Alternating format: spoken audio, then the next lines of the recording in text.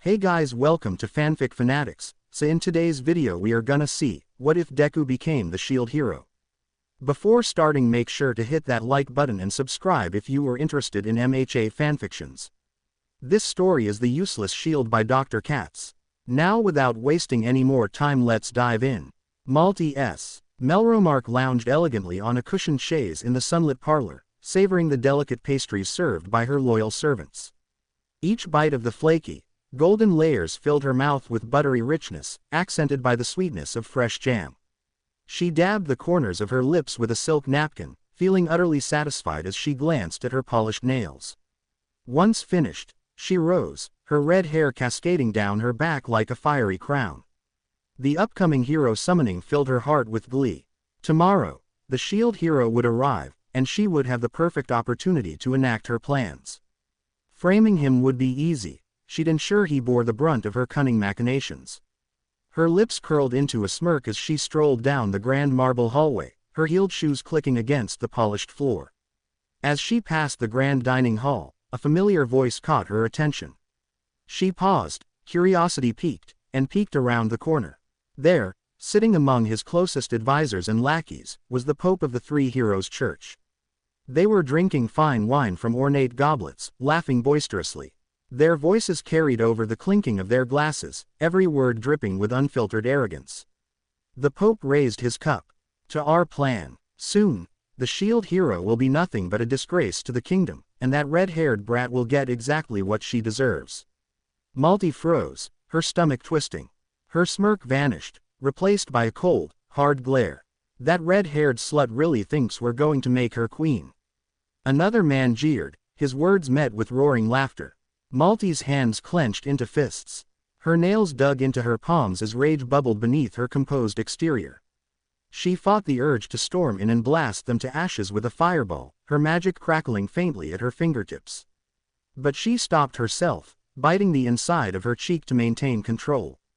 Attacking the Pope and his inner circle would be outright treason, and she wasn't foolish enough to invite punishment upon herself. Instead, her lips curved into a twisted smile. "Oh, you think you've won, you pompous old fool. You dare to mock me. To undermine me. I will be queen, no matter what it takes." Turning on her heel, Malty retreated to her quarters, her mind racing with thoughts of vengeance. The grand halls felt stifling as she walked briskly, her anger simmering beneath the surface. She had always known the church to be a nest of vipers, but this betrayal stung deeper than any insult. They had promised her the crown, had assured her she would ascend to power. Now, they plotted to discard her like a broken pawn. Entering her chambers, Malty slammed the door shut and paced across the room. Her crimson eyes burned with determination as she muttered under her breath. "Fine, if they won't hand me the throne, I'll take it myself. Let them think they've won. I'll destroy their little plans piece by piece." Her gaze fell on the intricate bell on her bedside table. She grabbed it and rang sharply, summoning one of her servants. A young maid entered, her head bowed low. "Bring me one of my slaves," Malty commanded coldly, her voice dripping with malice. "Now." The servant hesitated for a moment before nodding quickly and scurrying away. Moments later, she returned, dragging a small, trembling demi-human girl into the room. The girl had wide, terrified eyes, her petite frame quivering as she looked up at Malty. Malty's gaze swept over the girl with disdain. "Pathetic little thing," she sneered, stepping closer. She reached for the ornate whip mounted on the wall, its handle encrusted with gemstones that glinted in the dim light. Testing its strength, she snapped it through the air, the sound echoing sharply in the room. "Let's see if this helps me blow off some steam," Malty muttered, a cruel smile spreading across her face. The girl whimpered, tears streaming down her face as Malty lashed out. The whip cracked against her delicate skin, leaving angry red welts that quickly began to bleed. Each scream from the girl was music to Malty's ears. Her laughter filled the room, each whip strike feeding her twisted satisfaction. "Stop crying," Malty snapped, her voice venomous. "You're staining my floors with your filth. Useless, wretched thing." The girl collapsed to the ground, her small body convulsing with sobs. Malty rolled her eyes, tossing the whip aside as if it were nothing more than a toy. "Clean this mess up," she barked at the servant. "And take that thing out of my sight." The maid hurried to obey, dragging the broken girl out of the room. Malty flopped onto her silk-covered bed, a smug expression on her face. Much better, she murmured, feeling the rage in her chest subside. She stared up at the ornate ceiling, her mind already concocting her next move. They think they can use me and cast me aside. No, I'll show them. I'll tear apart their precious church if I have to. I will be queen. Malty sat up abruptly, a glint of inspiration lighting her crimson eyes. She tapped a manicured nail against her lips, a cunning smile spreading across her face as a new plan began to take shape. If the church wanted to undermine her, she would undermine them right back, but not through brute force. No, she would strike them with subtlety, using the tools at her disposal. Her thoughts turned to the shield hero. The perfect scapegoat. They've already set him up for failure. Treated as the weakest, the most despised, he'll find no allies in this kingdom. No one, except me. She grinned at her reflection in the gilded mirror across the room, her face glowing with malicious delight. Yes, she murmured, leaning closer to the mirror. Her reflection seemed to echo her deviousness, the flickering candlelight casting long shadows on her sharp features. I'll be the only one who shows him kindness. The only one who lends him a hand when the world spits on him. He'll be desperate for someone to trust, anyone. She giggled, covering her mouth with her hand, as if savoring the delicious irony. And when he does, I'll use him. Mold him. He'll be nothing more than a tool for me to reach the throne. She sat back, her mind racing with the possibilities. They want to crown me the fool. Fine, I'll play their fool. I'll request funds from father and the church, pretending to be the dutiful pawn in their little game. I'll use those coins to help the shield hero. Build his trust, make him rely on me. Her smile widened as she whispered to herself, he'll never see it coming.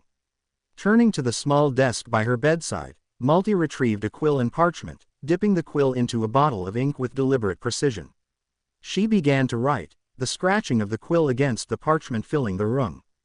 Dearest father, she murmured aloud as she wrote, I require additional funds to fulfill my responsibilities during the hero summoning.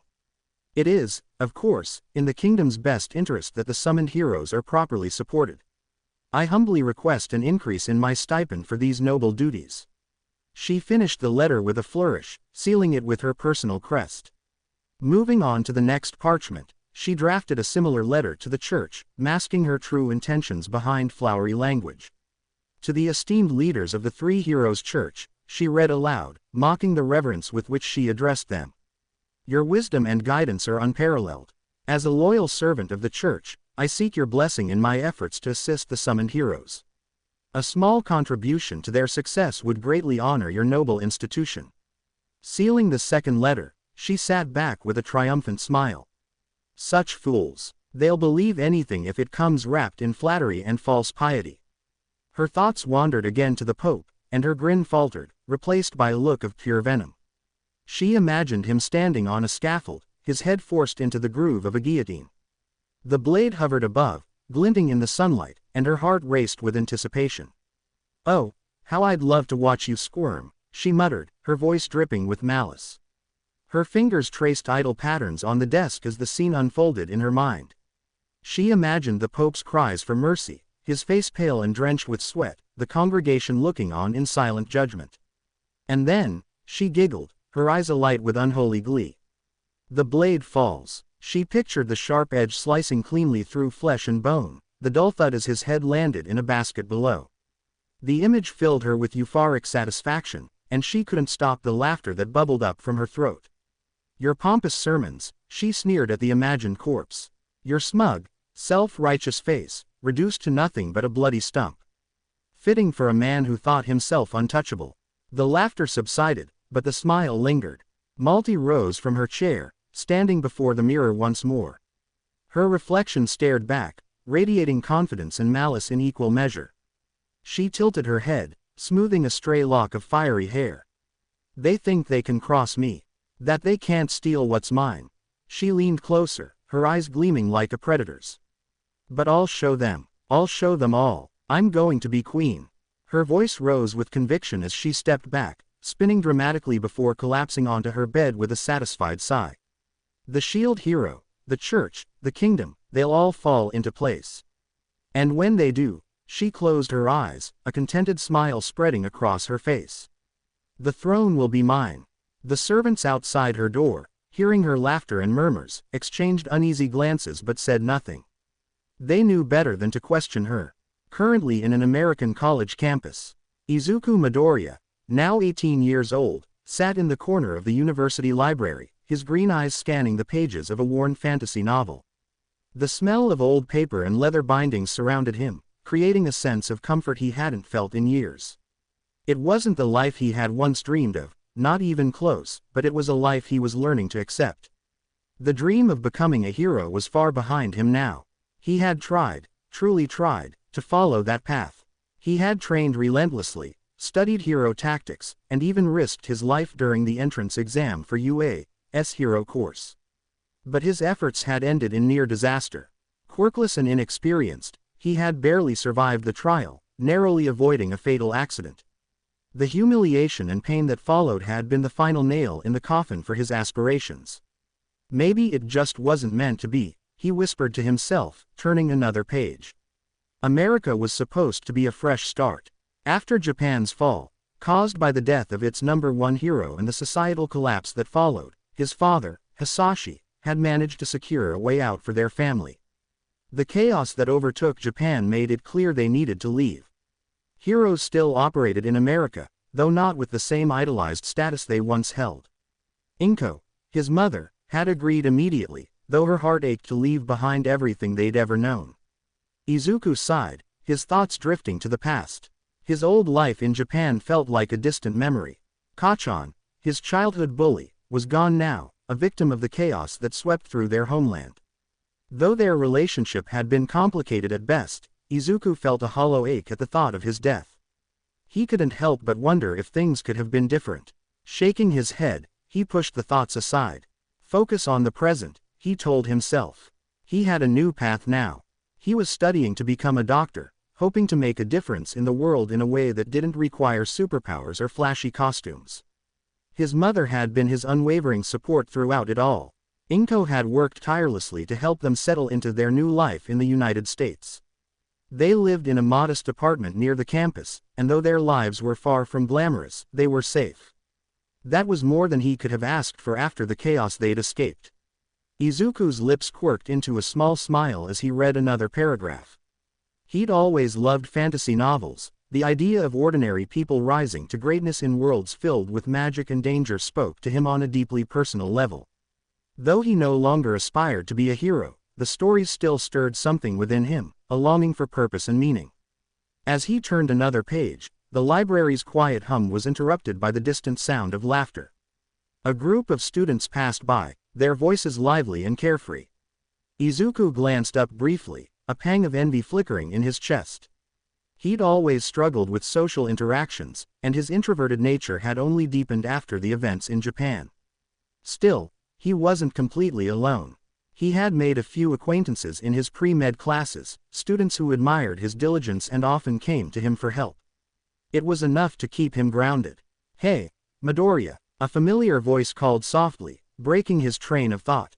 Izuku looked up to see Julia, one of his classmates, peeking around a bookshelf. Her blonde hair was pulled into a loose ponytail, and she carried a stack of textbooks in her arms. "Oh, hi, Julia," he replied, offering her a polite smile. "You've been in here all day, haven't you?"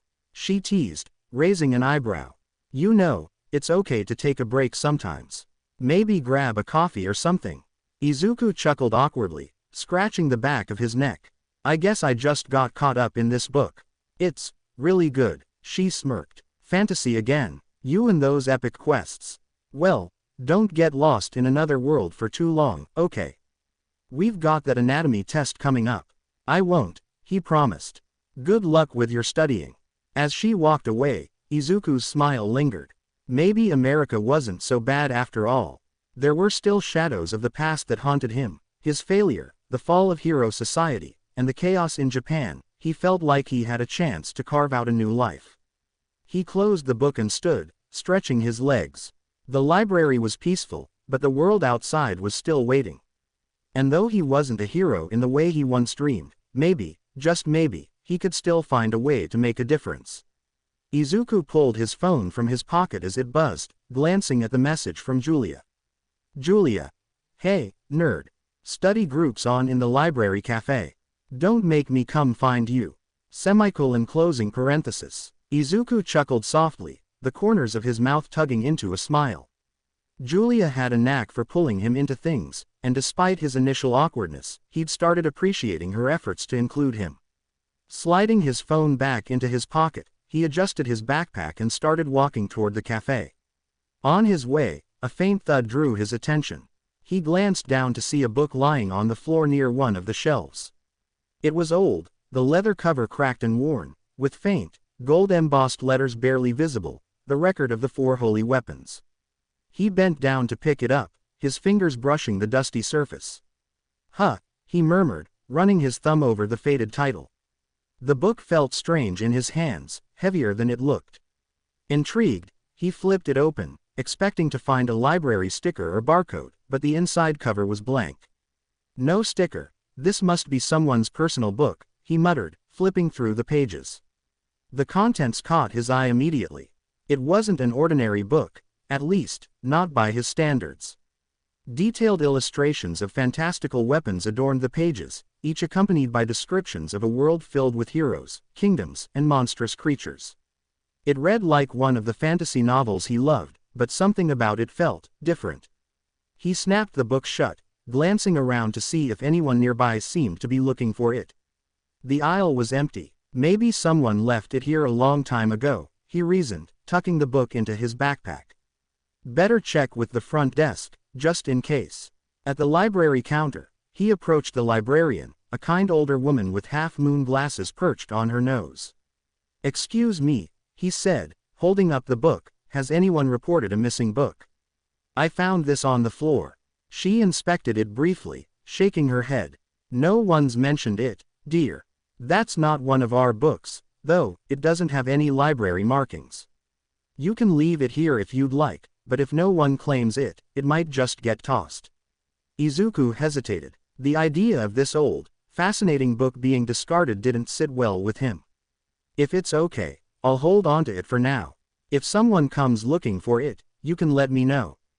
The librarian nodded, smiling. That's fine. Just be careful with it, it looks like an antique. He slipped the book back into his bag, resolving to read it more thoroughly later. For now, he had to focus on Julia's study session. The library cafe buzzed with quiet energy as students huddled over notes and laptops. Izuku spotted Julia easily. She was seated at a table near the corner, her usual confident grin in place as she waved him over. About time, Midoriya, she teased as he approached.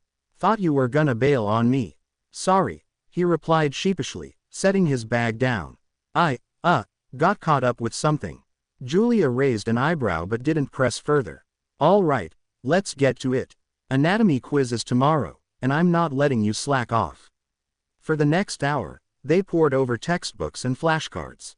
Julia had a knack for breaking down complicated topics, and Izuku found himself absorbing the material more easily than he expected. She peppered him with questions, laughing when his face turned bright red under the pressure. Relax, Midoriya, she said, smirking as she leaned back in her chair. You're doing fine. Better than most of the guys in class, actually. He fumbled for words, his face growing hotter. Thanks. I study a lot, that's all. Julia chuckled, her blue eyes sparkling with amusement. You're too easy to fluster, you know that. One of these days, I'm gonna toughen you up. Despite his embarrassment, Izuku couldn't help but smile. Julia's teasing was always good-natured, and he appreciated how she made an effort to include him. It was something he wasn't used to but found himself enjoying more and more. As the session wound down, Julia nudged his arm. You're doing great, but don't burn yourself out, okay? Take a break now and then. Yeah, he said, nodding. Thanks, Julia, for, helping me out. Anytime, nerd, she replied with a wink. See you in class tomorrow. Izuku packed up his things and headed back to his dorm, his mind drifting to the mysterious book in his bag. As soon as he was alone, he planned to dive into its pages and uncover the secrets it held. Something about it felt significant, as though it had been waiting for him all along. Izuku stepped off the bus and made his way home, the late afternoon sun casting long shadows on the quiet streets.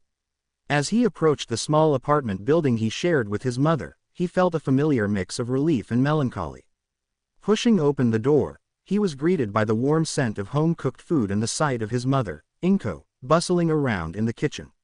She turned and smiled brightly when she saw him. "Izuku, welcome home," she said, her voice full of warmth. "How was your day?" He returned the smile, rubbing the back of his neck. "It was good, Mom." She raised an eyebrow, her smile turning sly. "Did you spend time with that Julia girl again?" Izuku's face immediately turned red, and he stammered, why yeah.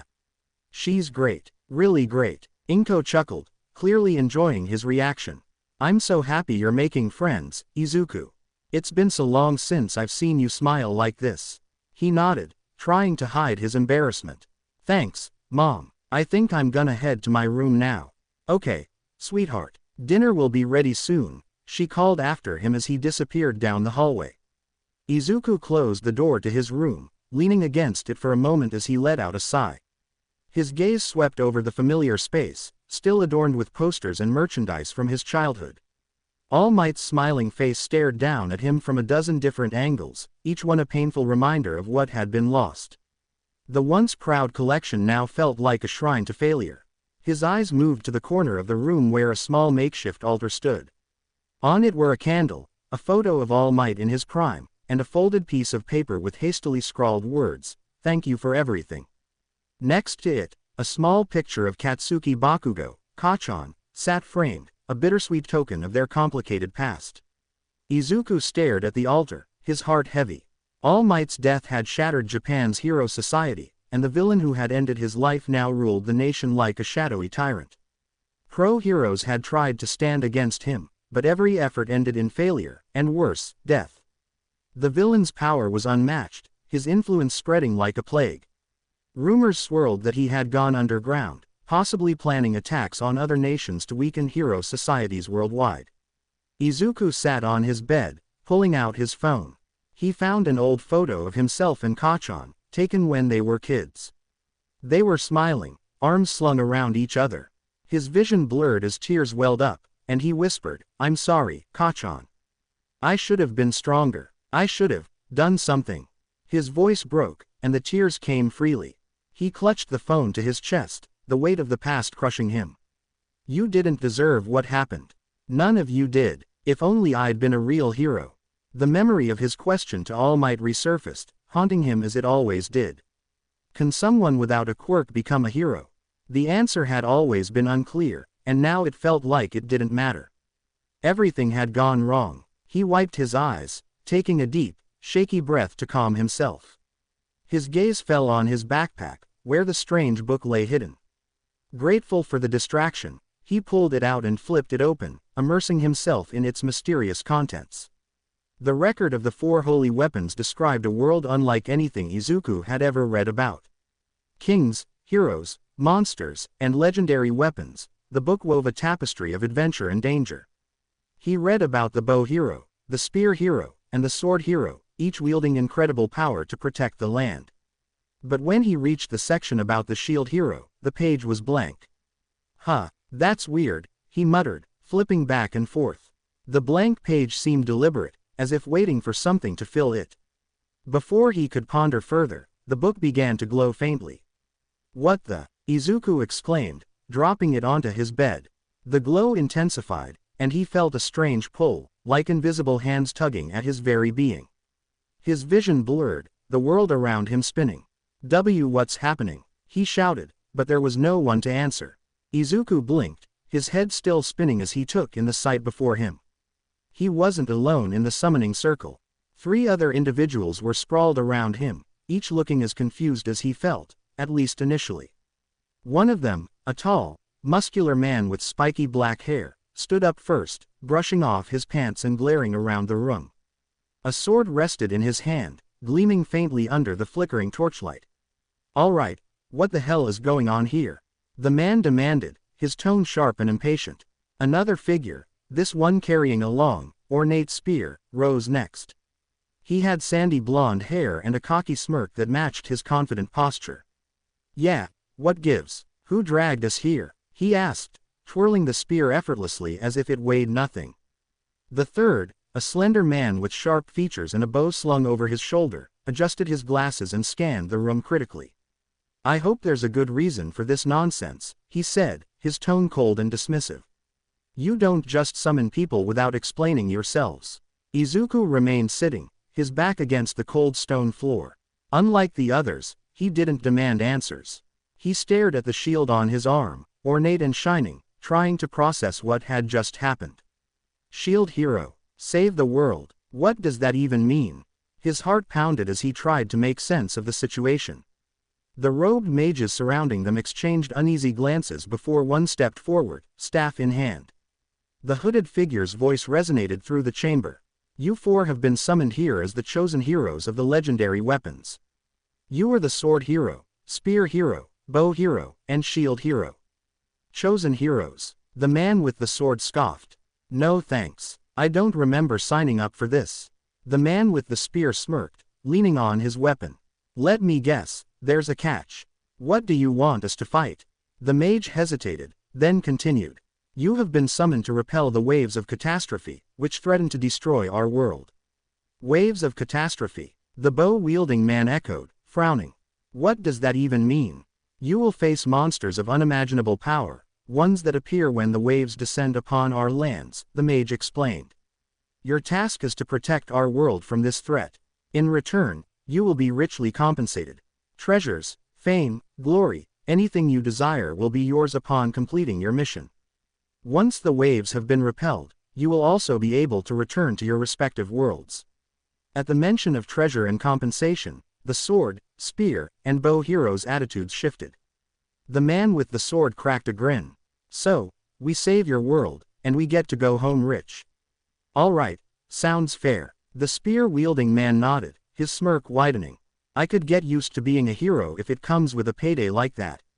The bow-wielder adjusted his glasses, his expression calculating.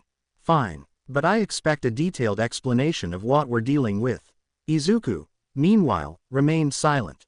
His mind was still racing, and he didn't share the arrogance or eagerness of the others. He wasn't a hero. He wasn't even close to being one.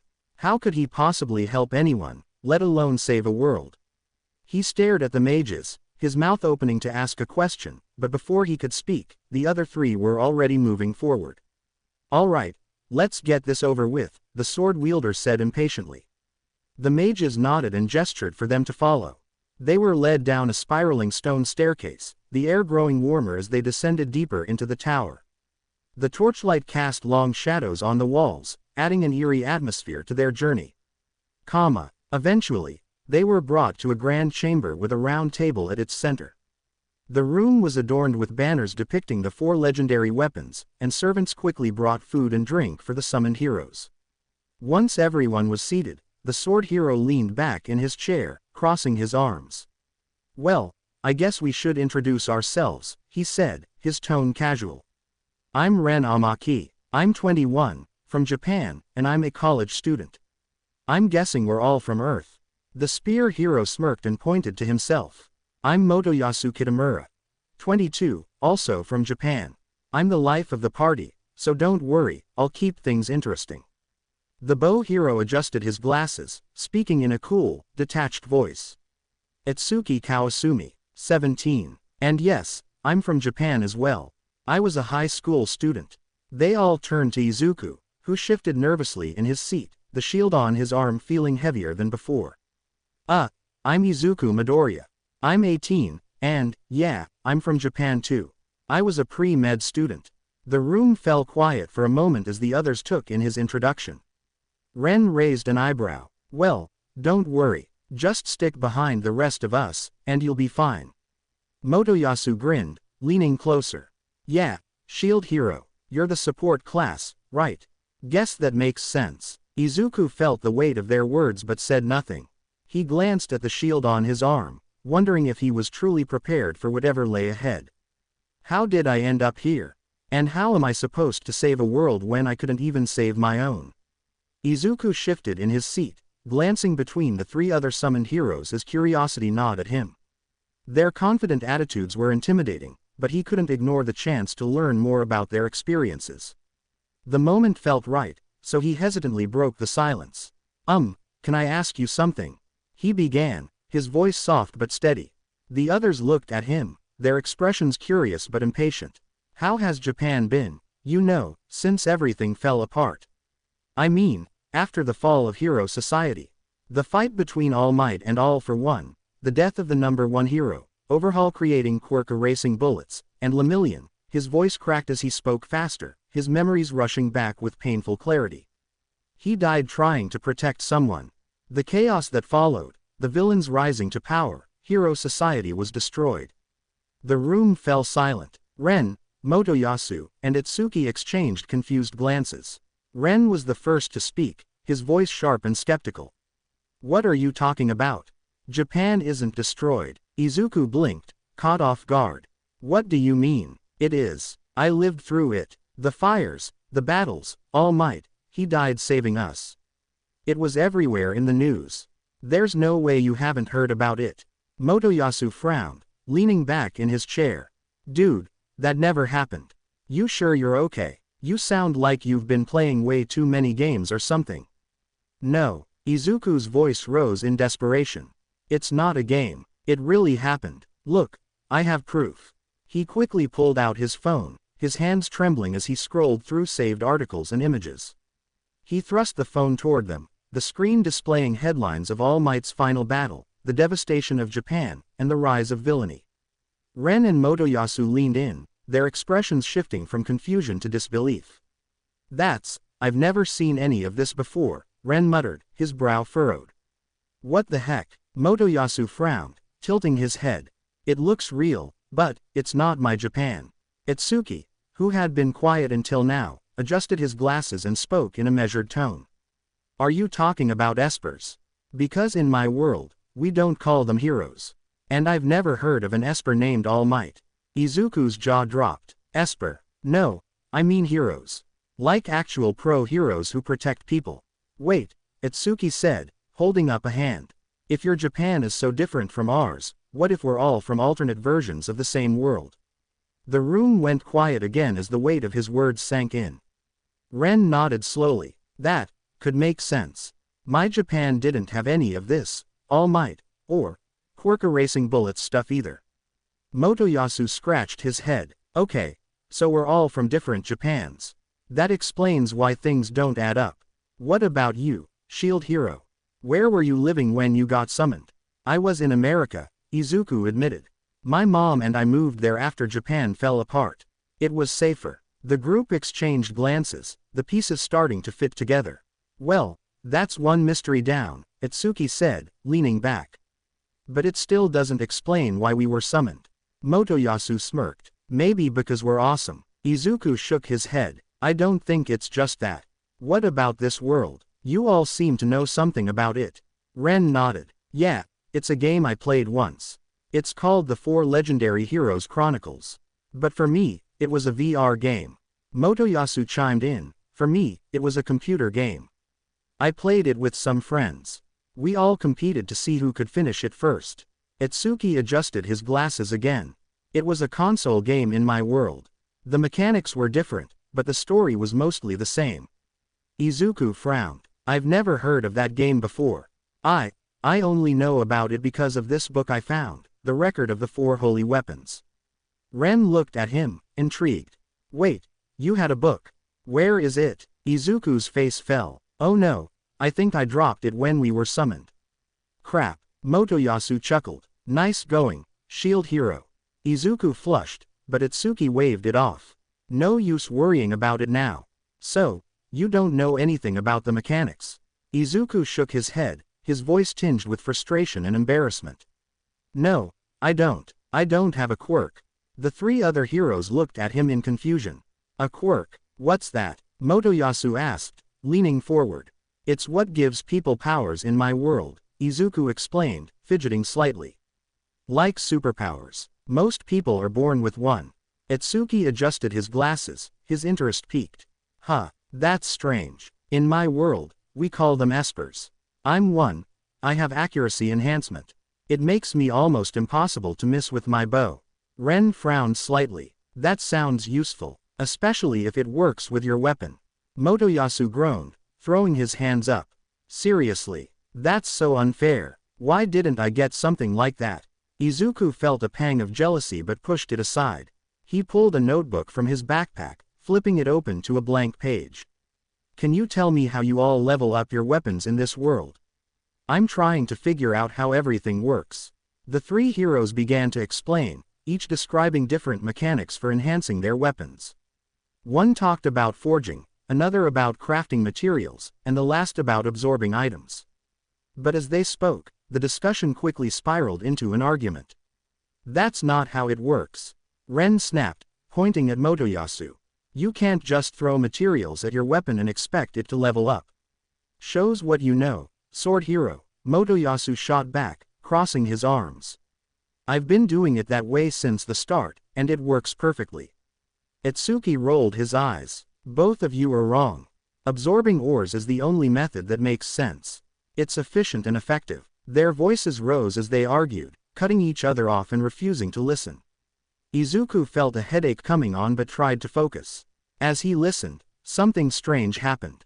His shield began to glow faintly, and symbols appeared in his vision, representing each of the methods they were describing. Without realizing it, he had subconsciously activated the shield's leveling ability and unlocked all three methods. Guys, stop, Izuku finally shouted, silencing the room. It doesn't matter who's right or wrong. Can't we just figure this out together?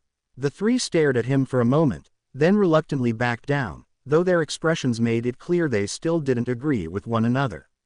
Fine, Ren muttered, but I'm sticking to what I know. Same here, Motoyasu added, his tone defensive. Itsuki simply shrugged, his face unreadable. Whatever works. Izuku sighed, sensing the tension between them. All right, so, what about this world? Can you tell me anything about it? The three heroes exchanged glances, then began speaking in vague terms. They mentioned the different lands, regions where monsters could be fought for experience, and places to gather resources. But their knowledge was surface level at best, focused more on practical gameplay mechanics than the actual history or lore of the world. It's not like that stuff matters, Motoyasu said with a grin. What's important is finding the best grind spots and getting stronger. Izuku frowned but said nothing. How am I supposed to understand this place if no one even knows its history? Still, he jotted down notes in his notebook, determined to make sense of it all. As the discussion tapered off, Izuku glanced at the glowing shield on his arm. He didn't fully understand what was happening, but one thing was clear. He needed to figure out how to use this power if he was going to survive in this strange new world. The heavy doors creaked open, and a servant entered the room. He was a tall man with a sharp, professional demeanor, his head bowed slightly as he addressed the group. Apologies for the delay, he said politely, but the king will see you now. He has just finished a brief conversation with his daughter. The heroes exchanged curious glances but said nothing, following the servant as he gestured for them to proceed. As they walked through the grand halls of the castle, their footsteps echoing against the stone walls, a faint sound caught their attention.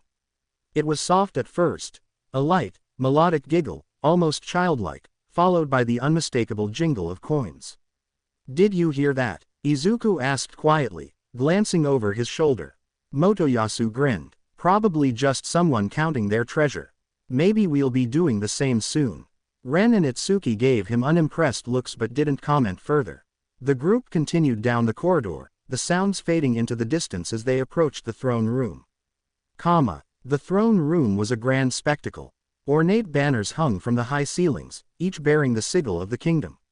A massive golden throne sat atop a raised dais, and behind it loomed an intricate stained glass window depicting the 4 legendary weapons. The king sat on the throne, an older man with a regal bearing, though his tired eyes betrayed the weight of responsibility. The heroes were ushered forward, standing before the king as the servant stepped aside. The king surveyed them with a critical eye, nodding slightly as if assessing their worth. Introduce yourselves, he commanded, his voice firm but not unkind. Ren stepped forward first, his posture confident. I am Ren Amaki, the sword hero. Motoyasu followed, flashing a charming grin. Motoyasu Kitamura, the spear hero, at your service. Itsuki adjusted his glasses, his tone calm and measured. Itsuki Kawasumi, the bow hero. Izuku took a hesitant step forward, his heart pounding. I'm Izuku Midoriya, the... Before he could finish, the king raised a hand, silencing him. Yes, the shield hero, he said dismissively, his tone less enthusiastic than when addressing the others. You are all here because our world is on the brink of destruction. The waves of catastrophe are a threat unlike any other, and without your intervention, we will surely fall. The heroes exchanged uneasy glances as the king continued. If you repel the waves and protect our lands, you will be handsomely rewarded. Riches beyond your wildest dreams will be yours, and once the waves are defeated, you will be allowed to return to your respective worlds. Motoyasu's grin widened. Sounds like a deal to me. So, what's the plan? We team up and crush these waves. The king shook his head. Unfortunately, it is not that simple. You cannot gain experience if you are in the same party as one another. The power of the legendary weapons prevents it. What? Motoyasu exclaimed. You mean we can't team up? The king nodded gravely. That is correct. You must each form your own party and grow stronger independently. Adventurers from across the kingdom will arrive tomorrow to join your respective groups and aid you on your journey. Ren frowned. That's inconvenient, but I guess it makes sense. If we all stayed together, we'd rely too much on each other. Itsuki crossed his arms, his expression thoughtful. Fine. As long as we get competent allies, I don't see a problem with it. Izuku, who had remained quiet, felt a knot of anxiety in his chest. I don't know anyone here. How am I supposed to form a party? He glanced at the other three heroes, who seemed far more confident in their abilities. The king gestured for a servant to approach. You will be provided rooms for the night. Rest well, for tomorrow marks the beginning of your journey. The fate of our world rests in your hands. The heroes were escorted out of the throne room, their thoughts racing as they prepared for the challenges ahead. They settled in for the night. When they finally went to bed, Izuku stared at the ceiling of his room, the weight of his situation pressing down on him. No quirk, no experience, and no allies. What am I supposed to do? The next morning, Izuku and the other heroes were brought back to the throne room. This time, it was filled with adventurers of all kinds. Swordsmen, archers, mages, and more, all eager to join the legendary heroes. The air buzzed with excitement and anticipation as the king stepped forward to address the room. Adventurers, the king's voice boomed. Today, you will pledge your loyalty to one of the four heroes. Choose wisely, for your fate will be tied to theirs as they repel the waves of catastrophe and protect our world. The adventurers nodded, and one by one, they began selecting which hero they would follow.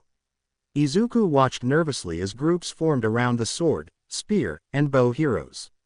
Ren quickly attracted a strong, well-rounded team, including a tank, a healer, and skilled DPS fighters. Itsuki, with his calm demeanor, garnered a group of strategic adventurers who seemed experienced and versatile. Motoyasu, to no one's surprise, was surrounded by a group of women, most of whom seemed enamored with his charm. Izuku waited patiently, his shield strapped to his arm, hoping that at least one or two adventurers would come forward. But as the room began to thin out, no one stepped toward him. He glanced around nervously, realizing that he was being completely ignored. The king's stern voice cut through the awkward silence. It seems the rumors of the shield hero's incompetence have spread throughout the kingdom, he said, his tone dripping with disdain. No one wishes to join him. Izuku's stomach sank, his mind racing. Rumors. About me. But I haven't even done anything yet. His thoughts shifted to the conversation from the night before. Could someone have been spying on them? He clenched his fists, his face a mix of frustration and confusion. Before despair could fully set in, a voice rang out from the crowd. I'll join the shield hero. The adventurers parted, revealing a young woman with fiery red hair and a confident smile. She stepped forward with grace, her piercing eyes meeting Izuku's. My name is mine, she said sweetly. I'd be honored to fight alongside you, shield hero. Izuku's eyes widened, and he felt tears pricking at the corners of his eyes. He bowed deeply, his voice trembling. Thank you so much. I promise I won't let you down. Mine took a subtle step back, waving a hand in front of her. "No need for the waterworks," she said with a chuckle. "Let's just focus on getting stronger together." The king, observing the exchange, nodded. Since the shield hero has fewer party members, he will receive additional funding. The sword, spear, and bow heroes will each receive 600 silver pieces. The shield hero will be given 800. The other heroes grumbled but didn't object outright. Izuku, clutching the pouch of silver handed to him, felt a glimmer of hope. At least he wouldn't be starting completely empty-handed. Once outside the throne room, the heroes began discussing their next moves. It was clear that they had no intention of sticking together, each eager to pursue their own path. "We'll split up from here," Ren said bluntly. "It's better if we gain experience in different areas." Motoyasu grinned, his entourage of women giggling behind him. "Makes sense. No point in stepping on each other's toes." Itsuki adjusted his glasses, nodding. "Agreed. We'll see each other again during the next wave." Before they left, Izuku hesitated. Do you think, maybe we could meet up later? Just to talk about what we've learned. I think it'd be good to share information." The other three exchanged glances before Ren shrugged. "Fine. Meet us at the bar in the market district after a few hours. Don't expect much, though." "Yeah," Motoyasu added with a smirk. "Try not to get lost, shield hero." Izuku nodded, clutching his pouch of silver and glancing at Mine, who gave him a reassuring smile. Despite everything, he felt a flicker of hope. With Mine by his side and the silver in his pouch, he resolved to give it his all, no matter the challenges ahead. Izuku listened attentively as Mine explained their next destination, a blacksmith named Erhard. "He's one of the best in town," she said, flashing him a charming smile. "You're going to need his help if you want to get started." When they arrived, the shop smelled of hot metal and wood smoke, the walls lined with swords, spears, shields, and armor of all shapes and sizes. A burly man with a scruffy beard and a rough demeanor stood behind the counter, hammering away at a piece of glowing metal. He glanced up when they entered. "Customers, huh? Name's Erhard. What are you looking for?" Izuku stepped forward nervously. I'm the shield hero. I was hoping to get some equipment." Erhard raised an eyebrow. "Shield hero, All right, let's see what you can handle." He pulled out a variety of weapons, laying them on the counter. "Try these." Izuku hesitated but reached for a small sword. The moment his fingers touched the hilt, a spark of electricity surged through him, causing him to yelp and drop the weapon. A notification appeared in his vision, "Invalid weapon." Erhard chuckled. "Guess you're stuck with shields, huh? Don't worry, you'll get used to it." While Izuku nursed his hand, Mine wandered over to the armor display. Her eyes sparkled as she picked out a set of sleek, shiny armor, the kind that looked more ornamental than practical. "This will do nicely," she said, holding it up for Izuku to see. He frowned, his stomach twisting. "That looks really expensive." Mine leaned in close, her red hair brushing against his cheek as she placed a finger under his chin. Her voice dropped to a whisper. "Come on, shield hero. Don't I deserve the best if I'm going to protect you?" Izuku's face turned bright red. Well, maybe we can look for a discount." Mine giggled and stepped back as Izuku tried his hand at haggling. It was a skill he'd picked up during his childhood when he'd saved up every yen he could to buy All Might merchandise.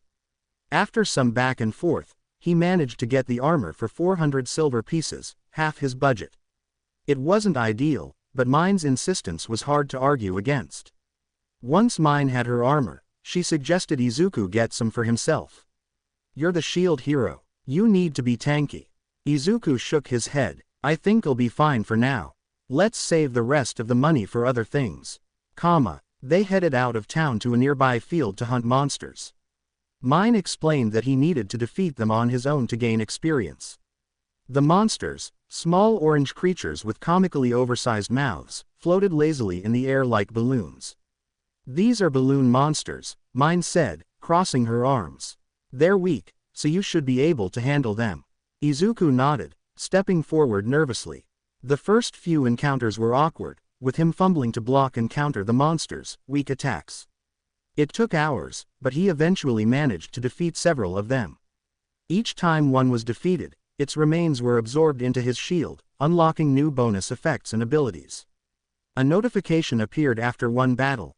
New shield unlocked, balloon shield. Izuku glanced at the glowing text. So, my shield can copy things I absorb. That's kind of cool. By the time they finished, the sun was beginning to set. Though he had barely gained any XP, Izuku felt a small sense of accomplishment. Mine clapped her hands. Not bad for your first day. Let's head back to town. Later that evening, Izuku met up with the other heroes at a bustling bar. The atmosphere was lively, adventurers and townsfolk alike enjoying food and drink. Ren, Motoyasu, and Itsuki sat at a table, each flanked by their respective parties. Izuku joined them hesitantly, his exhaustion evident. So, how'd it go? Ren asked, sipping from a tankard. What kind of XP did you grind? Izuku scratched the back of his neck. Not much. I only fought balloon monsters. The three of them exchanged knowing looks before bursting into laughter. Balloon monsters. Motoyasu snorted. That's beginner-level stuff, shield hero. I didn't have much choice, Izuku muttered. And I couldn't even use any weapons. I tried, but, Ren smirked, cutting off Izuku's confused ramblings. Why would you even try to use a weapon? You're the shield hero. Shields are your only option. Izuku furrowed his brows, trying to process everything. But, all I can do is defend. How am I supposed to? Motoyasu interjected with a chuckle, at least copy some shields, dude. That'll help you get better stats. Copy shields. Izuku tilted his head, confused. I can do that. Of course, Itsuki said, adjusting his glasses. If you find a shield and hold it in your other hand, your legendary shield can copy it and gain its abilities. It's a basic feature of the legendary weapons. To demonstrate, Ren held up his sword, which suddenly transformed into a sleek katana with glowing edges. See, it's not just shields. Our weapons can transform into different forms as we unlock new abilities. That's crazy, Izuku said, eyes wide. Crazy useful, Motoyasu added with a grin. Also, when you defeat monsters, you'll get drops, items like materials, potions, and herbs. They'll show up in your inventory menu. Izuku quickly opened his own inventory, a translucent interface appearing before him. Sure enough, there were items listed from the balloon monsters he'd defeated earlier, minor herbs and wire drops. His face lit up with excitement. This is amazing. I'm going back to the blacksmith to see if I can copy some shields. The other heroes chuckled at his enthusiasm. Have fun, shield hero, Ren said, waving him off. Mine yawned delicately, stretching her arms. I'm feeling a little tired, she said. I'll head back to the inn and wait for you there. We can have dinner when you return. All right, Izuku said with a smile. I'll be back soon. Izuku hurried to the blacksmith's shop, bursting through the door with a wide grin. Erhard looked up from his work, raising an eyebrow. Back already, shield hero. Yeah, Izuku said eagerly, glancing at the shields displayed on the walls. I learned a cool new trick, wanna see? Erhard crossed his arms, watching skeptically as Izuku grabbed the most expensive-looking shield in the shop. With a quick thought, his legendary shield glowed faintly, and a notification appeared. New shield copied, Steel Tower Shield.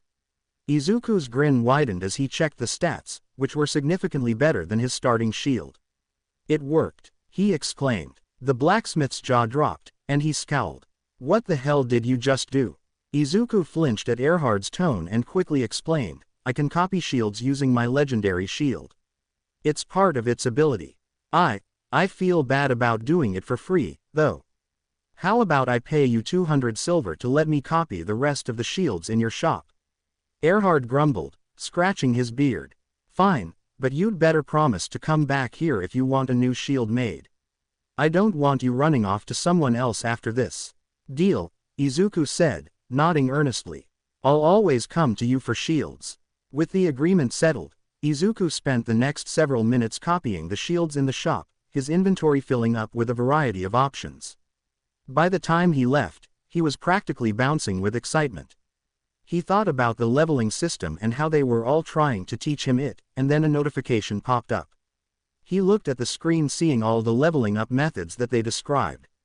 He smiled and jumped feeling that he's finally making progress.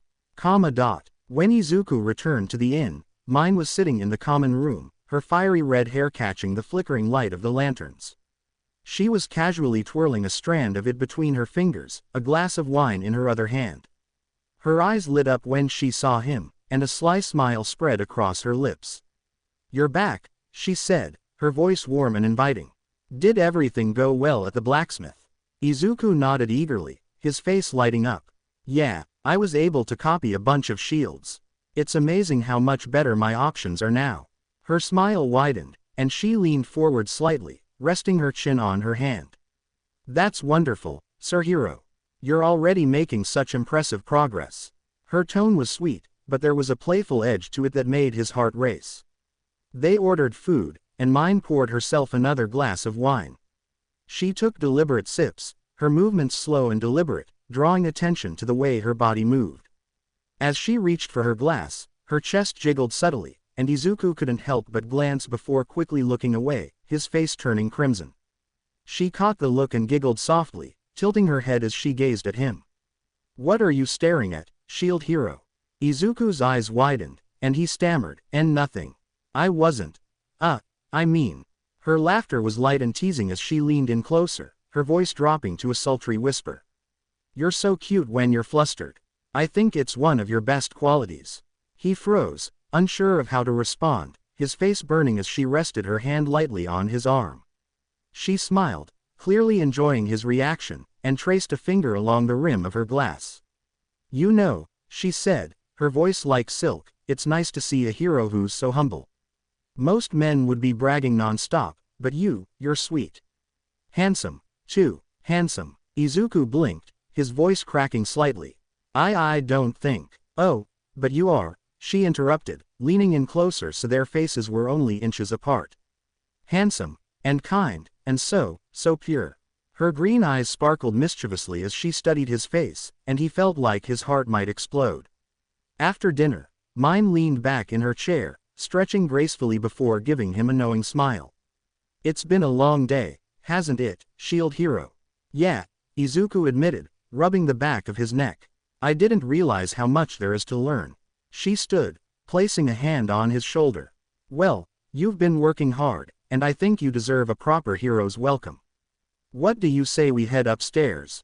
I got 2 separate rooms, yours is across the hall from mine." He blinked, caught off guard. "Are you sure? I mean, I'm not really used to, I don't usually." Her finger pressed gently against his lips, silencing him. "Come on," she purred, her voice soft and inviting. "A hero needs a hero's welcome, doesn't he? And I'd like to provide it, Sir Hero." His heart pounded in his chest, but he managed a small smile. "Yeah, okay, that sounds great." In his room, Izuku barely had time to process what was happening before Mine pushed him onto the bed with surprising strength. She climbed onto his lap, straddling him, her red hair cascading down her shoulders like a fiery waterfall. Her hands rested on his chest, and she leaned in close, her lips just a breath away from his. His face turned a deep shade of red, and he instinctively turned his head, her lips brushing against his cheek instead. Mine paused, tilting her head as she looked down at him, her expression a mix of surprise and amusement. "Shy, are we?" she murmured, her voice dripping with teasing affection. "You really are pure, aren't you, Shield Hero?" I just," he stammered, his eyes darting everywhere but her face. "I've never, I mean." She placed a finger under his chin, gently tilting his face so their eyes met. "Relax," she whispered, her tone soft and soothing. "I find it adorable. It makes you even more charming." Her lips brushed against his ear, her breath warm as she whispered, "Shield Hero, I need you tonight. Protect me from the cold with your warmth." Izuku's heart felt like it was going to burst. His throat was dry, his hands shaking slightly, but he managed to meet her gaze. Her green eyes bore into his, and he felt something shift inside him, an unfamiliar but undeniable pull. "Yes," he whispered, his voice barely audible. "Yes." Their lips met in a passionate kiss, her hands sliding up to cradle his face as their tongues danced together. Izuku's hands hesitated before settling on her hips, his fingers trembling as he squeezed gently. Mine smiled against his lips, finding his innocence endearing as she guided him with practiced ease. Her movements were slow and deliberate, every shift of her body designed to draw him deeper into her spell. "That's it, Sir Hero," she whispered, her voice a tantalizing mix of encouragement and seduction. "You're doing so well." Izuku's thoughts were a jumbled mess, his usual overthinking drowned out by the intensity of the moment. For the first time in his life, he let go of his doubts and fears, losing himself in the warmth of her touch and the softness of her lips. The next morning, Izuku woke up alone in his bed, the lingering warmth of the night before a distant memory as sunlight streamed through the window. His body ached in unfamiliar ways, and a small smile tugged at the corners of his lips. Last night, mine, the thoughts made his face flush as he replayed the tender, passionate moments they had shared. But the peace shattered as the sound of hurried footsteps echoed in the hallway outside his room. Before he could fully process the noise, the door burst open with a deafening crash. A group of armored knights stormed in, their faces stern and unyielding. Izuku bolted upright, clutching a blanket to cover himself, his heart racing. What's going on?" One of the knights pointed a gauntleted hand at him. "Get dressed, Shield Hero. You're coming with us." "Wait, what did I do?" Izuku asked, panic creeping into his voice. "What's this about?" The knights didn't answer, yanking him to his feet and shoving clothes into his arms. They stood over him as he hastily dressed, barely giving him time to process the situation. The lead knight sneered as Izuku struggled to fasten his belt, his hands shaking. Moments later, he was dragged unceremoniously through the castle halls and into the throne room. The other three heroes were already there, their expressions ranging from confusion to barely veiled disdain. Mine was there too, her face buried in Motoyasu's chest as she sobbed dramatically. The spear hero's arms were wrapped protectively around her, his face red with both anger and embarrassment. "What is this about?" Izuku demanded, his voice cracking as he looked around. "Why am I here?" The king rose from his throne, his expression cold and condemning. "Shield Hero, you stand accused of forcing yourself on Lady Mine." Izuku's stomach dropped, and his heart felt like it stopped beating. "What? That's not true. Last night, it was consensual. We both wanted it." Mine let out a wail, tears streaming down her face as she clung to Motoyasu. I didn't know what to do. I was so scared. I begged him to stop, but he wouldn't listen." Motoyasu's face twisted in fury as he pointed his spear at Izuku. "You bastard! How dare you!" Izuku's voice rose in desperation. "She's lying. Everything that happened last night was consensual. Mine, tell them the truth." But Mine only sobbed louder, her act perfect as she shook her head. "I didn't know what to do. After it happened, I ran to Motoyasu for help." One of the knights stepped forward, holding up a piece of fabric stained with blood. "This was found in the Shield Hero's room." Mine gasped theatrically. "It was my first time. I was so scared, I didn't know who else to turn to." Izuku stared at the scene in disbelief, his mind reeling. The pieces clicked into place, and his face twisted in rage. "It was a setup, from the start, wasn't it?" His voice was low but filled with venom. "You planned this. All of it." Ren and Itsuki exchanged uneasy glances, but Motoyasu tightened his grip on his spear. "Don't try to weasel out of this, Shield Hero. You're nothing but a coward." Izuku snapped, his voice echoing through the throne room. "You're all idiots. Can't you see that this is a lie? She's manipulating you." The king raised his hand to silence him. "Enough. Do you have any proof to refute these claims, Shield Hero?" Izuku's fists clenched at his sides. "No, but I know the truth, and so does she." He glared at Mine, who refused to meet his gaze. The king's expression remained cold. Normally, such a crime would warrant execution. However, you are a necessary figure in repelling the waves of catastrophe. We cannot risk losing the Shield Hero, as summoning another would be impossible unless all four heroes were to perish. Izuku's stomach churned as the king continued. "Therefore, you will not be executed. Instead, you are hereby stripped of your stipend and any royal support. You will no longer receive aid from this kingdom and are banished from adventurer parties associated with the crown. You will fend for yourself from this point forward." Izuku's jaw tightened as the words sank in. "Fine," he spat. "I don't need any of you. I'll make it on my own." He turned and stormed out of the throne room, his fists shaking with anger and humiliation. As he walked through the castle's grand halls, penniless and abandoned, the reality of his situation weighed heavily on him. He was alone in an unfamiliar world, betrayed and mocked by those who were supposed to be his allies. But despite the despair threatening to consume him, a spark of determination ignited in his chest. I'll prove them wrong, I'll survive, and when I do, they'll see just how wrong they were to doubt me. As Izuku trudged through the bustling streets, his mind was a storm of frustration and anger.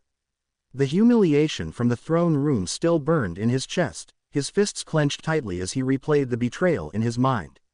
He barely noticed the familiar voice calling his name until a strong hand grabbed him by the collar and slammed him against the wall of a nearby building. "What the hell did you do, Shield Hero?" Erhard, the blacksmith, growled, his face inches from Izuku's. His eyes were hard, filled with a mix of anger and disappointment. "Did you really?" Izuku's green eyes met Erhard's with a fiery glare. "No," he spat, his voice low but full of fury. "I didn't do it. I didn't do anything wrong." The blacksmith held his gaze for a long moment, his grip loosening slightly. He searched Izuku's face, and in that instant, he saw the truth. The boy's rage wasn't the anger of someone caught in a lie, it was the anger of someone who had been wronged. Erhard sighed, releasing him. "Damn it," the blacksmith muttered, running a hand through his hair. He reached into his shop and pulled out a green cloak, tossing it to Izuku. "Here, take this. It's on the house. Call it a copper discount. Pay me back when you can." Izuku caught the cloak, his anger softening as he looked at the blacksmith. "Thank you," he said sincerely, draping the cloak over his shoulders. He pulled the hood up, feeling a small sense of comfort from the gesture. "I'll pay you back, I promise." Erhard gave him a small nod. "Go, take care of yourself, Shield Hero." Izuku turned and left, making his way out of the city and into the nearby forest where the balloon monsters roamed. Meanwhile, back at the kingdom, Mine, now using her true name, Malti, stood with the spear hero and the other adventurers, a satisfied smile on her face. "I think it's time I properly introduced myself," she said sweetly. "My name is Malti S. Melromark." The revelation earned surprised reactions, but Malti waved them off with a charming laugh. "I just thought you should know, since we're going to be working together so closely." As the group chatted, Malti excused herself. "I'll be right back, I need a moment." She disappeared into a nearby restroom. Inside, a figure identical to Malti emerged from the shadows, a personal body double, her shadow in disguise. Malti smirked, brushing a strand of her red hair over her shoulder. "All right, this is where we switch places. You have the supplies, right?" The shadow nodded, pointing at several bags in the corner. Malti quickly shed her ornate armor, inspecting the disguise the shadow had prepared. She scowled. "This thing is too flashy for what I have planned. Burn it." The shadow nodded again, gathering the armor as Malti rifled through the bags. She pulled out a plain ring and slipped it onto her finger. Instantly, her red hair darkened to a sleek black, and cat ears sprouted from her head, accompanied by a slender tail. Malti grimaced, examining herself in a mirror. "Ugh, I hate looking like a demi-human," she muttered, pulling the ring off and reverting to her normal form. She then donned a leather jacket with fur lining, matching leather pants, and a curved chest piece that accentuated her figure.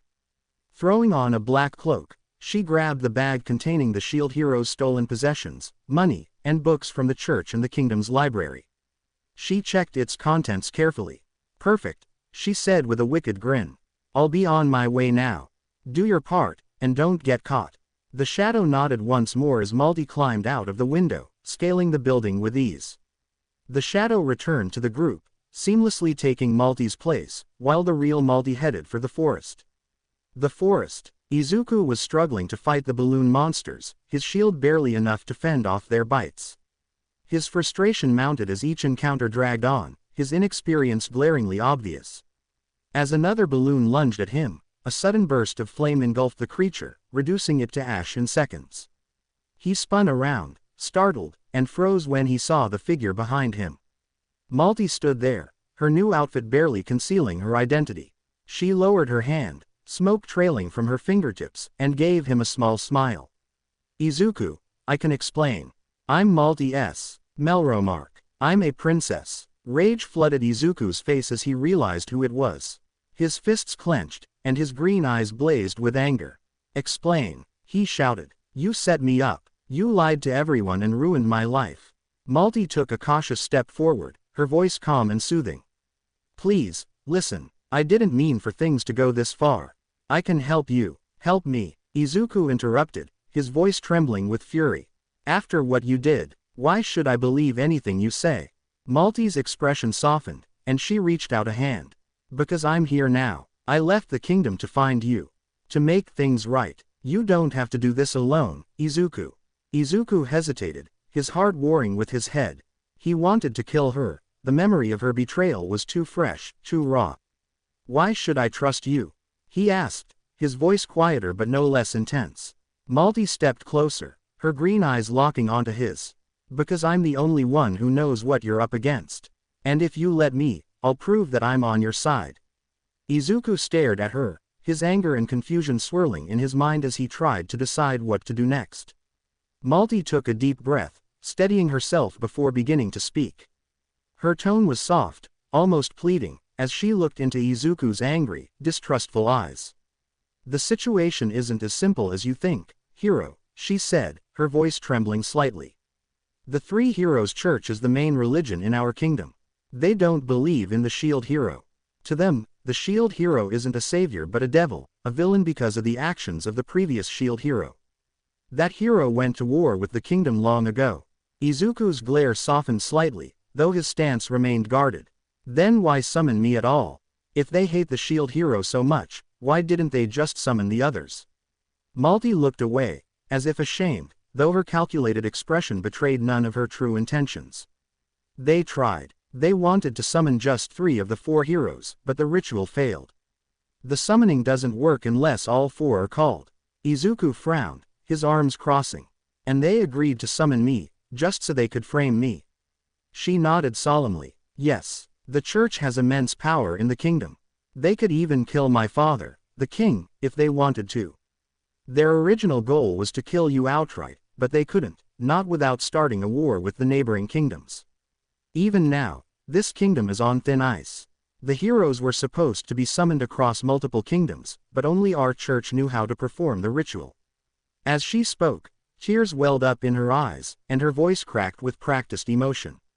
"I'm so sorry, hero. I didn't have a choice. The lives of our people, the safety of the kingdom, it's all so important to me. I had to go along with their plan." Her shoulders shook as she began to cry, her sobs sounding genuine. I even gave up my innocence for the plan. But I regret it. I do. I didn't want this. I didn't want to hurt you." Izuku stood there, his fists clenched at his sides, his mind racing. Every instinct told him not to believe her, but her words were painfully convincing. Could she really be telling the truth? Or was this just another layer to her manipulation? He felt torn, his anger warring with the faint glimmer of hope that maybe, just maybe, someone in this world was willing to help him. Malty stepped closer, her green eyes shimmering with tears. "I know you don't trust me, but I know a place where we can find the truth. Please, hero, believe me. I'll do whatever it takes to protect the kingdom and its people. Let me prove it to you." Izuku's jaw tightened as he stared at her. He didn't know if he could trust her, but he also didn't have much of a choice. If there was a chance to uncover the truth, he had to take it. Finally, he let out a frustrated sigh. "Fine, let's confirm the truth first. Lead the way." Malty's face lit up with a small, hopeful smile. "Thank you, hero. I promise you won't regret this." She led him back into the city, weaving through the narrow streets and avoiding any knights or adventurers who might recognize them. They stopped at a small, inconspicuous tent near the outskirts of the marketplace. Malty lifted the flap, motioning for Izuku to follow her inside. As they stepped inside the dimly lit tent near the marketplace, Izuku immediately noticed the pungent smell of incense and damp wood. Malty led him deeper into the tent, where they were greeted by a short, rotund man with greasy hair and a wicked grin plastered across his face. His cackling echoed in the confined space. "Welcome, welcome," the man said, rubbing his hands together. "I am Belukas, the finest slave trader in the kingdom. What can I do for you today?" Izuku froze, his eyes widening in shock. "Slave trader, what are we doing here?" He turned to Malty, his voice rising in disbelief. Are you trying to sell me into slavery? Malty quickly shook her head, raising her hands defensively. No, no, nothing like that, she said, her voice hurried. Slave marks don't work on the heroes. If they did, believe me, the church would have used them on you the moment you were summoned. Belucas nodded, his grin growing even wider. Indeed, legendary heroes are immune to the slave crests. A true shame for business, but such are the rules of the world. Izuku's tension eased slightly, though his glare didn't waver. Then why are we here? Malty took a deep breath, stepping closer. Because I'm going to become your slave. What? Izuku stared at her, utterly baffled. Why would you do that? So you can trust me, Malty replied simply, her expression serious. With a slave mark, I can't lie to you. You'll have full control over me, and if I break my word, you'll know immediately. Izuku frowned, his suspicion not entirely quelled. And I'm just supposed to believe that you're doing this out of the goodness of your heart. What's stopping me from using the mark to keep you as a permanent slave? Malty smirked, her confidence returning. There are laws against enslaving humans. Demi-humans are considered property in this kingdom, but enslaving a human, especially a noble like me, would mean certain death. My father wouldn't hesitate to execute you if he found out. Izuku sneered, folding his arms. Fine, fine, whatever. Let's get this over with. Belucas chuckled, leading them into the basement of the tent. The air grew colder and mustier as they descended, the faint flicker of torches illuminating the stone walls. At the center of the room was a wooden table covered in various tools, including a bowl of ink and a crude needle. Let's begin, Belucas said, motioning for Malty to stand in the center of a glowing magic circle etched into the floor. Hero, I'll need a drop of your blood. Izuku reluctantly extended his hand, wincing as the slaver pricked his finger and let a single drop of blood fall into the bowl of ink. Belucas mixed the blood into the ink, his grin never faltering. This is going to be fun. Malty loosened her cloak and pulled her shirt aside, exposing her chest where the mark would be placed. The slaver dipped the needle into the blood-infused ink and began drawing the intricate symbol on her skin. As the process completed, a faint glow emanated from the mark, and a notification appeared in Izuku's vision. New slave acquired, Malty S. Melro mark. Izuku hesitated for a moment, his hand hovering over the notification. He opened the settings, finding a command option labeled Truth Restriction. Without hesitation, he activated it and looked at Malty. Tell me, he said, his voice firm, is what you said about the church true? Yes, Malty replied immediately, her voice steady. The mark didn't react. To test it further, Izuku ordered her to lie. Say something that's not true. Malty smirked faintly. I'm 10 feet tall. She gasped mid-sentence as the mark glowed brightly, causing her to clutch her chest. A jolt of light seared through the symbol before subsiding. Izuku deactivated the punishment, nodding to himself. All right, it works. Izuku's mind was spinning as he stared at Malty, his emotions a tangled mess of anger, suspicion, and grudging hope. The slave mark on her chest glowed faintly, a constant reminder of the truth he sought to uncover. He steadied himself and began asking the questions that burned in his mind. Why was the summoning ritual a failure? He asked, his voice sharp. Malty straightened her posture, her expression calm and calculated. The three heroes' church only intended to summon the sword, spear, and bow heroes. They consider the shield hero a devil due to the actions of the last shield hero, who went to war with the kingdom. The mark didn't react, confirming her honesty. Izuku frowned, pressing further. Then why did they summon me? If they hate the shield hero so much, why bring me here? They had no choice, she replied. The ritual doesn't work unless all four heroes are summoned. The church knew this but agreed only under the condition that I help frame you and turn public opinion against you. Again, the mark didn't glow, and Izuku nodded, his fists clenching. And the church's ultimate goal? Why go to such lengths to destroy me? Malty hesitated but maintained her composure. The church wants control of the kingdom. They see the shield hero as a threat to their power and influence. If they could eliminate you without risking a war with the other kingdoms, they would have done so already. The answers felt rehearsed but truthful, and the mark remained inactive. Still, Izuku wasn't satisfied. He needed to dig deeper. Why did you accuse me of that crime? He asked, his voice low but dangerous. Was it really to protect your family and the kingdom? For the first time, Malty faltered. She averted her gaze, her lips pressing into a thin line. It was necessary. If I hadn't done it, the church would have. Suddenly, the slave mark flared to life, glowing brightly as a sharp hiss filled the air. Malty gasped, clutching her chest as the magic punished her for lying. Her knees buckled, and she let out a pained groan, glaring at Izuku through gritted teeth. You lied, Izuku said, his voice cold. Tell me the truth. Malty straightened slowly, her face a mask of anger and disdain. The sweet, apologetic tone she had been using vanished, replaced by sharp honesty laced with venom. Fine, you want the truth. Here it is. I don't care about you. I never did. My goal has always been to rule this kingdom, and framing you was just a step in that direction. Izuku's eyes widened in shock as she continued, her voice unwavering. The only reason you're still alive is because of me. I convinced them not to kill you outright, so you should be grateful. You wouldn't have survived without me. His hands trembled with rage, and his voice rose. Grateful. You ruined my life. You framed me for a crime I didn't commit, destroyed my reputation, and left me with nothing.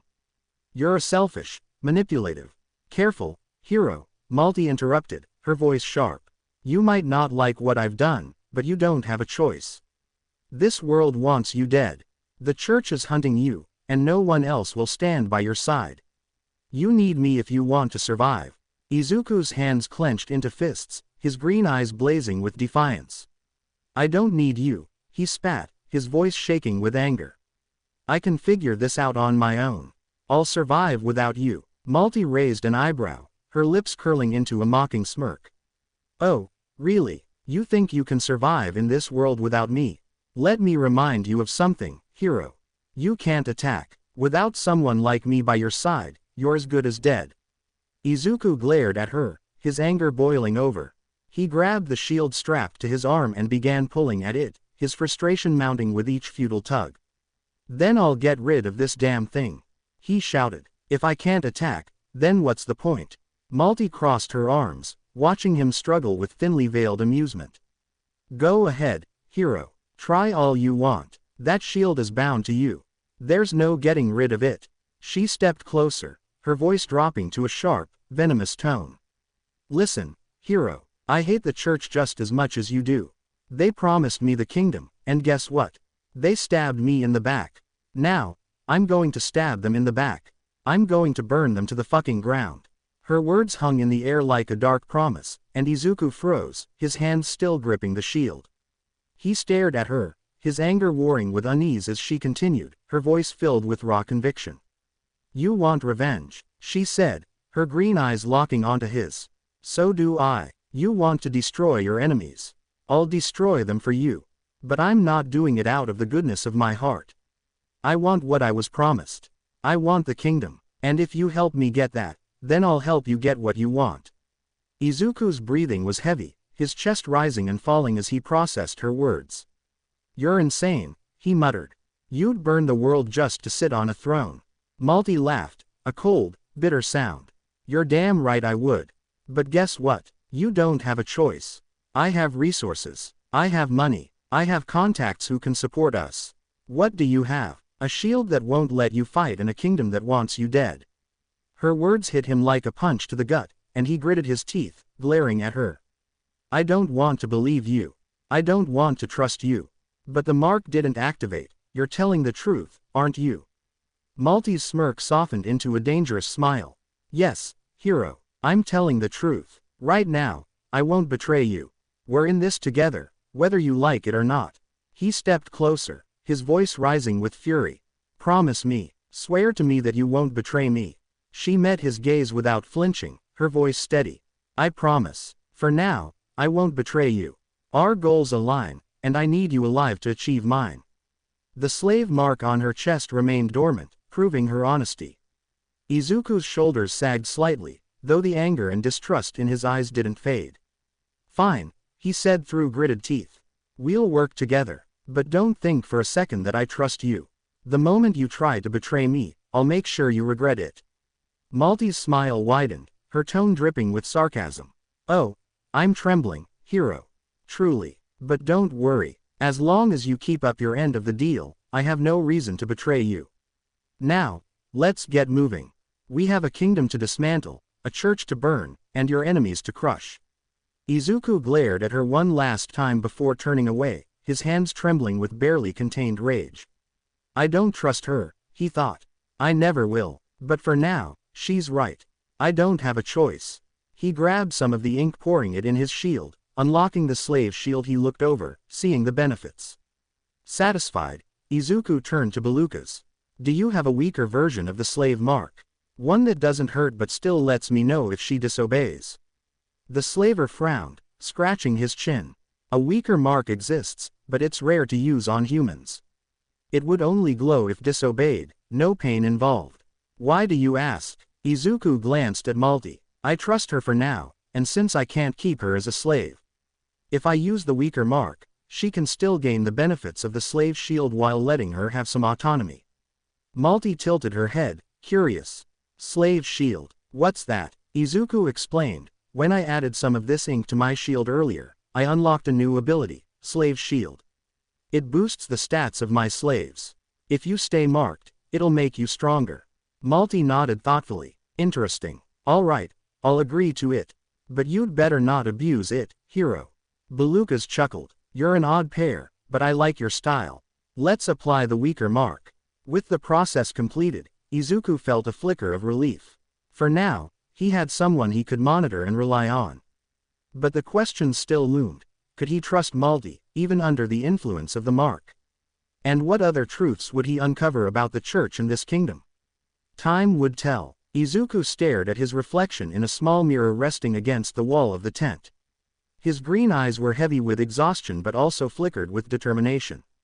He knew he had to change. This world was cruel, harsh, and unforgiving, just like the one he'd left behind. If he wanted to survive, he couldn't remain the naive, hopeful boy he once was. He had to be smarter. He had to be stronger. Taking a deep breath, he turned to Malty. I need my stuff back. Malty smirked and tossed him his bag. Here, Shield Hero, everything's there. He rummaged through it, finding his clothes, a few small items, and his smartphone. Grabbing the device, he stared at it for a moment before an idea struck him. Let's see if this works, he muttered, holding the phone against his shield. The shield began to glow faintly, and a notification appeared. New shield unlocked, phone shield. He opened the new menu and realized he could now access his phone directly from the shield interface. All his apps, files, and features were available, integrated into the magical device. This is amazing, he said softly, a small smile tugging at his lips. This changes everything. Next, he picked up one of the books Malty had taken from the kingdom's library. He pressed it against the shield, and a glowing scan began. Moments later, the contents of the book were stored digitally as a PDF. A quick glance at the text confirmed his suspicion. It was written in a language he couldn't understand. But Izuku wasn't discouraged. Opening his phone's translation app, he began to convert the text into Japanese. The result wasn't perfect, but it was readable. This is going to help so much, he murmured, his mind racing with possibilities. When he had moved to America, this app had been a lifeline, and now it would serve the same purpose here. He scanned several more books, storing them in the shield for future study. With time, he knew he could learn the language and decipher the knowledge hidden within these texts. Malty, watching him with a mixture of amusement and mild irritation, pulled out 2 crystal orbs and handed them to him. These are for you, Shield Hero. They'll let you use magic. Historically, the Shield Hero has only ever been able to use support and healing magic, so I got these for you. Izuku took the orbs hesitantly. The moment he touched them, knowledge surged into his mind, spells for healing minor wounds, and even enhancing allies' abilities. He blinked in surprise as the information settled in his thoughts. I learned them instantly. That's incredible. Malty smiled, her tone sweet but edged with something sharper. Of course, I wouldn't let you go without the tools you need to protect me. He nodded, feeling a small flicker of gratitude despite his lingering anger. Thank you. Now, Malty said, slipping on her ring. Her red hair darkened to black, her ears elongated into feline points, and a tail swayed behind her. She had transformed into a demi-human cat lady. Let's go deal with some more balloons. Izuku followed Malty out of the tent, the cool air of the outdoors hitting his face as they returned to the field where balloon monsters lazily floated.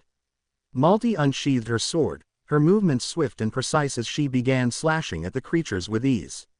Meanwhile, Izuku focused on blocking and drawing the monsters, attention with his shield, his confidence slowly growing with each encounter. After a while, Izuku noticed something strange. Despite not landing any killing blows, his experience bar had steadily risen, and he was gaining levels. Confused, he glanced at Malty.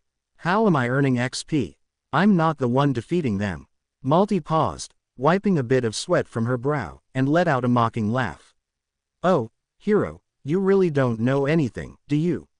It's because we're in a party. When your party members defeat monsters, you share the XP. It has nothing to do with your fancy little shield. Izuku's eyes widened as the realization hit him. Wait, so I've been missing out on experience this whole time. I could have been leveling up just by letting you fight. Malty smirked, her voice dripping with condescension. Wow, you're slower than I thought. Yes, hero, that's exactly how it works. Honestly, I was starting to wonder if you were even capable of figuring it out on your own. She laughed again, clearly enjoying his frustration. If you weren't so clueless, we could have been making real progress by now. Izuku scowled, his face flushing with embarrassment. You could have told me earlier. He snapped, his frustration boiling over. Malty shrugged nonchalantly, twirling her sword. Where's the fun in that? Watching you stumble around cluelessly was far more entertaining. Besides, it's not my fault you didn't ask. His jaw clenched as he glared at her. Finally, with a low growl of annoyance, he moved closer, raising his hand and giving her a sharp slap on the rear. Malty froze mid-step, her eyes widening in shock before narrowing dangerously. Move, Izuku said firmly, his face set in a scowl. You're my sword, remember. Stop talking and fight. Malty turned her head slowly, her glare sharp enough to cut. Oh, you're bold now, aren't you, hero?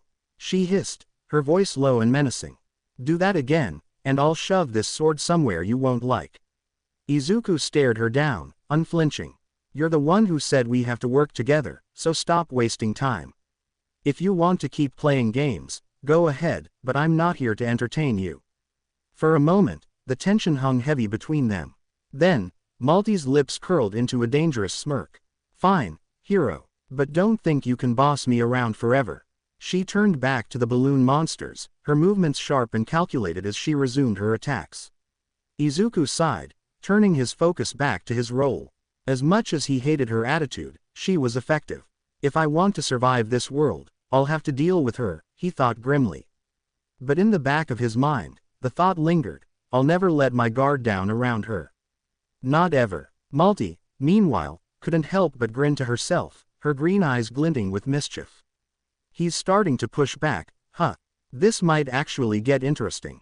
But her thoughts darkened as she eyed the next set of monsters. Enjoy your little power trip, hero. I'll let you feel in control, for now. After spending hours grinding against balloon monsters, Izuku wiped the sweat from his forehead and checked his status screen. His levels had increased significantly, and he couldn't help but smile at the progress he was making. Nightfall was approaching fast, the sky turning shades of deep purple and orange, but there was still an hour left before darkness completely settled.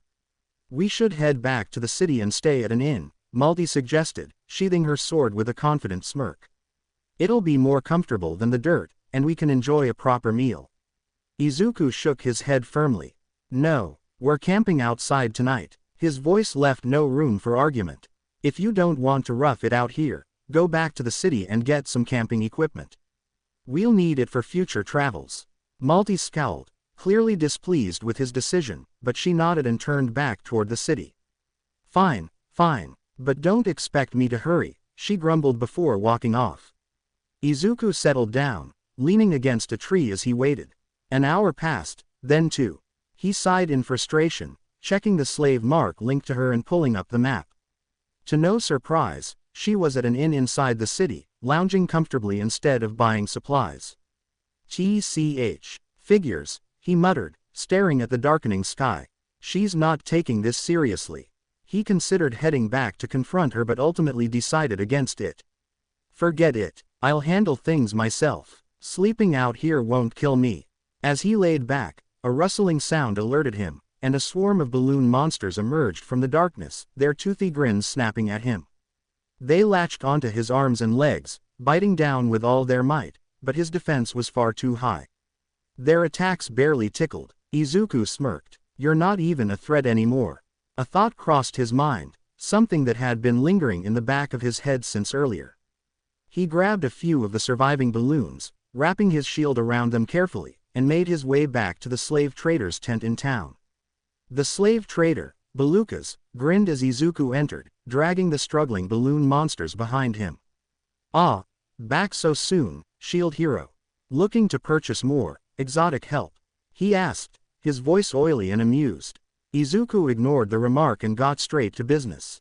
How much to put a slave mark on all of these? Belukaz stroked his chin thoughtfully. Balloons, weak creatures, but easily controlled. For all of them, just a single silver coin. Izuku tossed the coin without hesitation. Since there are different levels of slave marks, wouldn't it be better to increase the strength of the mark? Belukaz chuckled. For these creatures, not necessary. They're the weakest monsters around. Even the basic mark will keep them under control. However, be warned, they do evolve into larger, flying variants, but even then, the standard mark should hold.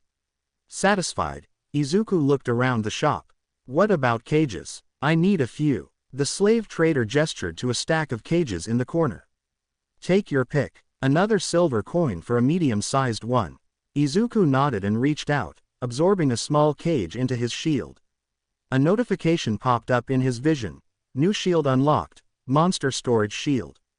Capacity: 3 slots. Excited by his newfound ability, he quickly tested another. What if I store this medium cage inside my shield? Can I take it out whenever I want? Izuku did so, unlocking additional storage slots for his monsters. Nice, he muttered, feeling a sense of satisfaction growing within him. Before leaving, he glanced at some items Belukaz had displayed. Do you have any monster scraps? Anything useful? The trader grinned and presented a variety of discarded monster parts, including shells and bones. Izuku absorbed them into his shield and another notification appeared. Bonus acquired. All controlled monsters gain a stat boost. Izuku grinned to himself. This just keeps getting better. He also bought a sturdy backpack, absorbing it into his shield and unlocking inventory expansion, allowing him to carry far more than before. All right, he muttered, pulling a single silver coin from his pouch and absorbing it into his shield. Another notification popped up. Bank storage unlocked. All coins stored safely within the shield. A smirk crossed Izuku's face. Perfect. I won't have to worry about losing money now. Heading back into the forest, Izuku decided to put his new tools to the test. He released the balloon monsters from their cages and commanded them to attack the other balloons in the area. With his shield raised, he focused solely on defense, allowing his captured monsters to do the fighting. To his surprise, they were effective, quickly overwhelming the wild balloons. His strategy was working, and even better, every battle earned him more experience points. The balloons, under his command, were also leveling up alongside him. This could actually work, he said to himself, pleased with his progress. If I keep this up, I can build a monster army. Hours passed as he continued fighting, defending his monsters and gathering materials. Eventually, fatigue set in, and he decided to take a break. Sitting down under a tree, he opened the PDF files he had scanned earlier. Flipping through pages of text, he found several entries about medicinal herbs and their properties. He glanced around, spotting a few plants that matched the descriptions in the books. Gathering them, he noted that they might be useful for crafting potions later. If I can get access to a library, I could scan everything and gather all the knowledge I need. The thought excited him, making him realize that he had a powerful advantage if he played his cards right. He leaned back with a satisfied sigh, watching his monsters floating around him protectively. The night was cool, the forest alive with sounds, but for the first time since being summoned, Izuku felt capable. As he looked up at the night sky, his thoughts drifted to Multi, lounging in the comfort of an inn somewhere in the city. He gritted his teeth. She can stay there for all I care. I'm going to make it on my own. The next morning, the forest was alive with the sounds of rustling leaves and distant chirping. Izuku sat near the campfire, tending to a fish he had caught earlier. He skillfully roasted it over the flames, occasionally tossing small pieces to his balloon monsters, who hovered around him eagerly. Their mouths opened and snapped shut with comical excitement each time he fed them. Just as he was about to take a bite, Malty strolled into the clearing, dragging a heavy sack of camping equipment behind her. She was smirking, clearly in a good mood, her belly visibly full from the hearty breakfast she had enjoyed back in the city. "Sorry, Hiro," she said with a fake sweetness, stretching her arms dramatically. "It took longer than I thought." Izuku raised an eyebrow, unimpressed. "Right, let me guess. Took so long because you just had to have a full-course breakfast at the inn." Malty shrugged, grinning smugly as she sat down and eyed the fish he was cooking. "A girl's gotta eat, right?" She noticed his balloon monsters bobbing happily beside him and tilted her head. "What's with them?" "Oh, I see. I guess you and the balloons finally made a truce." Izuku smirked, swallowing a piece of fish. "Not exactly." He held up his shield, and with a small pulse of energy, the balloons were sucked inside in a flash of light. "They're just my way of attacking now. So far, I can hold about 10 monsters in my shield." He gestured to the shield glowing faintly. "Only got 4 balloons at the moment, but they're surprisingly effective." Malty watched in mild fascination, twirling a strand of her hair. "Wow, you must feel such a badass," she teased, laughing at him. "Shield hero, commander of floating balls of death." Izuku rolled his eyes. Yeah, laugh it up, princess. At least I'm making progress while you were busy stuffing your face." Malty smirked, leaning closer with an arched brow. "Progress, huh, and here I thought you were just playing babysitter." Izuku shot back, "At least I'm actually doing something instead of lazing around in an inn." They exchanged a few more sharp insults, their bickering quickly escalating into an all-out verbal sparring match before Malty finally threw her hands up in surrender. All right, truce. You're impossible." She crossed her arms. "So, are we staying out here, or can we finally head back to the city?" Izuku shook his head. "No, we're staying here." He pointed his fork at her. "We don't have enough money to waste on luxuries like inns. We need to be smart about our spending. Out here, we can live off the land for free." Malty groaned dramatically. Fine. But you're doing all the work," she said with a wicked grin. "You'll set up the tents, cook for me, and if I don't like it, I won't eat it. And if I don't eat it, you have to pay for my meals when we get back to the city." "Deal." Izuku scowled. "Fine. But in return, you're helping me gather supplies. Herbs, materials, anything we can use to make potions or sell." "No slacking." Malty sighed, waving him off. Yeah, deal. But you better not screw up my meals." With an agreement in place, Izuku got to work, grabbing the camping equipment Malty had brought. He absorbed the tent, cookware, and other essentials into his shield, and his interface flashed with multiple new unlocks. New shields acquired. Tent shield. Allows placement of a tent directly from the shield, increasing proficiency in setting up camp and providing minor comfort bonuses. Cooking utensil shield. Enhances cooking ability and efficiency. Grants the ability to summon basic cooking utensils instantly. Sleeping bag shield. Increases comfort when resting, granting slight health and stamina recovery boosts overnight. Flint shield. Allows instant fire starting when needed. Izuku's face lit up in satisfaction. "This is great. We're getting more self-sufficient by the minute." Malty watched as he tested the new abilities, her eyes flickering with intrigue. "Well, look at you. Cooking and camping, living the survivalist dream." She leaned against a tree with a smirk. "Maybe I should start calling you the camper hero." Ignoring her, Izuku focused on his tasks. "Once we have a stable camp, we'll start collecting herbs. I saw some useful plants nearby that could be used to make potions." Malty perked up at that. "Potions, huh, those could sell for a good price. And with that book you picked up, we could even make holy water. It's always in demand." She tapped her chin. "We'll need a portable distillery for that, though. And a way to recharge your magic, since making those things will drain a lot of MP." Izuku nodded, taking mental notes. First, let's focus on gathering supplies. Then we'll think about expanding. Fine by me, as long as you do the heavy lifting, Malty said with a grin. But don't expect me to carry anything. I'm here for the strategic side of things. Izuku rolled his eyes. Yeah, strategic, right. With their roles settled, Izuku and Malty got to work efficiently.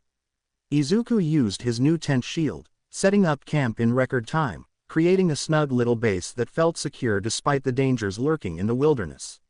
He utilized his cooking utensil shield, preparing a decent meal with the fish he caught earlier using makeshift traps of string and sticks. The balloons floated nearby, bobbing eagerly as they shared the food, each bite strengthening their bond as Izuku watched them carefully, evaluating their potential in combat. Once they finished their meal, they set off to gather herbs and other useful materials from the surrounding forest. Malty, surprisingly focused, took the lead in spotting valuable plants. Over there, she said, pointing at a cluster of herbs nestled between tree roots. That one's worth something. Izuku followed her direction, plucking the herbs carefully. His shield's passive gathering bonus ensured that anything he collected was of higher quality, making them more valuable in the market. Malty smirked at the efficiency of the process. Guess your shield isn't completely useless after all, she teased. After gathering a decent haul of herbs, they made their way back to the city to purchase a proper herbalist kit and a cheap herbalism book. Izuku, still wary of his tarnished reputation, opted to stay outside, leaning against a wall while Malty handled the negotiation. A while later, she returned, tossing the kit into his arms with a victorious grin. Got it for half the price. You're welcome, hero. Izuku examined the kit, nodding in approval. Nice work. I know, Malty replied smugly. With their new tools in hand, they continued grinding experience by hunting more balloon monsters and even a few wild rabbits they stumbled upon. Thanks to the balloons aiding in battle, Malty found herself exerting far less energy. She smirked as she parried a rabbit's wild charge and countered with a swift slash. I have to admit, your floating death squad actually makes things easier. Maybe you're not as useless as I thought. Izuku rolled his eyes, blocking an incoming attack with ease. Wow, such high praise, he muttered sarcastically. By the time the sun started dipping below the horizon, their inventory was filled with herbs, monster drops, and a few health potions they had scavenged from slain monsters. Back at camp, Izuku inspected the haul carefully. He opened the herbalist kit and decided to put his newfound knowledge to the test. He began grinding and mixing ingredients, meticulously following the instructions in the book while referencing his smartphone for additional tips. Malty, sitting nearby and watching with a skeptical expression, occasionally glanced up from polishing her sword. Are you seriously going to try and make potions? She asked, raising an eyebrow. Izuku nodded. Yeah, let's see if this kit is better, or if my shield can do it more efficiently. After experimenting for a while, he absorbed the herbalist kit into his shield. A new notification popped up. New shield unlocked. Herbalist tool shield. Grants minor bonuses to potion crafting and increases ingredient potency. He withdrew the shield and got to work again, this time with even better results. Malty watched in mild amazement as he worked seamlessly, his hands moving with surprising dexterity as he prepared ingredients. You sure you weren't some kind of alchemist back in your world? She asked, half joking. Izuku smiled faintly. No, but I read a lot. Helps when you're trying to survive in a world like this. Soon after, he set up the fire pit again and retrieved the fish he had caught earlier. Sprinkling a bit of salt onto the skewered fish, he handed one to Malty. She stared at it with a doubtful expression. It's just a stick with a fish on it. How good can it be? Just try it, Izuku said, exasperated. Malty took a small, hesitant bite, and her eyes widened instantly. Her lips curled into an involuntary hum of pleasure as she savored the flavor. The outside was crispy, the inside juicy and tender, with just the right amount of salt bringing out the fish's natural taste. How the hell did you make this taste so good? She muttered, looking at the stick in disbelief. Izuku smirked, enjoying the rare moment of her speechlessness. It's all about technique, and maybe a little magic. She grumbled, reluctantly devouring the fish as she hummed in delight. All right, I'll admit it, this is pretty damn good. Izuku couldn't help but laugh. Glad you think so. Tomorrow, I'll cook the rabbit we caught earlier. I'll make a stew with some vegetables. At the mention of stew, Malty's stomach audibly growled. She crossed her arms, looking away in mild embarrassment. Fine, but we're buying vegetables tomorrow. I refuse to eat just meat all the time. Izuku smirked, chewing on his last bit of fish. We had a great day today, right? She asked with a coy smile, leaning back against a log by the fire. He looked at her, nodding slightly. Yeah, we did, but don't get too comfortable. This is just the beginning. We still need to get stronger. Malty stretched lazily, looking at the stars above. Yeah, I get it. She turned back to him, tilting her head. So, got any ideas? Izuku poked at the fire thoughtfully. We should move somewhere else. The monsters here are too easy now. If we want to get stronger, we need to find better beasts to tame. Malty's eyes lit up at that. You know, that's not a bad idea. A stronger monster under our control could make a world of difference. We'll definitely need to talk to the slave trader about it, see how he captures them. She smirked, tapping her chin. Maybe we should even look into buying a demi-human slave. Someone who can actually do something useful, or at the very least, carry our things. Even though, let's be honest, your shield is basically a walking storage shed at this point. Izuku shot her a flat look. Great, now I'm a utility shed. Wonderful, he sighed, rubbing the back of his head. Fine, we'll check with the slave trader and see what deals he can give us. But first, we should sell the medicine. Malty nodded, already calculating their potential profits. Given the amount of medicine we made today and the quality, we should be looking at around 30 silver pieces. Izuku grinned. And don't forget the pelts from the rabbits we killed, plus the balloon monster materials. That should net us about 60 silver pieces. Malty's eyes gleamed with excitement. That'll be enough to get that portable distillery we need. Holy water is always in high demand, and if we can craft it ourselves, we'll have a reliable income stream. For the first time, she gave him a genuine smile. It wasn't laced with mockery or condescension, just a hint of appreciation. You know, she said, studying him, you're actually pretty resourceful. I like that about you. You're not just standing around, moping like you were before. Izuku leaned back against a nearby tree, his expression turning distant. He stared at the flames for a long moment before speaking softly. Honestly, when I was in my old world, I was pretty useless. I was born without a quirk, no powers, no special abilities. I wanted to be a hero, but no one believed I could do it. Not even my best friend. Malty furrowed her brows. Quirk, what's that? Izuku exhaled, looking at her. In my world, people are born with abilities, similar to magic, but different. They call them quirks. Almost everyone has one, except people like me. He forced a bitter chuckle. People without quirks are treated like nobodies. Weaklings. I got bullied constantly. Even my best friend. Well, I thought he was my best friend. He pushed me around, called me useless. Malty watched him closely, for once not interrupting. What happened to him? She asked, more out of curiosity than sympathy. Izuku's face darkened. He died. A few years ago, back when everything fell apart in my home country. He swallowed hard, his jaw tightening. When Japan fell, my mom and I had to flee to America. I thought I could move on, start over, but I never forgot him. I thought if I could become a hero here, I could honor his memory. His green eyes locked onto Malty, sharp and accusatory. But you and the church tainted that. Malty's smirk faded, and she shifted uncomfortably under his gaze. Well, she said after a pause, welcome to the real world, hero. People are selfish. They'll use you if you let them. You were naive to think you could just waltz into this world and play hero without getting your hands dirty. Izuku clenched his fists, staring at the fire. Yeah, I get that now.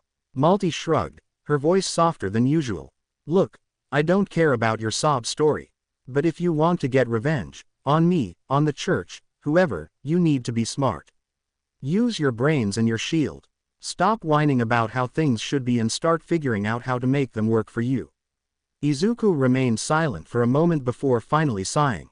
Yeah, you're right. His voice was low, but resolute. If I want to survive here, I need to stop thinking like the person I was back home.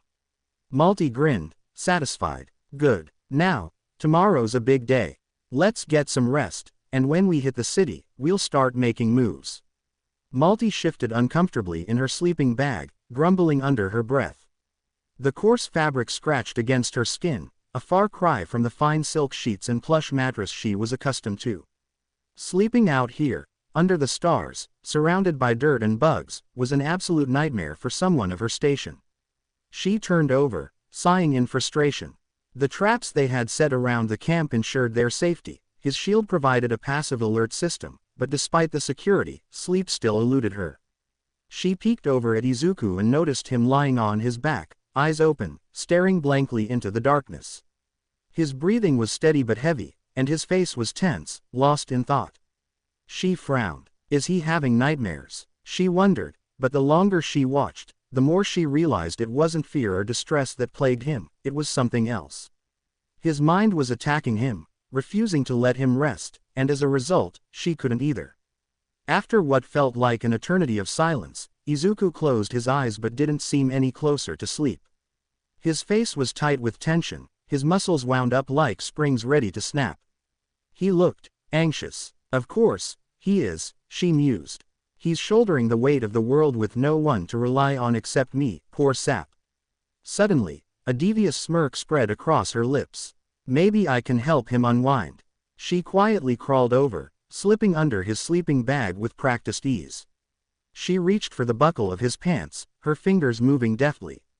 Izuku's eyes shot open instantly, his emerald gaze burning with anger as he flipped open the sleeping bag and stared daggers at her.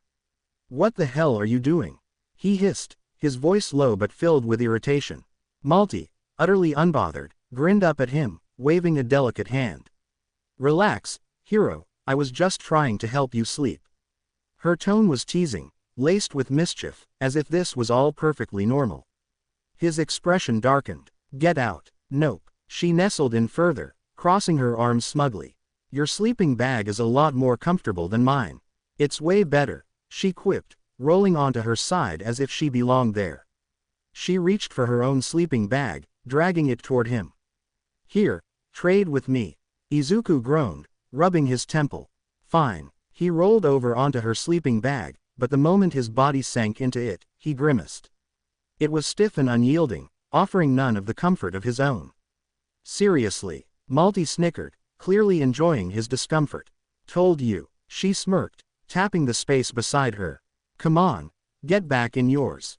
With an exasperated sigh, Izuku slid back into his own bag, and Malty immediately cuddled into it with a satisfied hum. Wow, it's so soft, almost as comfortable as my bed back home. Is this some kind of magic? She mused. Izuku flicked her forehead in annoyance. I'm done playing your little games. What do you really want? His voice was tired, but his eyes were sharp. Malty tilted her head playfully, her emerald eyes gleaming with amusement. Well, you know, women have needs, and men have urges, she said coyly, tracing a finger down his chest. And it just so happens that if I take care of my urges, you'll finally be able to sleep, and I won't have to listen to your stirring all night. She grinned wickedly. Win-win. Izuku's face hardened, glaring at her. Seriously, after everything you accused me of, you think I'm going to fall for that again? Malty rolled her eyes dramatically. Oh, please, what are they going to do? Accuse you of that again? She leaned closer, whispering into his ear. Besides, I really did enjoy our night together, hero. Her warm breath sent an involuntary shiver down his spine. Izuku swallowed, his jaw clenched. I did too, until you stabbed me in the back. Malty smiled slyly. Hey, you stabbed me first, with that monster between your legs. Her eyes flickered downward suggestively, her smirk turning devilish. He turned away, groaning. Not funny. Malty giggled, resting her head against his shoulder. Oh, lighten up, hero. We might as well make the best of our situation. Think of it this way. I'm your best bet for survival, and you're mine. She stretched her arms above her head, letting out a satisfied sigh. So why not enjoy some perks? Izuku exhaled, forcing himself to calm down. You really have no shame, do you? Nope, she said cheerfully, nestling deeper into the sleeping bag. And you'll sleep better if you stop fighting it. Just close your eyes and let me work my magic. She winked. Izuku rolled his eyes and turned onto his side, facing away from her. You're impossible. And yet, here I am, she teased, poking his back lightly before snuggling in comfortably. Despite his frustration, exhaustion was creeping in, and for the first time in 2 nights, Izuku felt his eyelids grow heavy. Maybe she was right, maybe he did need to stop fighting everything so much and just deal with it. Malty grinned to herself as she listened to his breathing steady, pleased with herself. He's falling right into my hands. An hour passed, and neither of them had fallen asleep.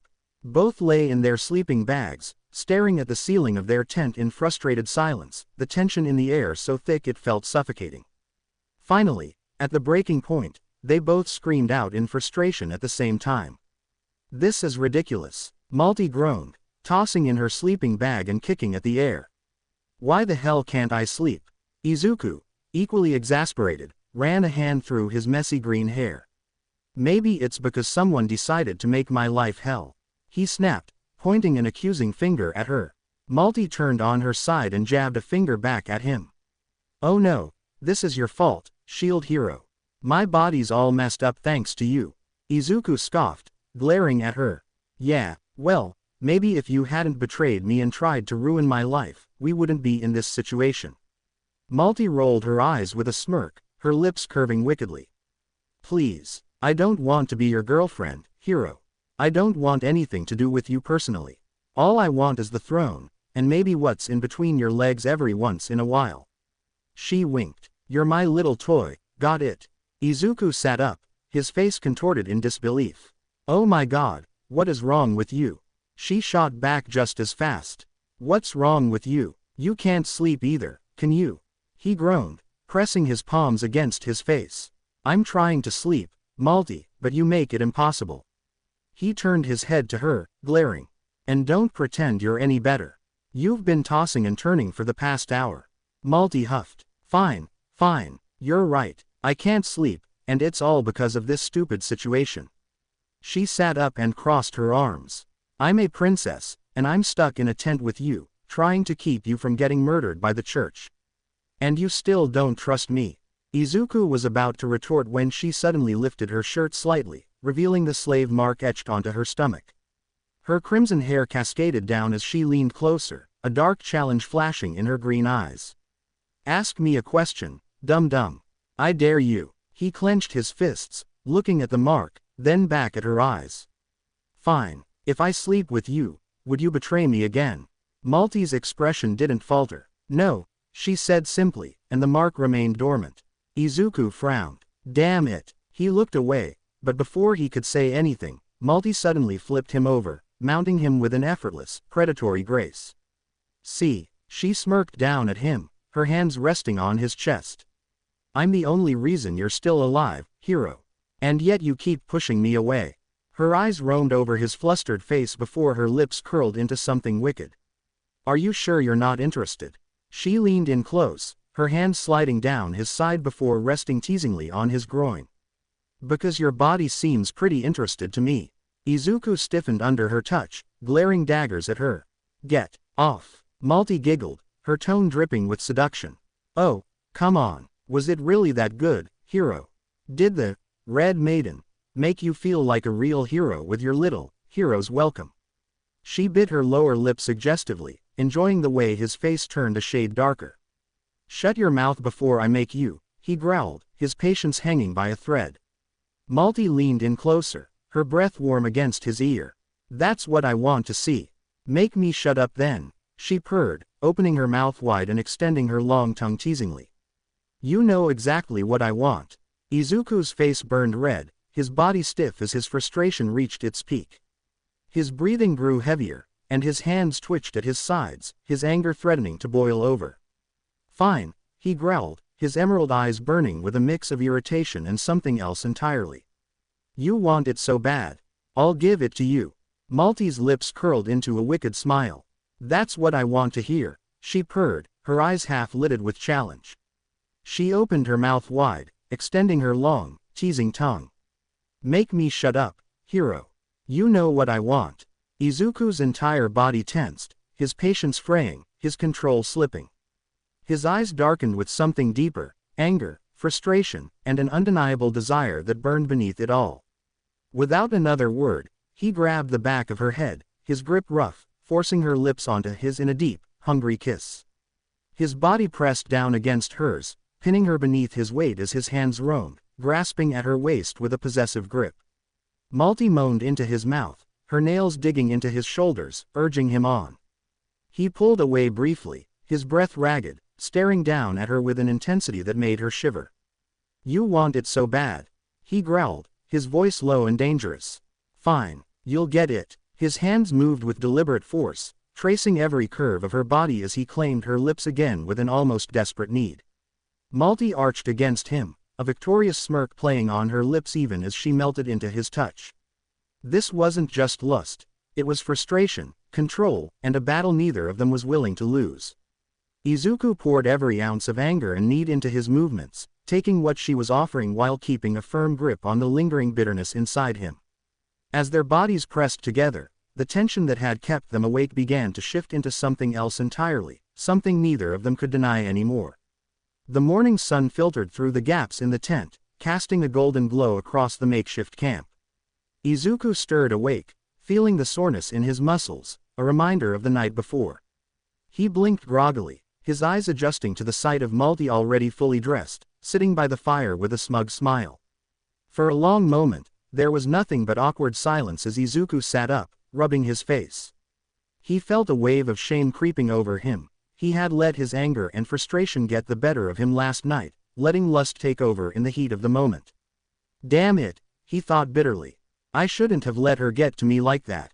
Still, despite the regret simmering beneath his skin, the memory of the way Malty had moaned beneath him, the way she surrendered to his touch, stirred something primal inside him.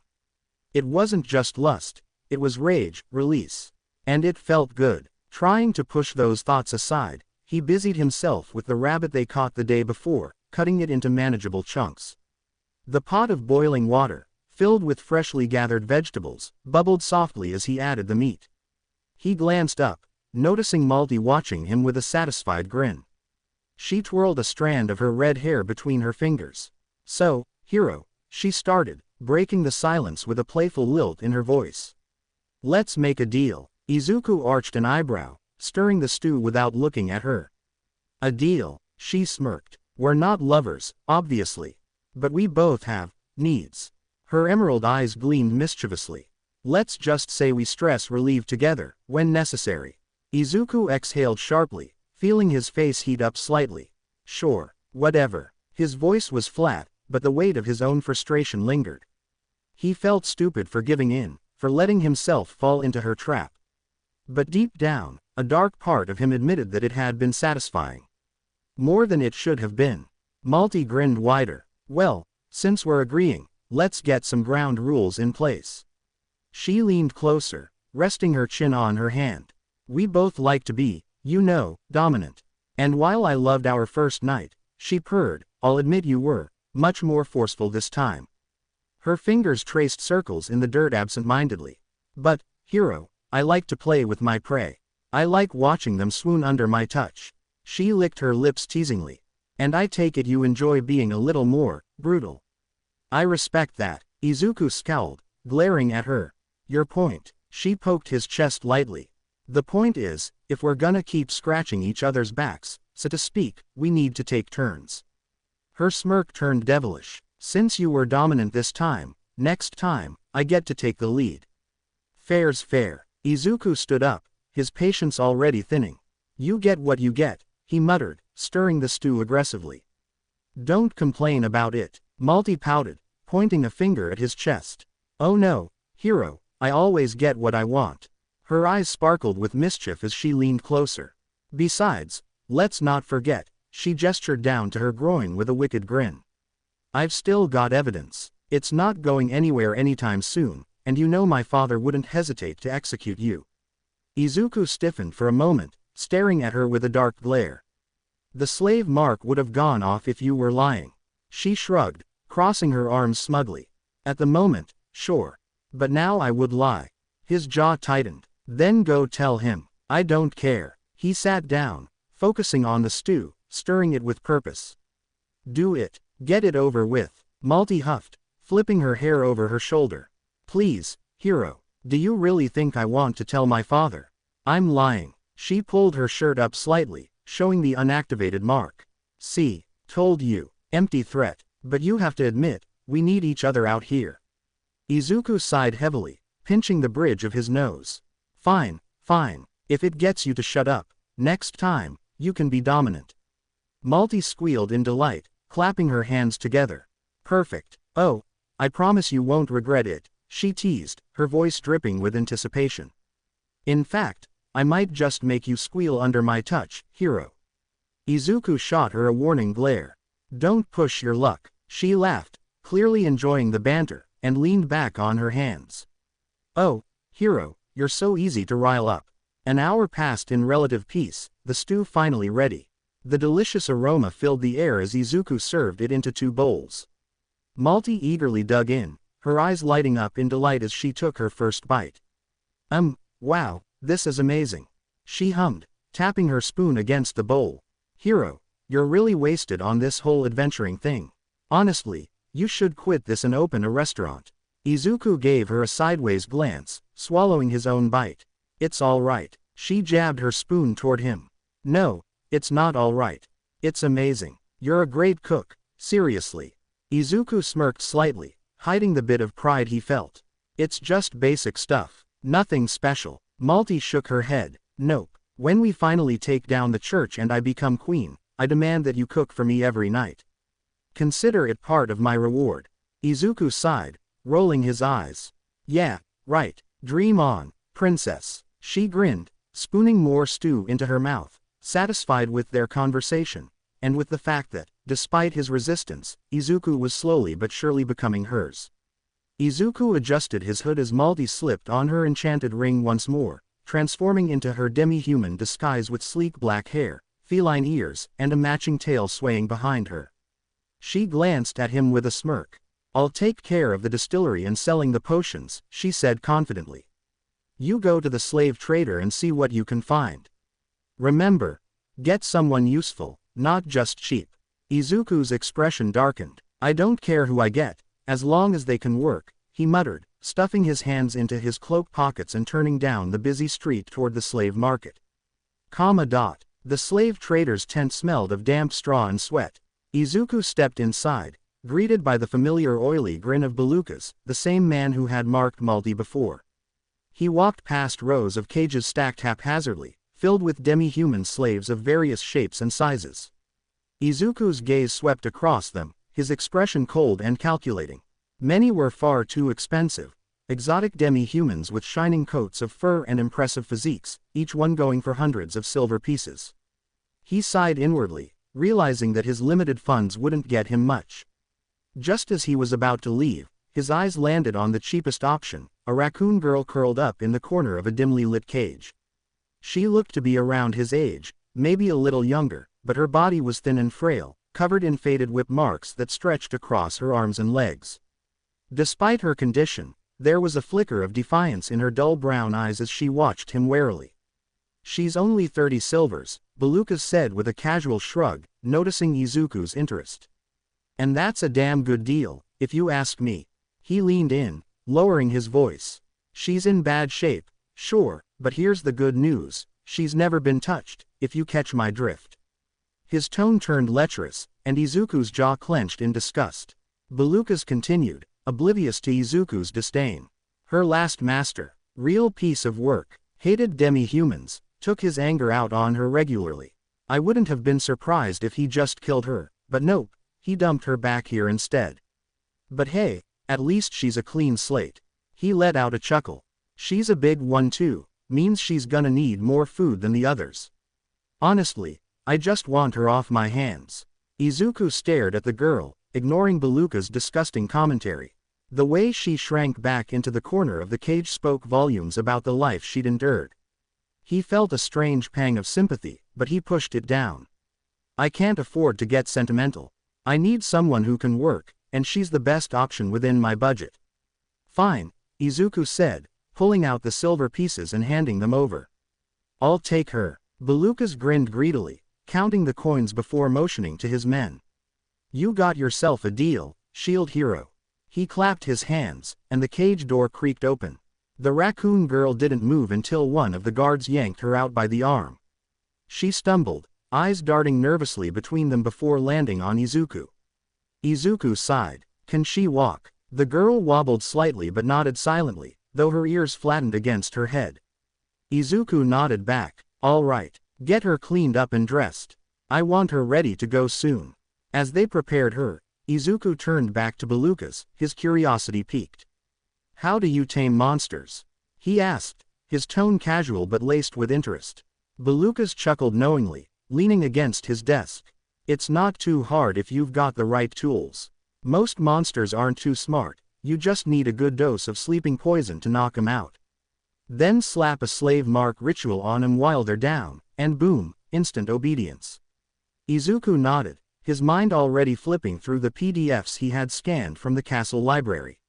He quickly scrolled through the files, finding a section detailing the ingredients and ritual required for monster subjugation. I see, Izuku muttered, absorbing the information. Do you sell the ingredients? Beluca's grin widened. Of course I do. I can put together a nice little package for ya, Shield Hero. Special price, since you're a repeat customer. He gestured to one of his assistants, who brought out a small crate filled with labeled vials and powders.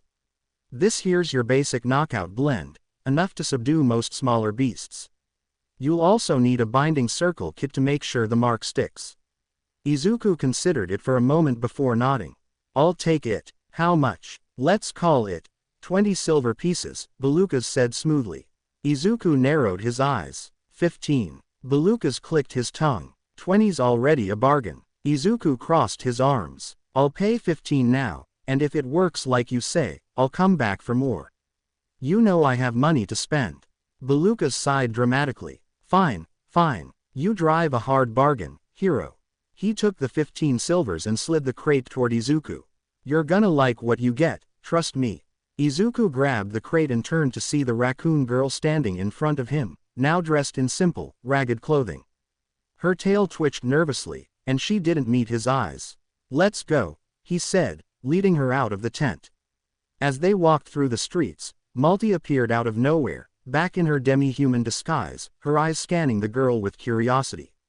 Huh, so this is the one you picked? She asked, tilting her head. Izuku nodded. She was cheap, and I think she'll be useful. Malty smirked. You and your bargains. I got the distillery and sold the potions. We're sitting on a nice pile of silver now. Good, Izuku muttered, stealing a glance at the raccoon girl. What's your name? The girl hesitated, then quietly mumbled, Raftalia. Malty's face twisted in disgust, her nose wrinkling as she eyed the raccoon girl like she was a piece of spoiled meat. Ugh, a demi-human. She scoffed, crossing her arms. Not a big fan of these little creatures. It's like having a pet following us around. Izuku shot her a tired glance. We don't have much of a choice. We need allies. Malty rolled her eyes dramatically. Yeah, I get it. We're scraping the bottom of the barrel here. At least she's not one of those hairy freaks. She took a step closer to Raftalia, grabbing the girl by the throat lightly and lifting her chin up, inspecting her like she was assessing livestock. She'll do nicely, I guess. Looks a little sickly, though. Guess that's what we get for going cheap. Raftalia's ears twitched, fear flickering in her wide eyes as tears started to well up. She sniffled, trembling under Malty's grip. Malty grinned wickedly. Oh my gosh, she's a crier. How cute. She leaned in, pressing a finger against one of Raftalia's teary cheeks before licking it off. Salty, she mused, before recoiling slightly. Gross. She really is sickly. Izuku scowled and stepped forward, pulling Raftalia away from Malty's grasp gently. Enough. He pressed his hand over Raftalia's forehead and muttered an incantation. A soft green glow enveloped her body as the healing magic coursed through her. Slowly, the sickly pallor faded from her skin, and she blinked in surprise, standing up straighter. There, you're not sick anymore, Izuku said with a nod. Then, without turning his gaze away, he added sharply, and neither is she. Malty pouted in mock disappointment. Ah, hero, you really know how to ruin my fun.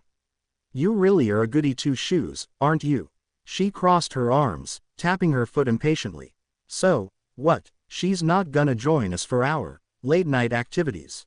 Raphtalia's entire body stiffened, her eyes widening in horror at the implication. Tears welled up again, and she clutched her chest tightly, shaking her head in silent panic. Izuku sighed, rubbing his temple in frustration. No, she won't. Unless she wants to, which, let's be honest, she doesn't. He leveled a hard glare at Malty. I don't force myself on women. Malty shrugged, feigning disinterest. Fine, fine, but you can't blame a girl for suggesting. Taking two at once, even if one of them's a demi, would have been kind of fun for you. Don't act like you didn't think about it. She flashed him a playful smirk, biting her lower lip teasingly. Izuku turned away with an irritated grunt. You're unbelievable. Malty grinned wider. And yet you keep me around. Raphtalia wiped her eyes, watching their exchange cautiously, still unsure of where she stood with them. Izuku gave her a small reassuring nod, which did little to calm her nerves but was enough to get her walking again. Let's just get her some weapons and armor, Izuku said, steering the conversation back to something productive. Something cheap that suits her style. Malty laughed, flicking his shoulder. Oh please, cheap is your whole aesthetic, hero. Izuku groaned but didn't argue as they made their way toward the blacksmith's shop. At the blacksmith's shop, as they entered the bustling blacksmith's shop, Malty tossed her long black hair over her shoulder. Thanks to her enchanted ring, she now appeared as a demi-human with feline ears and a swishing tail. She leaned toward Izuku with a smirk. From now on, call me Meowlty, got it? She whispered mischievously, tapping the side of her head. Izuku sighed, rubbing his temple. Seriously, Meowlty? She grinned. What, it fits, doesn't it? Raphtalia, standing meekly behind them, glanced nervously at Malty's disguise but said nothing. She was too overwhelmed by the sheer size of the blacksmith shop, filled with racks of weapons and armor that gleamed under the forge's glow. The blacksmith, Erhard, looked up from his workbench, raising an eyebrow as he recognized Izuku. Back already, shield boy. And with a couple of new faces, I see. Izuku gestured to the raccoon girl. This is Raphtalia, my slave. And the cat over here, he said, motioning to Malty with a half-hearted wave, is Meowlty. Malty gave a playful bow. Pleasure. Erhard grunted, barely sparing her a glance before focusing on Raphtalia. You sure you're treating him right, kid? You don't exactly give off a compassionate vibe. Izuku crossed his arms. They'll get what they earn. No more, no less. The blacksmith scowled, shaking his head. Heartless bastard, he muttered. So, what are you looking for? Izuku immediately went for the cheapest gear on display, basic leather armor with minimal reinforcement and a small short sword with a dull edge. This should be enough. Malty, standing beside him, nodded in agreement. It's basic, but it'll do until she proves herself worthy of better. Raphtalia bit her lip, clutching the ragged clothes that barely covered her frame. She looked at the worn armor hesitantly, her tail twitching behind her nervously. Izuku shoved the set into her arms without a hint of sympathy. This equipment's worth more than you right now, he said bluntly. You should be grateful. Raphtalia flinched at his words but nodded quietly, holding the armor close to her chest. Why yes, Mr. Izuku. Thank you. The blacksmith, who had been watching the interaction with a deepening frown, finally snapped. Damn it, kid, you keep talking like that, you're gonna end up in hell.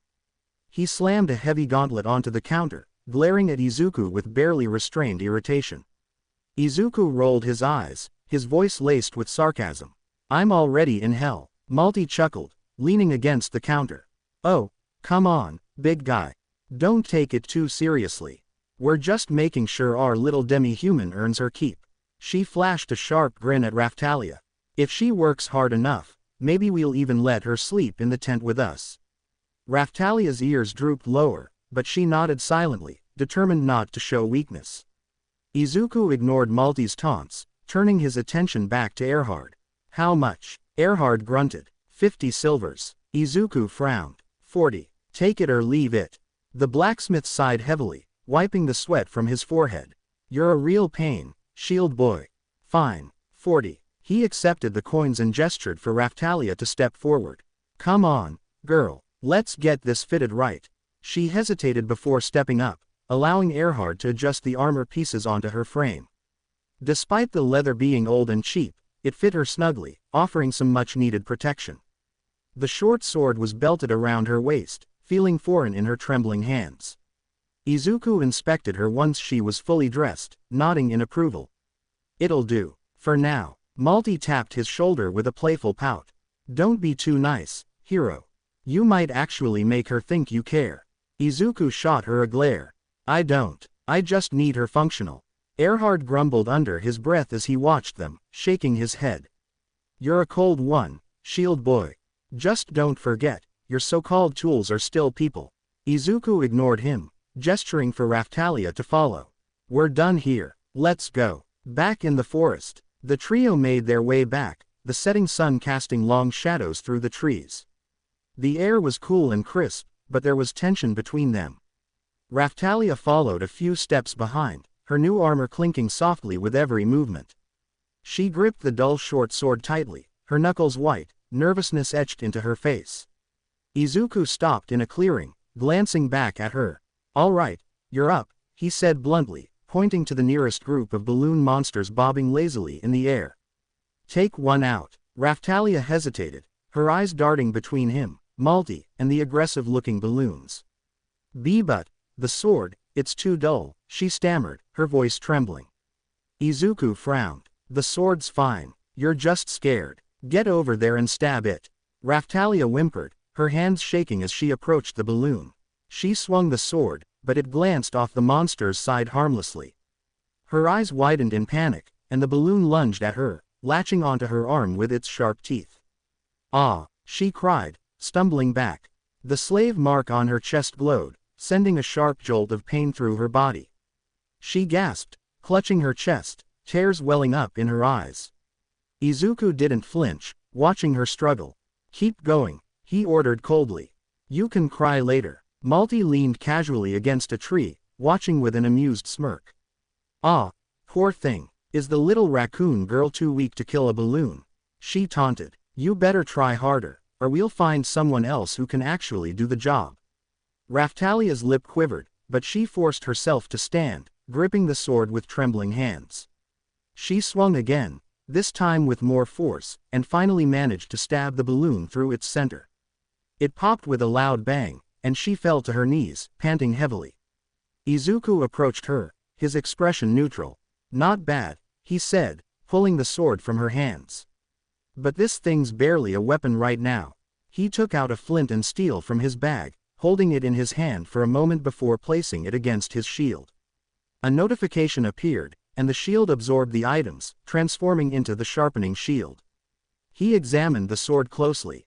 "Give me 30 minutes, he said, sitting down and pulling out the blade. Sparks flew as he began sharpening it with the newly upgraded shield. Raphtalia sat quietly on a nearby rock, her ears drooping as she watched him work. Despite the pain and humiliation, there was a flicker of determination in her eyes. She clenched her fists, silently vowing to get stronger. Malty, on the other hand, was relentless. "Honestly, that was pathetic," she said, crossing her arms. "It's a miracle you even managed to kill one balloon.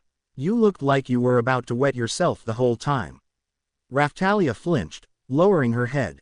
"I'll do better." "You better," Malty replied, her voice dripping with mockery. "Because if you don't, I'll make sure Mr. Hero knows just how useless you really are." Izuku glanced up from his work, his green eyes narrowing at Malty. "Lay off," he said sharply. Malty pouted, shrugging nonchalantly. "What? I'm just motivating her." "Motivate her without making her cry," Izuku said, turning back to the blade. After several minutes of sharpening, the sword gleamed under the faint light of the fire he had started. He tested the edge with his finger, nodding in satisfaction. "Here," he said, handing it back to Raphtalia. "It's good as new. Try again." Raphtalia stood, gripping the now sharp blade with renewed determination. She glanced at Izuku, who gave her a brief nod, and then at Malty, who smirked as if expecting her to fail again. With a deep breath, she stepped forward and charged at another balloon. The first swing was awkward, but it connected, slicing through the balloon cleanly. It popped immediately, and Raphtalia blinked in surprise before a small smile spread across her face. I did it, she said, her tail swaying slightly behind her. Malty rolled her eyes. Wow, you killed a balloon. What an achievement. Someone fetch the champagne, she said sarcastically. Izuku ignored Malty's snide remarks and gave Raphtalia a small nod. Good. Now keep going. We're not stopping until you can handle these things without shaking like a leaf. Raphtalia nodded, determination burning brighter in her eyes. She stepped forward again, ready for the next challenge, and though Malty's insults stung, they only fueled her resolve. From the sidelines, Malty smirked, her green eyes glinting with amusement. You know, Hero, for someone who says he doesn't care, you're awfully hands-on. Izuku shot her a warning glare. Don't start. Malty chuckled, watching as Raphtalia continued practicing with her sword. Fine, but admit it, she's growing on you. Izuku didn't respond, instead focusing on Raphtalia's progress. He wouldn't say it aloud, but Malty wasn't entirely wrong. Something about the girl's determination reminded him of himself. Maybe, just maybe, she'll be more than just dead weight after all. A week had passed, and their efforts had begun to bear fruit. The trio had steadily leveled up to around level 10, and Raphtalia had finally started getting used to combat. Though she still lacked confidence, her movements had improved, and her attacks were no longer hesitant swings but calculated strikes. Izuku, on the other hand, had learned a few new skills, airstrike shield and shield prison, abilities that gave him more control over the battlefield beyond simply defending. His experiments with magic were proving useful as well. He had successfully created a distillery shield, which allowed him to produce holy water effortlessly. He could now craft up to 5 bottles a day, a resource he knew would come in handy for future encounters with undead or cursed creatures. However, most of his focus that week had been on poisons and alchemy. Since weapons were off limits to him, he took advantage of loopholes, crafting smoke bombs, poisonous gases, and trap-based mixtures that didn't count as direct weaponry. The results were promising. His concoctions could incapacitate monsters, and some of the stronger poisons had devastating effects. With each successful creation, he couldn't help but smile at his own ingenuity. He had learned to adapt. Meanwhile, his nights had been eventful. Malty and Izuku continued sharing a tent, and their stress relief sessions were anything but quiet. Raphtalia, in her separate tent, tried to ignore the muffled noises through the thin fabric, pressing a pillow against her ears and turning her back to their tent. The faint giggles, gasps, and murmured words made her tail puff in frustration, and she often found herself burying her face in her sleeping bag, trying to pretend none of it was happening. Now, as they sat around a small campfire, eating another round of Izuku's hearty stew, Malty stretched her arms lazily and leaned against him. So, Hero, she said, tapping her spoon against her bowl, one heard some merchants talking about an abandoned mine nearby. It's infested with monsters, but there's a ton of ore in there. Izuku perked up at that. Ore, he stirred his stew thoughtfully. We could use that. If I can absorb it into my shield, I might be able to unlock some better defenses or crafting options. Raphtalia swallowed her food nervously. But if it's infested with monsters, won't it be dangerous? Malty waved her spoon dismissively. Oh, come on, Raccoon. We've been leveling up all week. It's about time we faced a real challenge instead of just poking balloons to death. Izuku nodded in agreement. She's not wrong. We need better gear, and this is a good opportunity. Besides, he smirked slightly, if things get bad, we can always retreat. Raphtalia sighed and nodded, not wanting to seem weak. Oh okay, I'll do my best. Inside the mine, the entrance to the mine was dark and damp, the faint glow of luminescent crystals giving it an eerie blue tint. Stalactites hung ominously from the ceiling, and the distant sound of dripping water echoed through the cavern. Izuku led the way, holding his shield in front as Malty walked beside him, and Raphtalia nervously brought up the rear. This place gives me the creeps, Raphtalia whispered, clutching her sword tightly. Malty chuckled. Relax, little raccoon. I'm sure Mr. Hero will protect us. Izuku rolled his eyes but remained focused, scanning the dark tunnels. Stay close. The monsters in places like this tend to ambush their prey. As they moved deeper into the mine, Izuku activated his airstrike shield, casting a glowing barrier in front of them. The light provided some visibility, and Raphtalia sighed in relief, sticking closer to its protective glow. After a few minutes of exploration, a low growl echoed from the tunnels ahead. From the darkness, rock worms emerged, large, segmented creatures with hardened shells and gaping maws filled with jagged teeth. "Looks like we've got company," Izuku muttered, raising his shield defensively. Malty unsheathed her sword, grinning excitedly. Finally, something interesting. She dashed forward, slashing at one of the worms, but her blade barely scratched its stone-like hide. Raphtalia hesitated before lunging at another worm, but it retaliated quickly, snapping at her legs. Izuku reacted instantly. "Shield prison," he commanded. A glowing barrier of interlocking shields formed around Raphtalia, trapping the worm inside with her and giving her an opening. She gulped, tightening her grip, and drove her sword into the worm's exposed underbelly, finally managing to wound it. Izuku grinned. "Nice work. Keep it up." Meanwhile, Malty danced around her opponent, landing strikes with precision. "This is fun," she laughed before glancing back at Izuku. "But maybe your little raccoon needs to toughen up more." Raphtalia pouted but continued to fight, her swings becoming more confident as the battle progressed. The echoes of clashing weapons and heavy breathing filled the cave as the last of the rock worms fell, dissolving into shimmering monster drops. Izuku wasted no time, kneeling beside the remains to dissect the most valuable parts. He absorbed the best pieces into his shield, a faint glow surrounding him as a new notification popped up. New shield unlocked. Rock worm shield. Increased resistance to piercing damage and minor strength boost. Izuku smirked. "This'll be useful," he muttered, standing up and brushing dirt off his clothes. Malty leaned against a jagged rock wall, flicking dust off her clothes. "Well, if you're done playing butcher, let's see what's deeper in this cave. I want to get my hands on something valuable." Raphtalia, still catching her breath, nodded hesitantly. "Why yes, Mr. Izuku." They ventured deeper into the mine, the air becoming thick with dust and the occasional glint of ore catching their eyes. Izuku eagerly placed his hand on the metallic veins running through the stone, absorbing the rich minerals into his shield. New shield unlocked. Iron vein shield, enhanced durability and weight reduction for carried items. "Nice," he said, feeling the subtle increase in his carrying capacity. Using the power-up method, he refined his shield with the new ore, upgrading it further. A small icon on his HUD showed an increase in quality for any materials he picked up, along with a slight boost to his stats. "Look at you, all giddy over rocks," Malty teased, stretching her arms. "Can we get out of here already? I need a warm bath and maybe a bottle of wine." Izuku ignored her, continuing to collect ore until a low, guttural growl echoed through the cavern. Everyone froze. A massive, two-headed beast, covered in thick matted fur, emerged from the shadows, its glowing red eyes locked onto them. Its jagged teeth dripped with saliva as it let out an ear-splitting roar, shaking the cave walls. Raphtalia gasped, dropping her weapon. Her whole body trembled as her eyes widened in terror. And no, not again, her tail puffed up in fear as tears welled in her eyes. Izuku's instincts kicked in, stepping forward just in time to intercept the beast's charge. The monster lunged, its fangs sinking into his shoulder, a jolt of pain shooting through his body.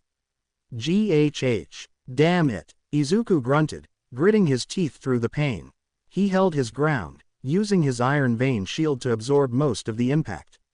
"Malty, now, on it," Malty shouted, launching a fireball, the spell colliding with the beast's side and scorching its fur. The creature howled in pain, momentarily distracted, giving Izuku enough time to shove it back. "Balloons, go," Izuku commanded, his summoned balloon monsters latching onto the beast's ankles, biting and tearing at its flesh to slow it down.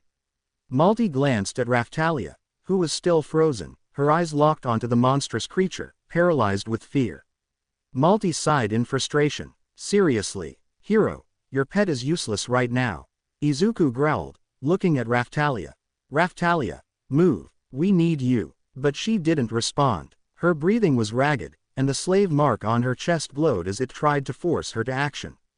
Tears streamed down her cheeks as flashes of her past filled her mind, her village burning, her parents being slaughtered, and that same monstrous face leering at her. Izuku cursed under his breath. He activated the slave mark's command, his voice firm. "I'm ordering you to fight, now." The mark flared brightly, sending painful jolts through Raftalia, but even then, she couldn't move. She fell to her knees, clutching her chest, choking out sobs. Izuku clicked his tongue in frustration. Fine. Get to safety, now. Malty snickered. Wow, Hiro, you really pick 'em. She darted behind the beast and stabbed at its hind leg, but the monster retaliated with a powerful kick that sent her flying against the cave wall. Ah! Damn it, she coughed, glaring at the beast as she struggled to her feet. The beast charged at Malty, its eyes locked onto her, but Izuku acted quickly. Air Strike Shield. A glowing barrier appeared between Malty and the monster, blocking the attack just in time. Thinking quickly, Izuku pulled a smoke bomb from his shield inventory and tossed it at the beast's feet. The cave filled with thick black smoke, and he activated Shield Prison, trapping the monster within a dome of energy. The thrashing inside echoed through the cave as the beast struggled, the smoke slowly choking it into weakness. Finally, after several minutes, the sounds of movement ceased, followed by a loud thud as the creature collapsed, paralyzed by the fumes. Izuku didn't waste any time. He pulled out a vial of ink from his pack, dipped his fingers into it, and quickly traced the slave mark ritual onto the beast's forehead. The lines glowed faintly before sinking into its skin. A notification popped up. New monster acquired. Two-headed hellhound. Status: subdued, obedience, low. Izuku exhaled, wiping sweat from his brow.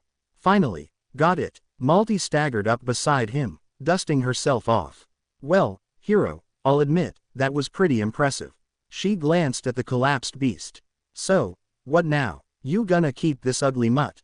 Izuku smirked. Damn right I am. It'll be a useful asset. Raftalia, who had been trembling in the background, finally spoke in a whisper.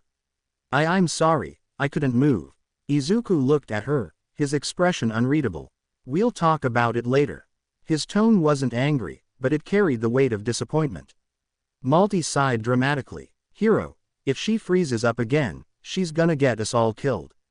Izuku didn't respond, instead focusing on the screen in front of him. The upgrade from the ore they mined had also enhanced his shield, granting better quality ore drops and slight stat boosts to his defense. The battle, despite its challenges, had been worth it.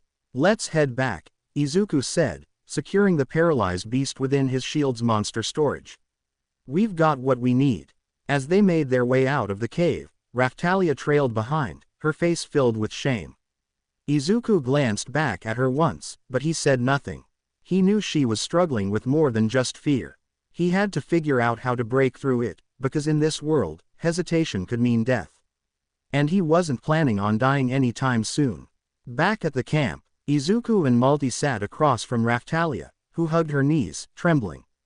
The two-headed beast lay still beside them, its body rising and falling with shallow breaths, its strength sapped from the fight and the paralysis. Raftalia's eyes remained locked onto the monstrous creature, haunted and tear-filled. Izuku knelt beside her, his voice softer than usual. Raftalia, why did you freeze back there? The raccoon girl clenched her fists tightly, her whole body shaking. This creature, it's the same kind that attacked my village, she choked out, her voice quivering. She pointed a trembling finger at the subdued beast. It killed my family. Her composure crumbled. Tears streamed down her face as she sobbed, her body racked with grief. I couldn't do anything back then, and I couldn't do anything now. I just stood there again. Malty chuckled darkly, crossing her arms with a smirk. Oh please, are we seriously doing this? She scoffed, rolling her eyes. Boo-hoo, bad things happened. That's life. Get over it. Izuku shot her a glare but didn't immediately contradict her. As much as he wanted to reassure Raftalia, he couldn't deny that Malty had a point. Malty, he started, but she interrupted him with a smug grin. You know I'm right, Hiro. She twirled a strand of hair around her finger, watching Raftalia with mild amusement. Her little breakdown almost got us killed. And if she freezes up again, she will get us killed. Our lives are more important than her emotional baggage. Izuku exhaled heavily, closing his eyes for a moment before looking at Raftalia again. He didn't want to say it, but, she's right, he admitted, his tone hardening. Raftalia, I understand your pain. But if you hesitate like that again, we're all dead. Raftalia looked at him, wide-eyed, still sniffling. No, but, Izuku cut her off, standing up. He pointed at the restrained two-headed beast. This monster is your past. You can let it roll over you, let it haunt you for the rest of your life, or, he took a deep breath. Or you can overcome it. Right here, right now. Raftalia's breathing became ragged, her chest rising and falling rapidly as the slave mark flared up, searing into her skin. She stumbled back, clutching at it. I can't. Yes, you can. Izuku's voice was sharp, commanding. Kill it. The monster remained perfectly still under his command, its menacing eyes glaring at Raftalia, even in its restrained state. Raftalia's grip tightened on her sword, but her legs felt like lead. The burning from the slave mark intensified with each moment of hesitation, sweat dripping down her brow. Izuku's tone grew louder, more forceful. You can't keep running forever. Do it. Raftalia whimpered, tears running freely down her face, her vision blurred with memories of her burning village, the screams of her loved ones. But then, something inside her shifted, her trembling turned to fury, to determination. With a primal roar, she lunged forward. The sword in her hands, once shaky and uncertain, now stabbed forward with unwavering resolve. Slash! The blade pierced the monster's chest, again and again, her screams of anguish filling the night air. Slash! Tears streamed down her face, but her strikes did not falter. Slash! With one final, desperate thrust, the beast let out a weak gurgle before finally collapsing, motionless. Panting heavily, Raftalia fell to her knees, the sword slipping from her grasp. The cave was silent except for her ragged breathing and the occasional sniffle. She looked down at her hands, stained with the monster's blood, a conflicted expression on her face. Malty let out a slow whistle, stepping over the dead creature and nudging its lifeless head with her boot. Well, that was dramatic. She turned to Izuku with a smirk. So, worth it. Izuku looked down at Raftalia, watching as her sobs turned into slow, calming breaths. He knelt beside her, placing a firm hand on her shoulder.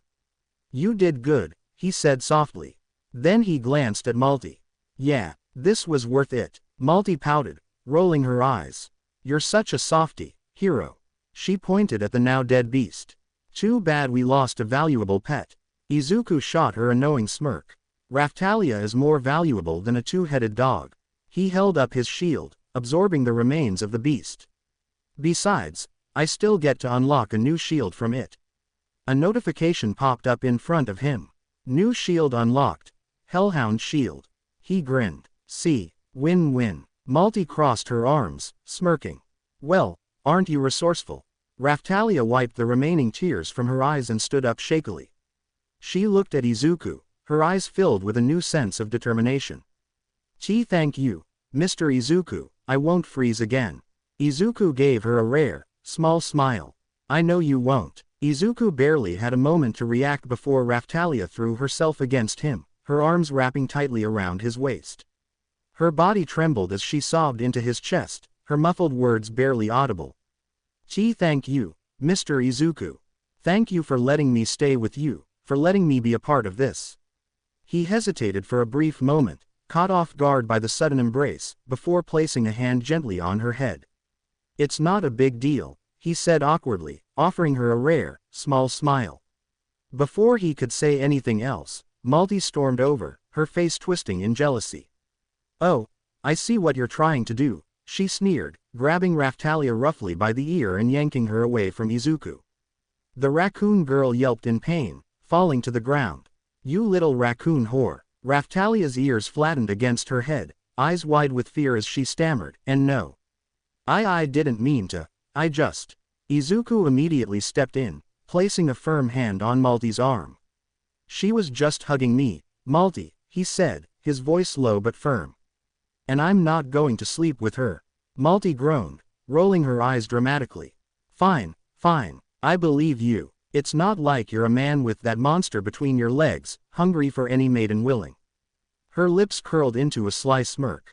You sure you're not a pervert? Izuku's eye twitched. I'm not a pervert. Malty leaned closer, a playful glint in her eyes. Really, the way you've been so rough with me. The way you moan and whimper when I play with you.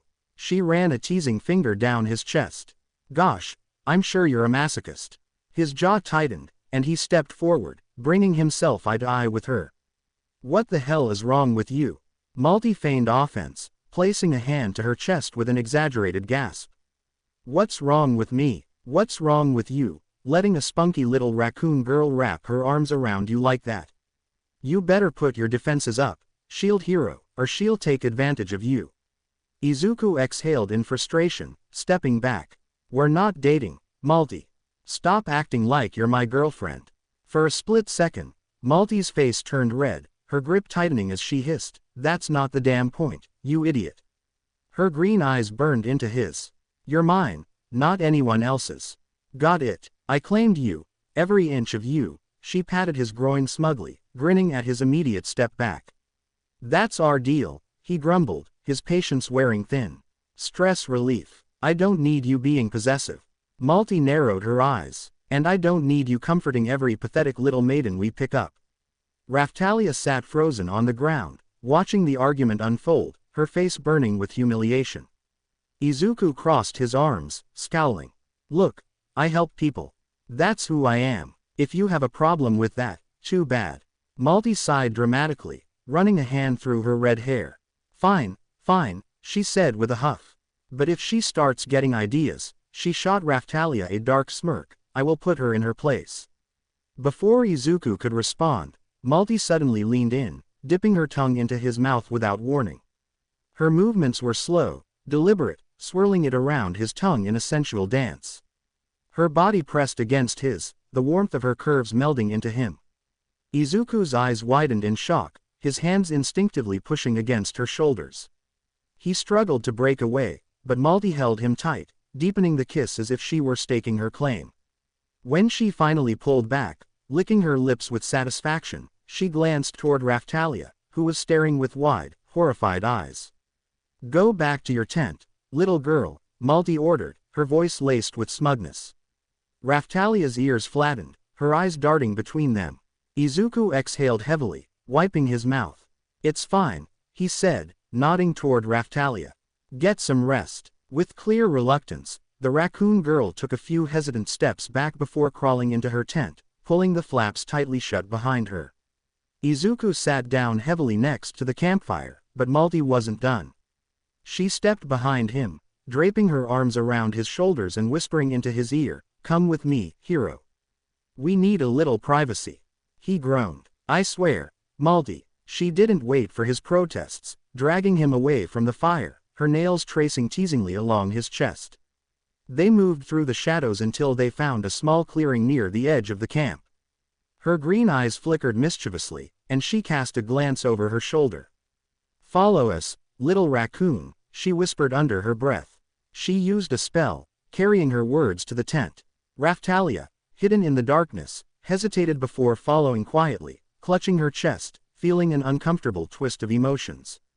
Once they reached the secluded spot, Malty suddenly dropped a small, shiny trinket. "Oops," she cooed, stepping back. "Pick that up for me, hero." Izuku sighed, bending down to grab it.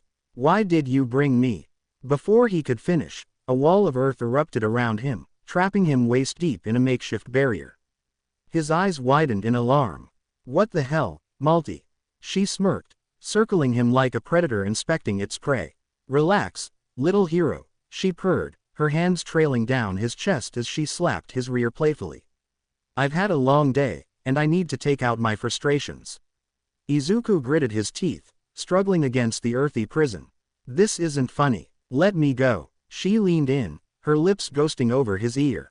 "You stood up for that filthy little demi-human and lost us a valuable pet. You owe me, hero," she whispered, her tone dangerously sweet. In the darkness, Raphtalia watched, her heart pounding in her chest. She couldn't see much, but the words stung, making her feel small and ashamed. Malty kissed Izuku, slow and deep. "Come on, hero, make my fantasies come true." Izuku let out a long sigh. "Oh my god, fine. Just get it over with." Malty grinned triumphantly, running her hands down his torso. "That's more like it," she teased before pouting. "If only I had my little tool, I could really go deeper inside of you." Izuku's face darkened with horror. "No, We are not doing that. That's off limits, she chuckled, her fingers trailing dangerously close to his chin. Oh, come on, little hero. Be adventurous. You don't know what you're missing. He shook his head firmly. If you ever tried that with me, I'd kill myself. Malty grinned devilishly. Don't say never, Izuku. Many boys don't know the pleasures of their own body, but I do. I've broken men before. She sighed dramatically. Sadly, I don't have my favorite little toy, so you're safe, for now. As they returned to camp, both Izuku and Raphtalia carried a heavy weight of shame, though for different reasons. Izuku's legs felt weak, exhaustion settling deep into his bones from the power drain Malty had put him through the night before. Humiliated and drained, he staggered inside the tent, collapsing next to Malty, who wasted no time pulling his head against her soft chest, running her fingers through his hair. Meanwhile, Raphtalia slipped into her own tent, burying herself in her sleeping bag, her mind swirling with conflicting emotions. The next morning, Izuku groggily opened his eyes, the warmth of Malty's body pressed against him. He sighed, running a hand through his messy hair. Why did you get Raphtalia involved last night? He muttered, his voice still laced with irritation. Malty smirked, tracing circles on his chest with her finger. I told you before, your little member is off limits to her, she cooed. But I never said she couldn't watch. Besides, she added with a devilish grin, I just wanted to show her who's in charge around here. Izuku groaned, his muscles still aching. You're impossible, he grumbled. She placed a soft kiss on his cheek, whispering, such an adorable young man you are. Let's take a bath today. You need it. Izuku sighed but nodded, retrieving his shield and activating the bath shield, summoning a steaming hot bath right beside their tent. Steam rose invitingly, and Malty wasted no time stripping down, slipping into the water with a contented sigh. Izuku hesitated for a moment before following, settling in with a groan as the heat soothed his aching muscles. As they scrubbed each other down, Malty leaned closer, her lips brushing against his ear. You made so much noise last night, she teased, her fingers running over his chest. I could feel you shaking under my touch, the way I guided you. You were such a good little hero. Izuku's face flushed crimson, and he scowled. Shut up, Malty, she laughed, tilting her head back, letting the water cascade over her bare shoulders. You're so cute when you're flustered, she giggled, then turned around, shaking her rear in his direction. I can't wait to see what you're going to do to me tonight. You're such a pervert, Izuku muttered, his face burning. She leaned back against him with a sultry smile, whispering, I'm yours, hero, before pressing her lips to his. The kiss lingered, soft at first but deepening as her arms wrapped around his neck. Breaking away with a teasing smile, Malty chuckled. I have to say, you might be the perfect partner. Most men break after just one round, but you, she licked her lips, her eyes twinkling mischievously. You have so much stamina. Izuku groaned, covering his face. God, you're insatiable. It's like an all-you-can-eat buffet, she whispered with a perverse grin, and Mama likes to eat. His face turned redder, and before he could stop himself, he muttered, Papa likes to eat too. Malty gasped in delight, but before she could say anything, Izuku growled, grabbing her neck lightly and pressing a series of hot kisses along her collarbone. She moaned softly, tilting her head back. Suddenly, realization struck him. His eyes widened in horror, and he jerked back, pushing away from her in the tub. I gotta go get changed, he stammered, hopping out of the water, grabbing his clothes in a frantic hurry. Malty sat back in the bath, smirking as she watched him flee. You're not getting away that easily tonight, hero, she called after him, her laughter echoing in the morning air. After getting dressed, Izuku made his way to Raphtalia's tent. He hesitated for a moment before pulling back the flap and stepping inside. The raccoon girl sat curled up in the corner, her face flushed red as she nervously fiddled with the hem of her tunic. She looked up, startled, when she saw him. Mr. Izuku, she stammered, her ears twitching. Izuku sat down beside her, offering a gentle smile. Hey, are you feeling all right? Her face grew even redder, and she lowered her gaze. I'm sorry about last night, she whispered, embarrassment lacing her voice. Izuku sighed, rubbing the back of his neck. It's okay. I just wanted to make sure. Malty didn't force you into anything, did she? His tone was soft but firm, concern etched across his face. Raphtalia quickly shook her head, her tail twitching. And no, she didn't. I wanted to do it, she admitted, her voice barely above a whisper. And it felt great. Izuku's face immediately turned red, and he shifted awkwardly. Why yeah, about that, he cleared his throat. I don't think it's appropriate. I mean, I think it was just a one-time thing. Her ears drooped slightly, and she looked away, her expression falling. Oh, why? She asked quietly. Izuku sighed again, his green eyes softening. Look, it's not that you're not attractive, because you definitely are, he said, trying to reassure her. You're beautiful, Raphtalia. Her ears perked up slightly at the compliment. But the problem is, you're my slave. I don't want to take advantage of you. You're in a tough situation, and it wouldn't feel right for me to, use you like that. Raphtalia's face turned crimson, and she mumbled, I was the one doing the using last night. She immediately slapped her hands over her mouth, realizing what she just said. Izuku chuckled softly, placing a comforting hand on her head, gently pulling her into his chest. It's okay, he murmured. I get it. Things got a little heated, and emotions were running wild. He stroked her hair gently, feeling her relax against him. Besides, we've only known each other for a short while. It wouldn't be healthy to rush into something like that without really getting to know each other first. She nodded slowly, her eyes peeking up at him with gratitude. I understand, thank you, Mr. Izuku. He gave her a reassuring smile. And you don't have to apologize for anything, all right? She smiled softly. All right. Standing up, Izuku stretched. I'm gonna start on breakfast, he said. Come out when you're ready. Raphtalia watched him leave, her heart feeling lighter despite the lingering embarrassment. Outside, Izuku got to work preparing breakfast. He cracked some eggs into a pan, searing pieces of meat alongside it, and grilled some fish over the fire. The morning air was filled with the mouth-watering aroma of cooking food. Malty soon joined him, stretching lazily and yawning. Something smells good, Hiro. She sat down with a grin, watching him work. Raphtalia followed shortly after, sitting quietly beside the fire, still a little flustered from their earlier conversation. Once the food was done, Izuku handed out portions. The two girls eagerly dug in, Malty humming in delight. Damn, you've got some skills in the kitchen, she said between bites. Raphtalia nodded, chewing happily. It's delicious, Mr. Izuku. Izuku took a bite and shrugged. It's all right. A little bland, though. Malty rolled her eyes. You're impossible to please, she teased, stealing another piece of fish from his plate. As they ate, Izuku looked around at his small party. It wasn't perfect, and things were complicated, really complicated, but for now, it was enough. After finishing breakfast, the group set out for another round of monster hunting. They easily took down a few stray rabbits and a pack of wolves prowling the outskirts of the forest. As they walked through the dense greenery, Malty casually turned to Izuku with a curious look. Hey, Hiro, why don't you just, enslave the wolves or some of those rabbits? She asked, twirling a strand of her red hair between her fingers.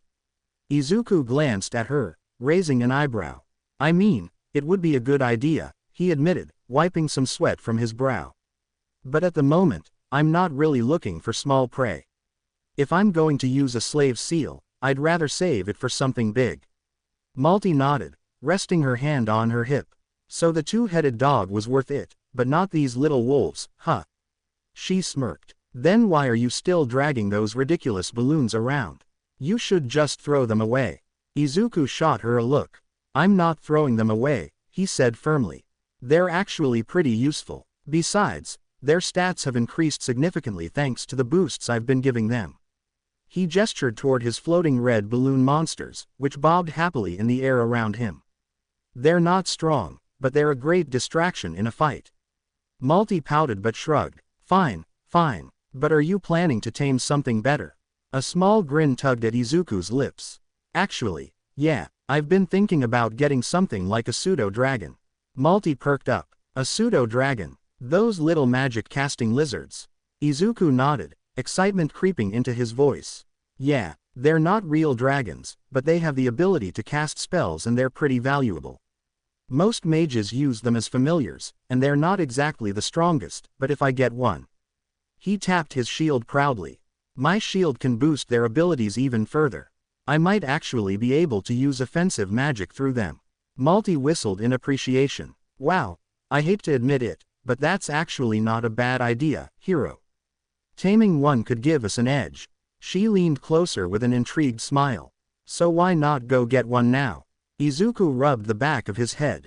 I do have a map that shows where they're located, but I'd rather level up more before we head to that area. It's going to be dangerous if we're not strong enough.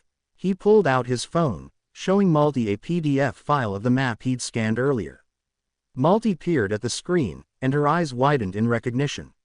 Oh, I know that place, she mused. It's not that far from here, but yeah, it's crawling with nastier monsters. If we go now, we'll have to be extra careful. Before Izuku could respond, Raftalia, who had been quietly listening, stepped forward with determination in her eyes. I'll be strong this time, she said, clenching her fists. I won't let fear stop me again. We should go. Izuku blinked at her enthusiasm and then smiled softly. All right, he said, nodding. But let's take it slow and stay cautious. We need to be careful. Malty rolled her eyes with a smirk. You're such a worrywart, hero. But fine, let's go dragon hunting. As they set off in the direction of the pseudo-dragon habitat, Malty nudged Izuku teasingly. Hope you're ready, hero. If this little lizard breathes fire, I might have to jump into your arms for protection. Izuku groaned. Oh, give me a break, Malty. Raftalia giggled softly behind them. It took them a few hours of trekking through dense foliage, but they finally arrived in the deeper part of the forest. The atmosphere was different here, thicker, darker, and filled with an eerie silence broken only by the distant howls of dire wolves and the sharp rustling of horned rabbits darting through the undergrowth. Giant lizards slithered along the rocks, their scales blending into the terrain, making them nearly invisible until they struck. Izuku adjusted his grip on his shield, scanning the dense forest with a determined expression. Pseudo-dragons are tricky, he explained, wiping some sweat from his brow. They prefer cold, damp areas to nest. We're looking for places where moisture collects, maybe near caves or shaded areas under dense trees. Malty groaned, swatting away a mosquito. So basically, we're running around looking for tiny little lizards the size of a hand. Sounds great, hero. Raftalia, on the other hand, seemed more focused, scanning the forest floor intently. They may be small, but they're valuable. If Mr. Izuku thinks this is worth it, then I'll do my best to help. Izuku smiled at her enthusiasm and pulled out one of the incubation cages he had purchased earlier from the slave trader. The small metallic contraption, equipped with a glass dome, was designed to keep eggs warm and protected until they hatched. I've got 3 of these, he said, holding it up. If we find an egg, we can secure it immediately. Malty raised an eyebrow. So we're looking for something that's scaled, right? How do you plan to tell the difference between their eggs and, say, a random rock? Izuku smirked, tapping his shield. Simple. If I absorb it and it unlocks a new shield, it's the real deal. Malty rolled her eyes. Of course, you have a trick for everything. They scoured the area for hours, carefully picking their way through the rough terrain. They managed to catch glimpses of a few pseudo-dragons flitting between the trees, their shimmering wings carrying them out of reach before they could react. Izuku clenched his fist in frustration. Damn, they're too fast. I could try snaring one with my magic, Malty suggested, twirling her fingers, sparks of fire dancing between them. Izuku shook his head. We don't want to harm them. Let's focus on finding an egg instead. It's safer and more reliable. But finding an egg wasn't easy. The deeper they ventured, the more aggressive the monsters became. Dire wolves snapped at their heels, forcing Izuku to block repeated lunges while Raftalia darted in with precise strikes. Malty provided cover, hurling fireballs to keep the wolves at bay. After clearing out another pack of wolves, Raftalia huffed, wiping sweat from her brow. This is exhausting. How do we know we're even close? Izuku crouched down, examining the ground. He noticed patches of scorched earth near the base of a large tree, where the moss was strangely charred. Pseudo-dragons breathe tiny bursts of flame when they nest, he explained. This might be it. Malty peered over his shoulder. Great. Let's dig then, shall we?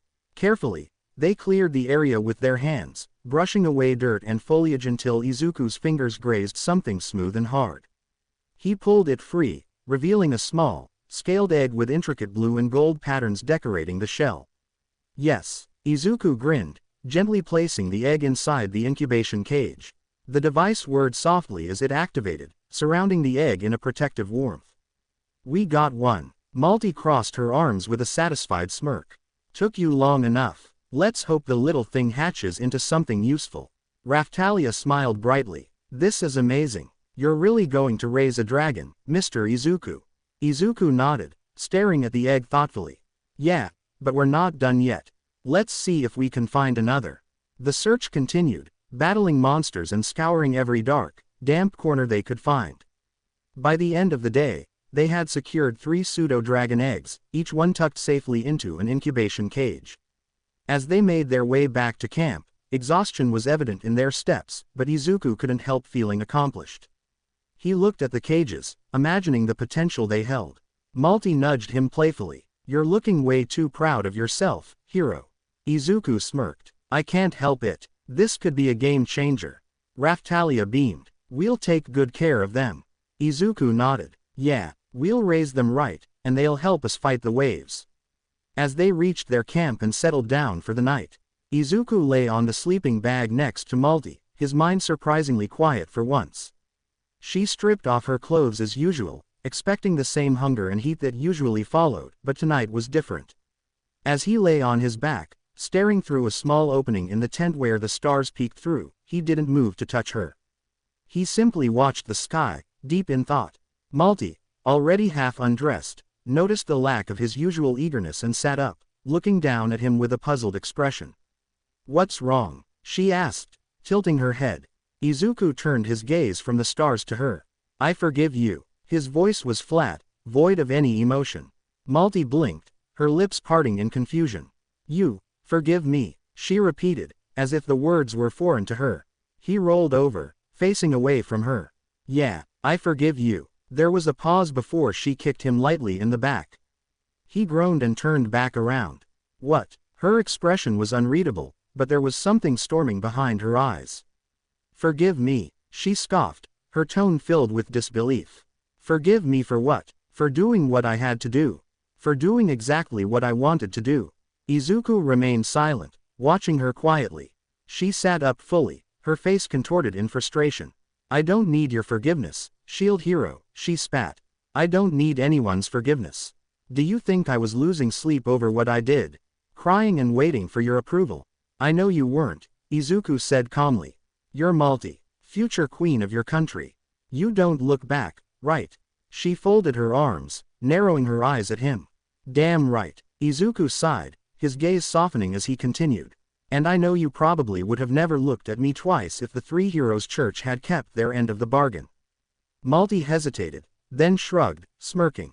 Yeah, probably. I mean, I was going to betray you, she admitted without hesitation. If things had gone my way, you'd be rotting in a dungeon right now. Izuku chuckled dryly. Exactly. Her expression twisted in confusion again. Then why the hell are you forgiving me? He let out a deep breath, his fingers tracing the fabric of his sleeping bag. Because you've been trying to be supportive. His voice was softer now, contemplative. And back in that tub, when I flirted with you. I don't know why I did that. I feel anger toward you, Malty. A lot of anger. Even now, I hate what you did to me. She tilted her head, listening. But in that moment, I was happy, Izuku admitted, his eyes distant. I let everything go and just played along. And that scares me. He sighed again. You're still a conniving, psychotic bitch, but you're also my best chance at getting out of this world alive. You're my way to see my mom again. Without you, I'd probably still be scrapping for food or fighting balloons for copper coins day in and day out. Malty stared at him, her usual teasing smirk nowhere to be seen. She opened her mouth but closed it again, something uncharacteristically uncertain in her demeanor. Izuku turned to look at her, offering a small, honest smile. You might have stabbed me in the back, but you also saved my life. Sure, it was for selfish reasons, but you still did it. She blinked, processing his words. For once, Malty found herself at a loss. Teasing, manipulation, and seduction were her tools. She used her body and wit to control and bend people to her will. But this was something else. So, what? She finally said, forcing a smirk. You must have fallen for my body, then. The shield hero losing his battle with lust. She laughed, but it lacked her usual confidence. Izuku chuckled. Say what you want. I just wanted to say it. He paused before adding, and I trust you. And if you ever need anything, I've got your back. Malty lay down beside him, facing away, pressing her back against his. The warmth of his body felt strangely comforting, though she'd never admit it. She stared at the tent fabric, deep in thought. For a long time, there was silence between them, the weight of unspoken words heavy in the air. Idiot, she muttered eventually, her voice lacking venom. Izuku smirked, closing his eyes. I know. They drifted off to sleep, backs touching, a fragile truce settling between them. Malty awoke to find herself back in her old room, a wave of nostalgia washing over her as she blinked in the dim moonlight spilling through the large window. She smiled, stretching lazily, and looked around. The soft scent of lavender still lingered in the air, and the plush silk sheets beneath her fingers felt as luxurious as ever.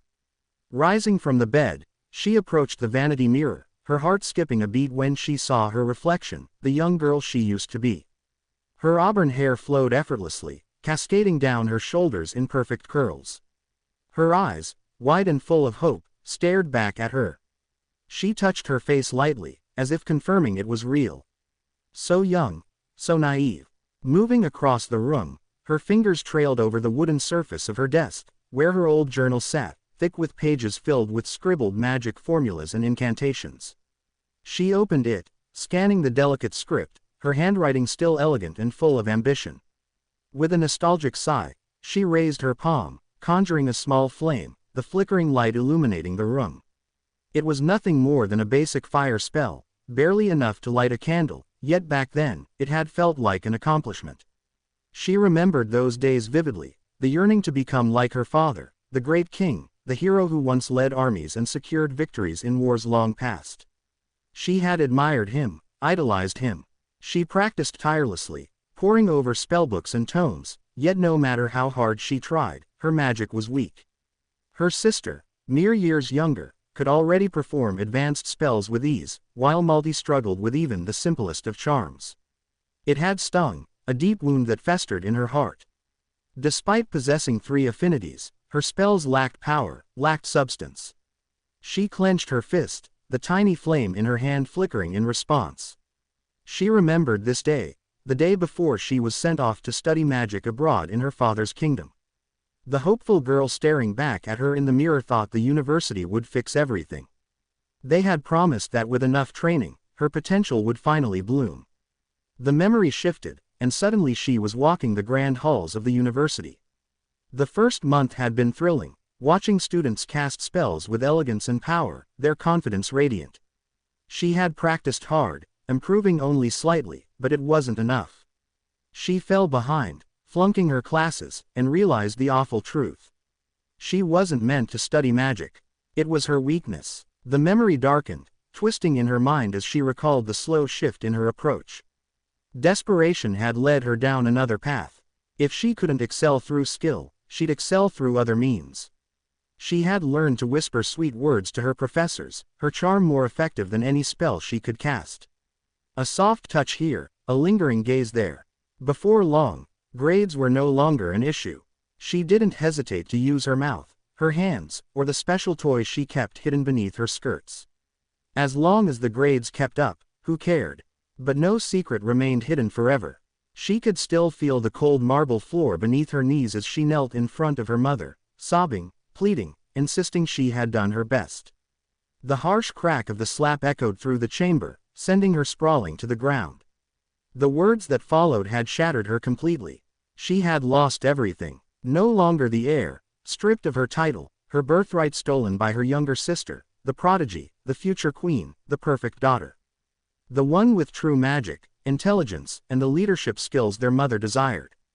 Malty stared down at her reflection in the journal, the little flame in her hand flickering and sputtering out. She gritted her teeth, hatred and resentment bubbling beneath the surface. She had always tried her best. Always. But trying was never enough. Malty cried harder that night than she ever had before. Her sobs echoed through the grand halls of the palace, rattling through the heavy doors of her chamber. She curled into herself, fists gripping the silky sheets, tears soaking the pillow beneath her. She had done her best, tried with everything she had, and yet it still wasn't enough. It was never enough. Through the haze of her despair, the door creaked open. Heavy footsteps approached, and before she could lift her head, a warm presence enveloped her. Her father, the king, sat beside her, his regal stature softened by the look of sorrow in his eyes. She pounded her fists against his chest, her voice hoarse from screaming. "I did my best, father. I did, but it wasn't enough." He hushed her, stroking her hair with a tender touch she had rarely felt from him. "My darling Malty," he whispered, his voice a soothing balm to her breaking heart, "your best is all that matters to me." That day, he spoiled her like never before. Jewels, gowns, servants at her beck and call, everything she desired, everything she wished for, handed to her on a silver platter. But no matter how much she received, no matter how much he tried to fill the void gnawing inside her, it wasn't enough. She wanted her birthright. She wanted what was rightfully hers. And so, she changed. She became cruel, cold, and calculating. She convinced herself that kindness and fairness had no place in the pursuit of power. If she couldn't rise on her merits, she would rise by any means necessary. Lies, manipulation, seduction, nothing was off limits. As the years passed, she molded herself into the ruthless woman she was today, her heart hardened by failure and disappointment. Every smile she wore was a mask, every kind word she spoke was laced with venom. She became wicked, yes, but it was because she had to. She had to survive, to take what was owed to her, to claw her way to the top by any means necessary. Even now, even in this strange world, that mindset hadn't changed. It couldn't change. Malty's eyes fluttered open, her breath catching in her throat. She was no longer in her childhood room, no longer in the palace halls. Instead, she was in their tent, the soft glow of dawn creeping in through the fabric. Something pressed gently against her forehead. Her heart raced as she slowly turned her gaze upward. A hand, warm, soft, and unexpectedly gentle, rested against her head. Izuku. His green eyes were filled with concern, his thumb brushing away the remnants of the tears she hadn't even realized she'd shed in her sleep. His face, usually wary and guarded, held something softer now. "You were crying," he murmured, his voice low and uncertain. "Are you okay?" For a moment, she stared at him, stunned into silence. "What the hell are you doing, shield hero?" she thought, irritation prickling at her skin. But instead of shoving him away, she found herself relaxing beneath his touch, just for a second, just long enough to let herself breathe. Then, her mask slipped back into place, and she smirked, brushing his hand off playfully. "Ah, hero, falling for me again. I knew you'd get addicted eventually." Izuku rolled his eyes, pulling back. "Forget it," he muttered, shaking his head. "Just get ready. We've got work to do." Malty watched him go, her smirk lingering, but deep down, the tears she cried in her dreams still clung to her soul. A week had passed, and Izuku, Malty, and Raphtalia had been steadily growing stronger, taking down higher-level monsters with increasing efficiency. They had roughly 2 weeks left before the next wave, and their party had reached level 20. That night, as Izuku and Malty rested in their tent, Malty abruptly kicked him in the side, jolting him awake. "What the hell, Malty?" Izuku growled, rubbing his ribs. She smirked, unbothered by his frustration, before pointing at the small nest of incubation cages near their gear. "You might wanna wake up, dumbass." Izuku's irritation faded instantly as his eyes darted to the cages. The eggs, all 3 of them, were shaking, tiny cracks forming across their hardened shells. A sharp crack filled the tent as the first one split open, a small, fiery red creature crawling free. "A fire pseudo-dragon," Izuku muttered, watching the small beast shake itself off. Malty's eyes lit up with excitement as she reached for the newly hatched dragon, scooping it up with surprising gentleness. "Ooh, I love fire. Look at this little thing. It's adorable." She cradled the hatchling, which chirped and licked her fingers. Before Izuku could respond, another egg shattered. This one revealed a dark blue pseudo-dragon that sparked with tiny bursts of electricity as it let out a shrill cry. A lightning pseudo-dragon, he noted, already reaching for the last egg.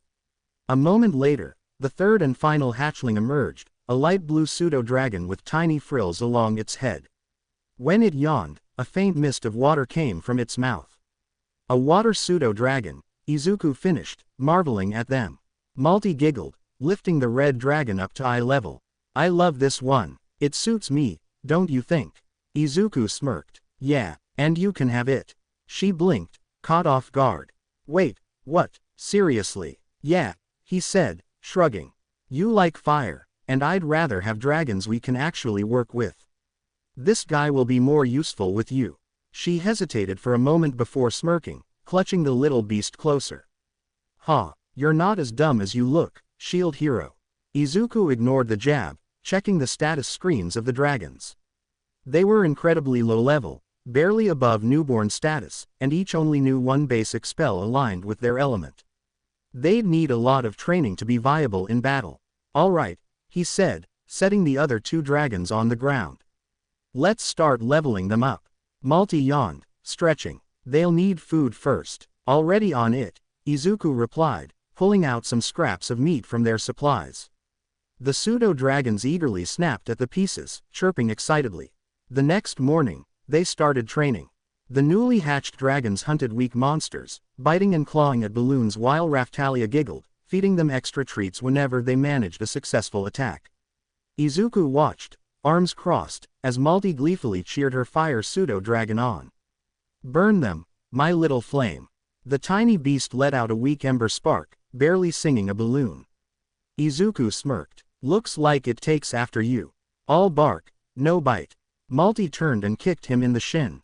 The training continued well into the afternoon, with the dragons gradually becoming more adept at fighting. Their once feeble attacks were now landing with precision, their small bodies darting between balloons and lower-level monsters.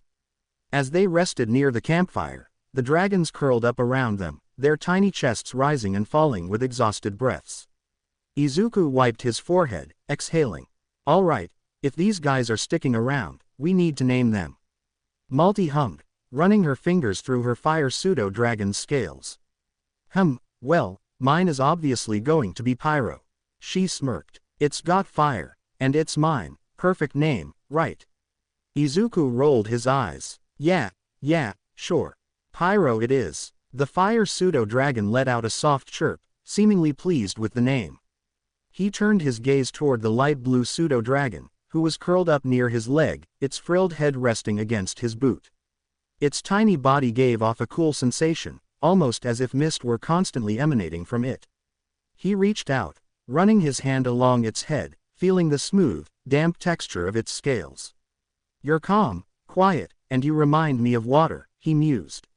So, Aqua. The little dragon lifted its head, blinking its large, curious eyes before letting out a soft trill, rubbing against his palm. Malty scoffed. Aqua. Wow. Real creative, hero. Izuku shot her a deadpan look. Says the woman who named hers Pyro. She stuck her tongue out at him in response. Finally, he turned his attention to the dark blue pseudo-dragon, who was still twitching slightly in its sleep, tiny sparks crackling along its scales.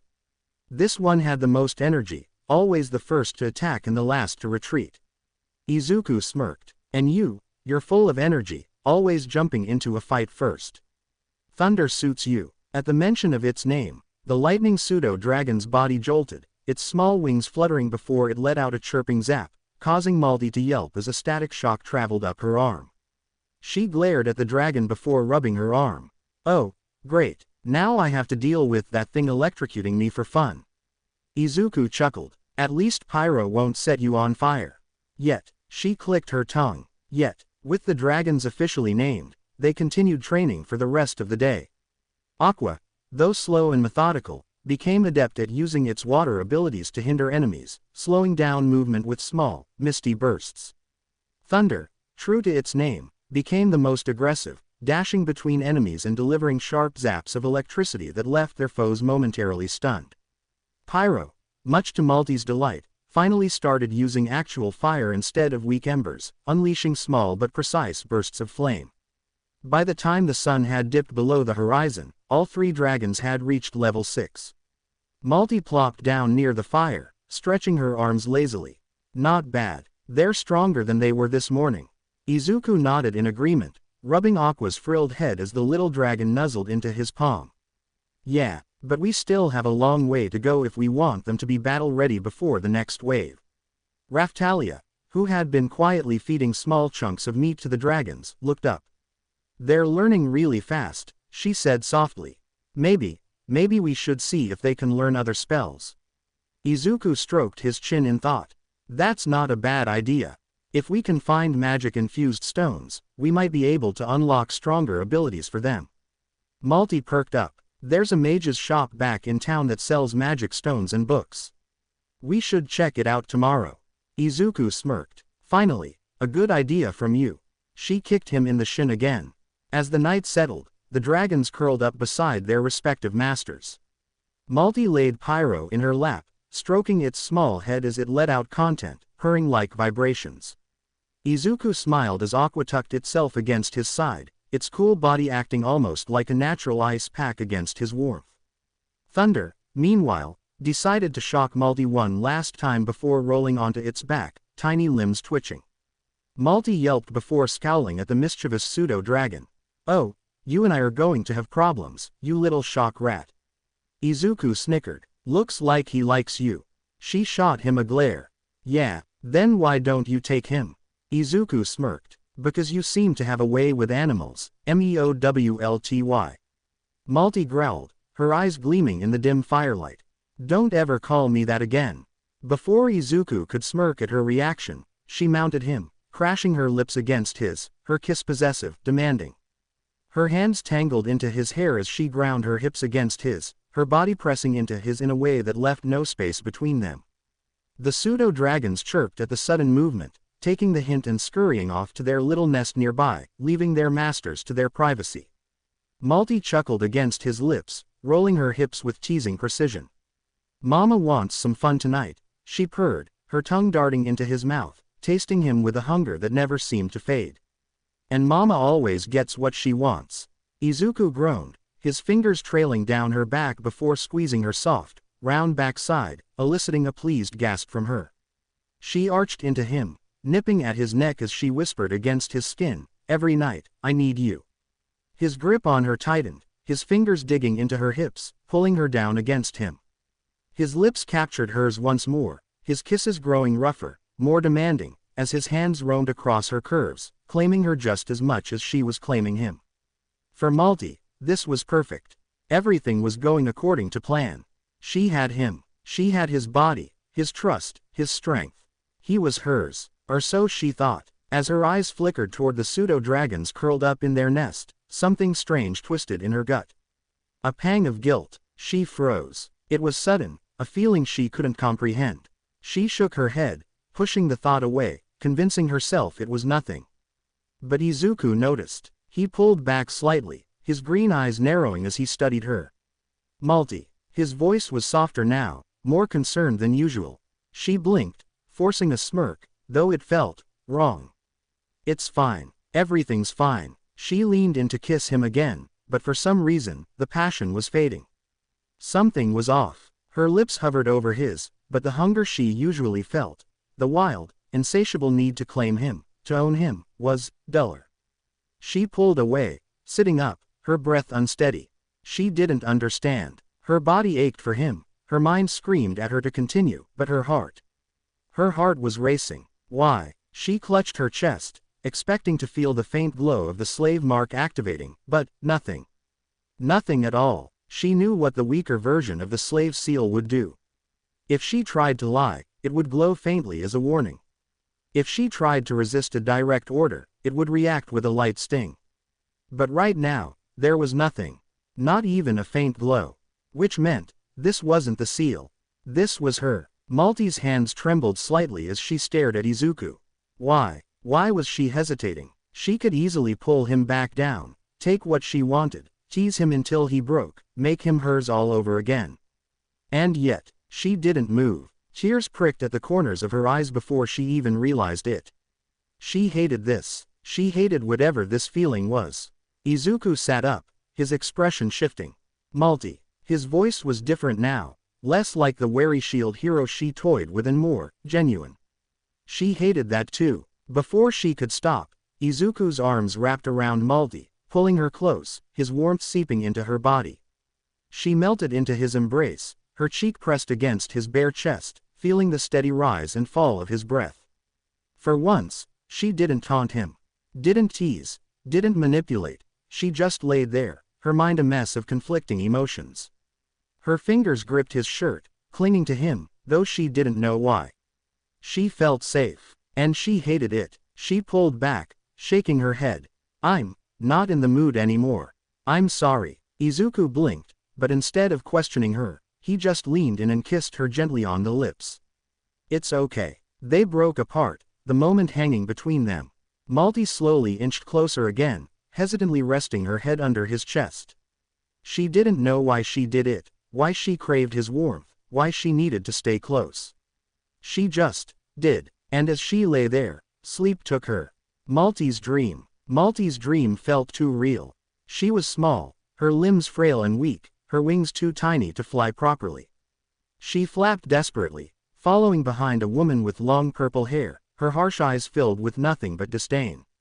Every time she tried to produce fire, it came out as pathetic, tiny embers, nothing more than weak sparks in the air. Again, the woman commanded, her voice sharp and unforgiving.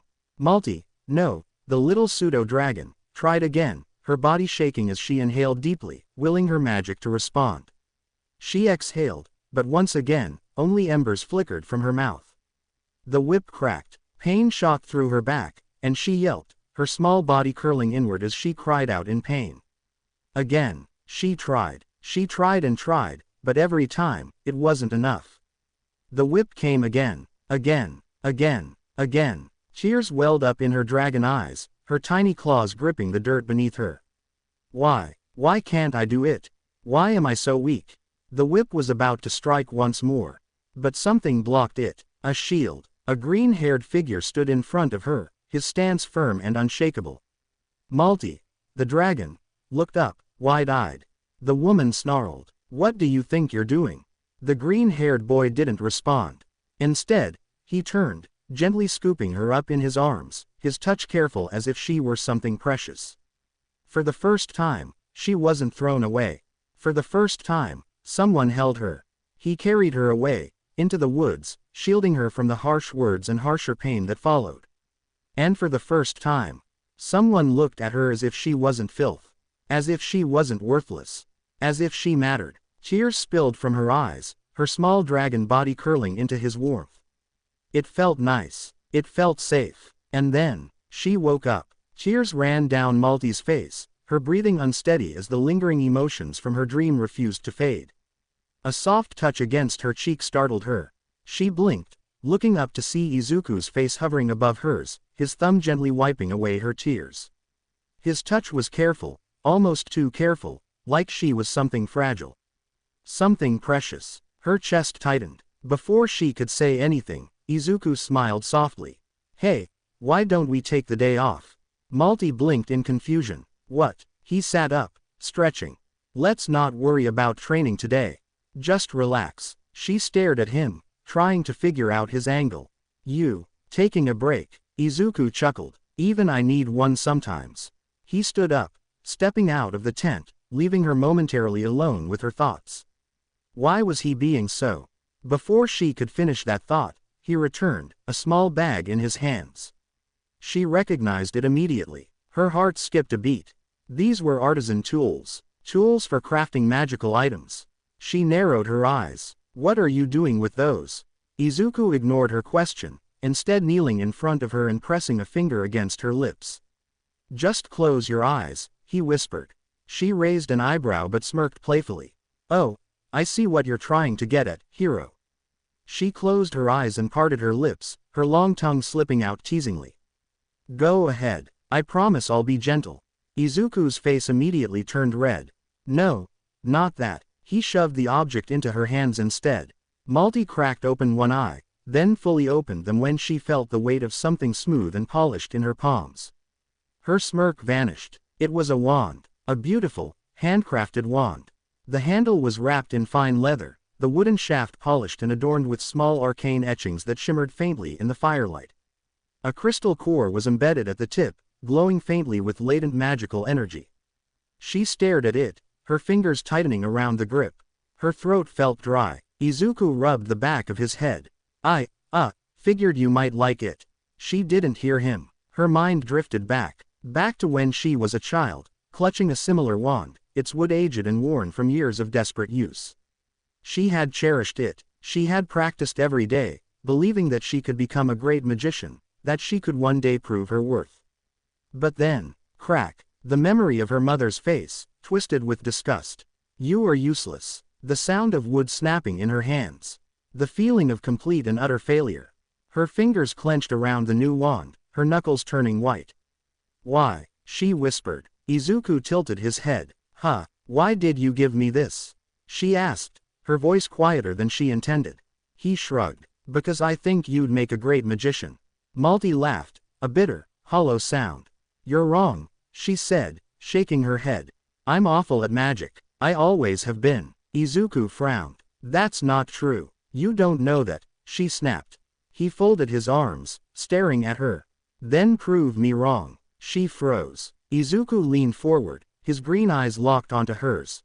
You've never had someone actually believe in you, have you? Her heart skipped a beat. Maybe you sucked at magic before, he continued. Maybe you were forced to learn under someone who just wanted to tear you down instead of build you up. She said nothing. But that doesn't mean you're weak, Izuku said firmly. That doesn't mean you can't be better. Malty swallowed hard, her grip on the wand tightening. She wanted to laugh at him. To mock him, to call him a fool, to sneer and say that he was wasting his time. But the words wouldn't come out. Instead, all she could do was stare at the wand in her hands. This time, she wouldn't let it be taken from her. Malty stood up abruptly, gripping the wand so tightly that her knuckles turned white. She stormed out of the tent, her breath coming in shallow bursts as she tried to process what was happening in her head, in her heart. Izuku's words echoed through her mind. Prove me wrong. Her chest burned, but not with rage. With something else. Something she didn't want to name. Without a word, she lifted her wand, pointing it at a nearby tree. A familiar warmth surged in her fingertips, a sensation she hated and longed for at the same time. Fireball. A small pulse of fire erupted from the wand, streaking through the night air before colliding with the trunk. Crack. The tree splintered, bark blackening from the impact, but the spell didn't go any further. It wasn't strong enough. It was pathetic. Malty stared at her trembling hand, her grip on the wand loosening. I'm not good at magic, she muttered, her voice hollow. That was such a pathetic spell. Her heart twisted, a cold, familiar voice whispering at the back of her mind. Useless. Disgrace. Failure. Then, warmth. Izuku's hand wrapped around hers, steadying her fingers, his grip firm but gentle. She flinched, not from discomfort, but because his touch wasn't disgusted. It was encouraging. His breath brushed against her ear as he whispered, "Try again." She turned slightly, her eyes locking onto his. That damn smile of his, so genuine, so unshakable, was still there. For a moment, she hesitated. Then, slowly, she smirked. "Fine," she whispered back. "I'll try again." This time, she focused. She ignored the doubt, the old voices, and the fear of failing again. She lifted the wand, her pulse steady as she whispered, "Fireball." Boom. The spell struck with twice the force, flames roaring as they engulfed a chunk of the tree, leaving a blackened scar on the wood. Malty's eyes widened. Izuku chuckled, his grip still on hers. Better. She felt something stir inside her, something she hadn't felt in a long time. It wasn't a victory. It wasn't manipulation. It wasn't power over someone else. It was satisfaction. She turned, grinning, but then her expression faltered as she realized. Her heart was racing. It wasn't from casting the spell. It was from him. Izuku let go of her hand, stepping back. "See, you can do this, my future queen." Malty's breath hitched. She should have laughed. She should have called him an idiot. She should have rolled her eyes and teased him mercilessly. But she didn't. Because, for the first time in her life, someone actually meant it. Malty turned the wand in her hands, examining its craftsmanship. Not bad, she admitted, twirling it between her fingers before grinning slyly. But, when did you even have time to make this? Izuku shrugged, rubbing the back of his head. I got the tools a while ago and have been practicing every night, pushing myself further. Learning from the books I scanned. Malty's eyes widened slightly before she smirked. Oh, so while I've been sleeping, you've been toiling away in the night like a little craftsman. Something like that, Izuku said, crossing his arms. Her lips curled before she suddenly lunged forward, grabbing his face and pressing a hot kiss against his lips. Izuku's eyes widened, his breath hitching as she took her time, teasing him with her tongue, letting the kiss linger just long enough to make his mind foggy. Then, she broke away, a mischievous glint in her eyes. You're still a cheapskate, though, she teased, laughing as she flicked his forehead. Izuku grumbled, rubbing his head. Are you seriously complaining about a free wand? She chuckled, spinning the wand in her hands before tucking it into her belt. You know what, she mused. I actually feel good. Izuku raised an eyebrow. She sighed dramatically, placing a hand on her chest. You wouldn't understand, but for the first time in forever, I feel like I actually. She paused, searching for the right word. Matter. Izuku stared at her, surprised by her honesty. She caught his gaze, then rolled her eyes. Ugh, don't look at me like that. I don't need your pity. A smile curled on her lips as she nudged him. But if you have anything else to give me, I might start expecting gifts from my darling craftsman. Izuku snorted before reaching into his bag, pulling out another object. Malty's eyes narrowed as she studied it. A handle, she muttered, picking it up. It was a smooth, metallic hilt, but there was no blade. It's a magic sword, Izuku explained. It's just a hilt for now.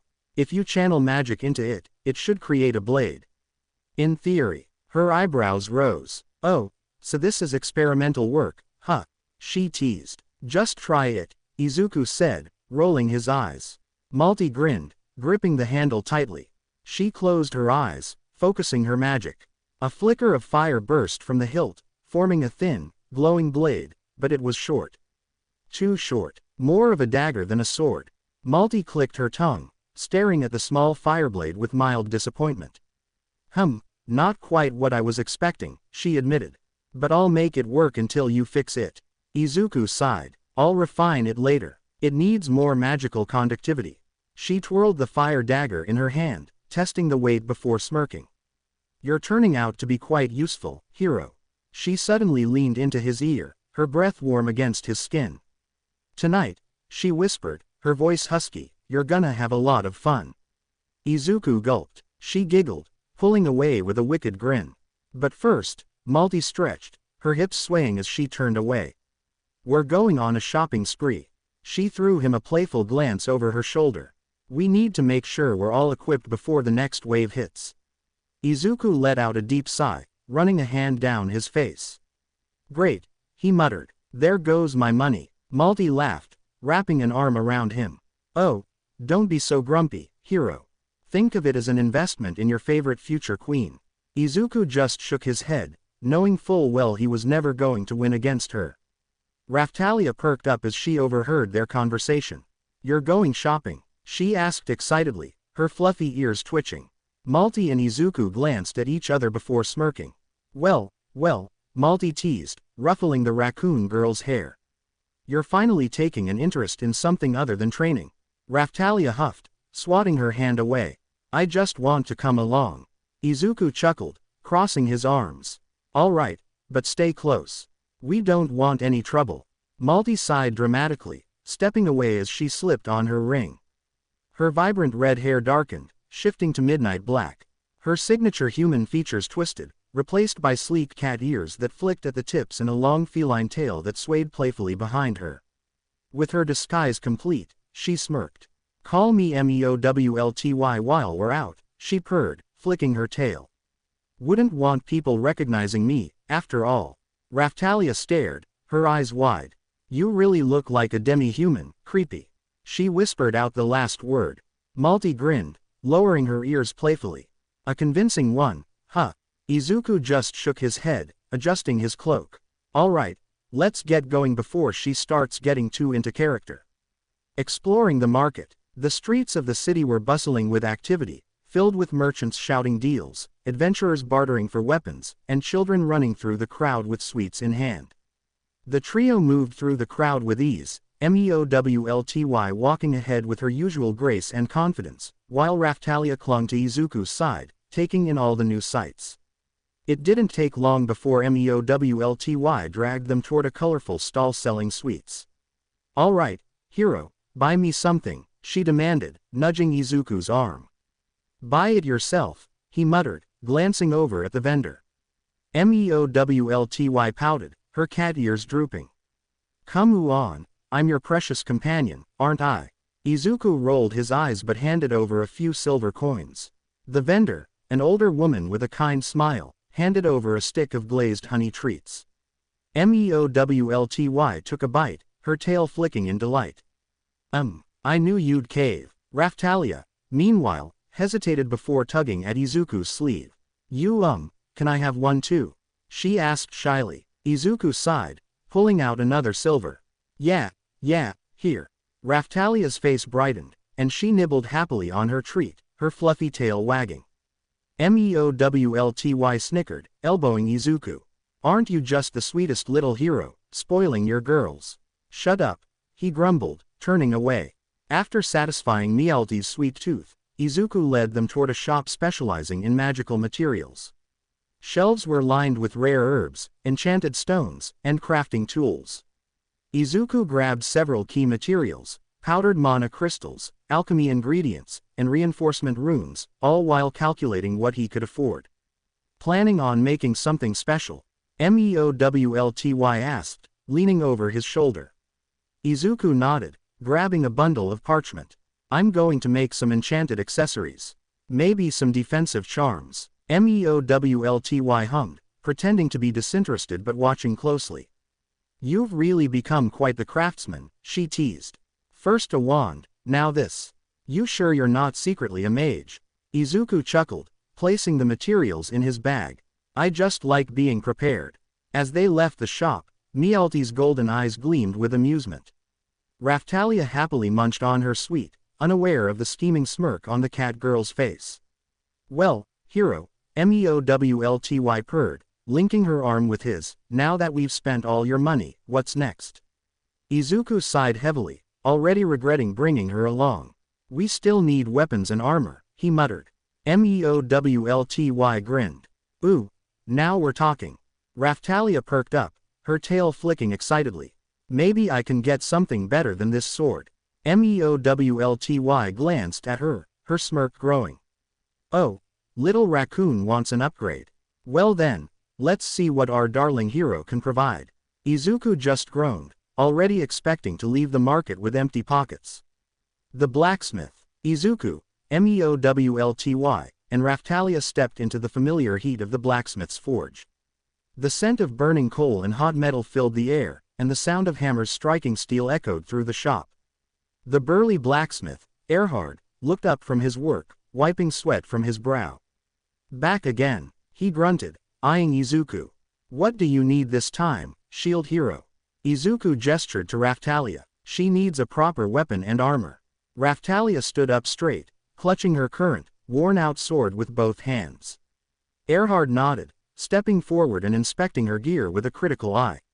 Yeah, that's about as useful as a butter knife now, he muttered. He then turned to his selection of weapons, running his hand over several high-quality blades before stopping at a sleek katana. This one's made of folded steel, light but durable, he explained, pulling it from the rack and handing it to Raphtalia. The raccoon girl hesitantly gripped the hilt, giving it a few test swings. Her eyes lit up. It's perfect, she breathed, feeling the balance and sharpness of the blade. Erhard smirked. Figured you'd like that one. As for armor, he turned to a set of leather-reinforced plating, strong enough to absorb a hit, yet flexible enough for agile movements. This should do, he said, helping her try it on.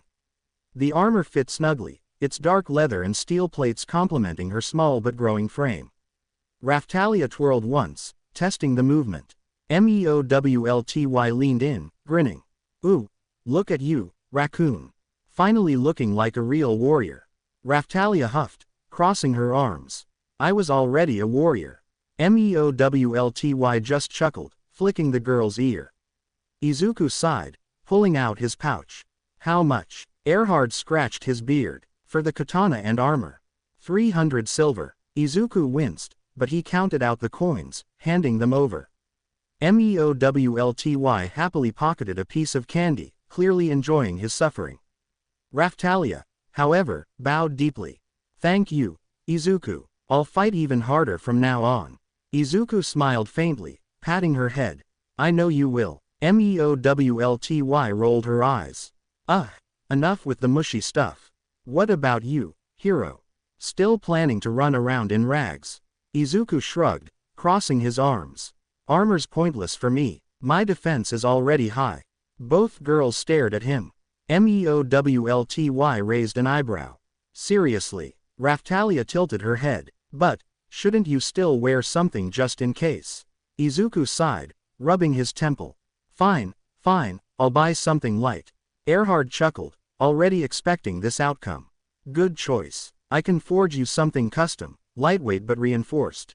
Won't weigh you down but will add some protection.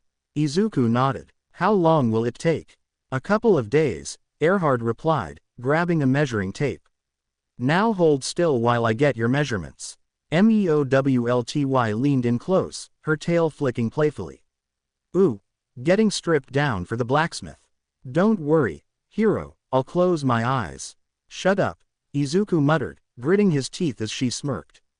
Erhard smirked as well, jotting down his numbers. All right, a 150 silver deposit now, the rest when it's done.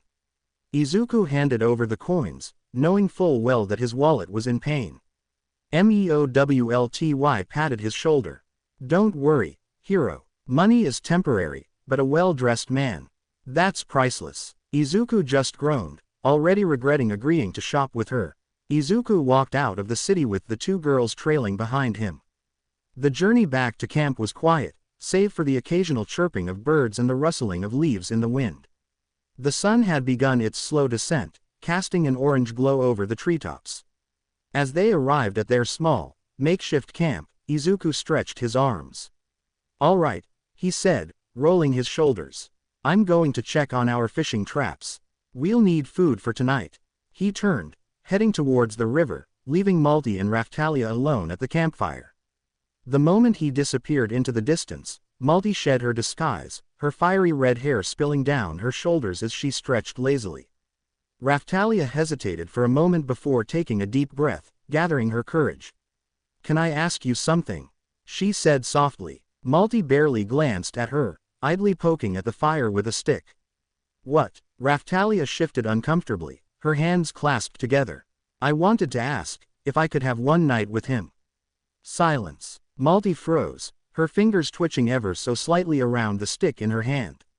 Slowly, she turned her head, her emerald green eyes flashing dangerously. Excuse me, Raphtalia gulped, her voice barely above a whisper. I think I've fallen in love with him. Malty stared at her. For a moment, her expression was unreadable.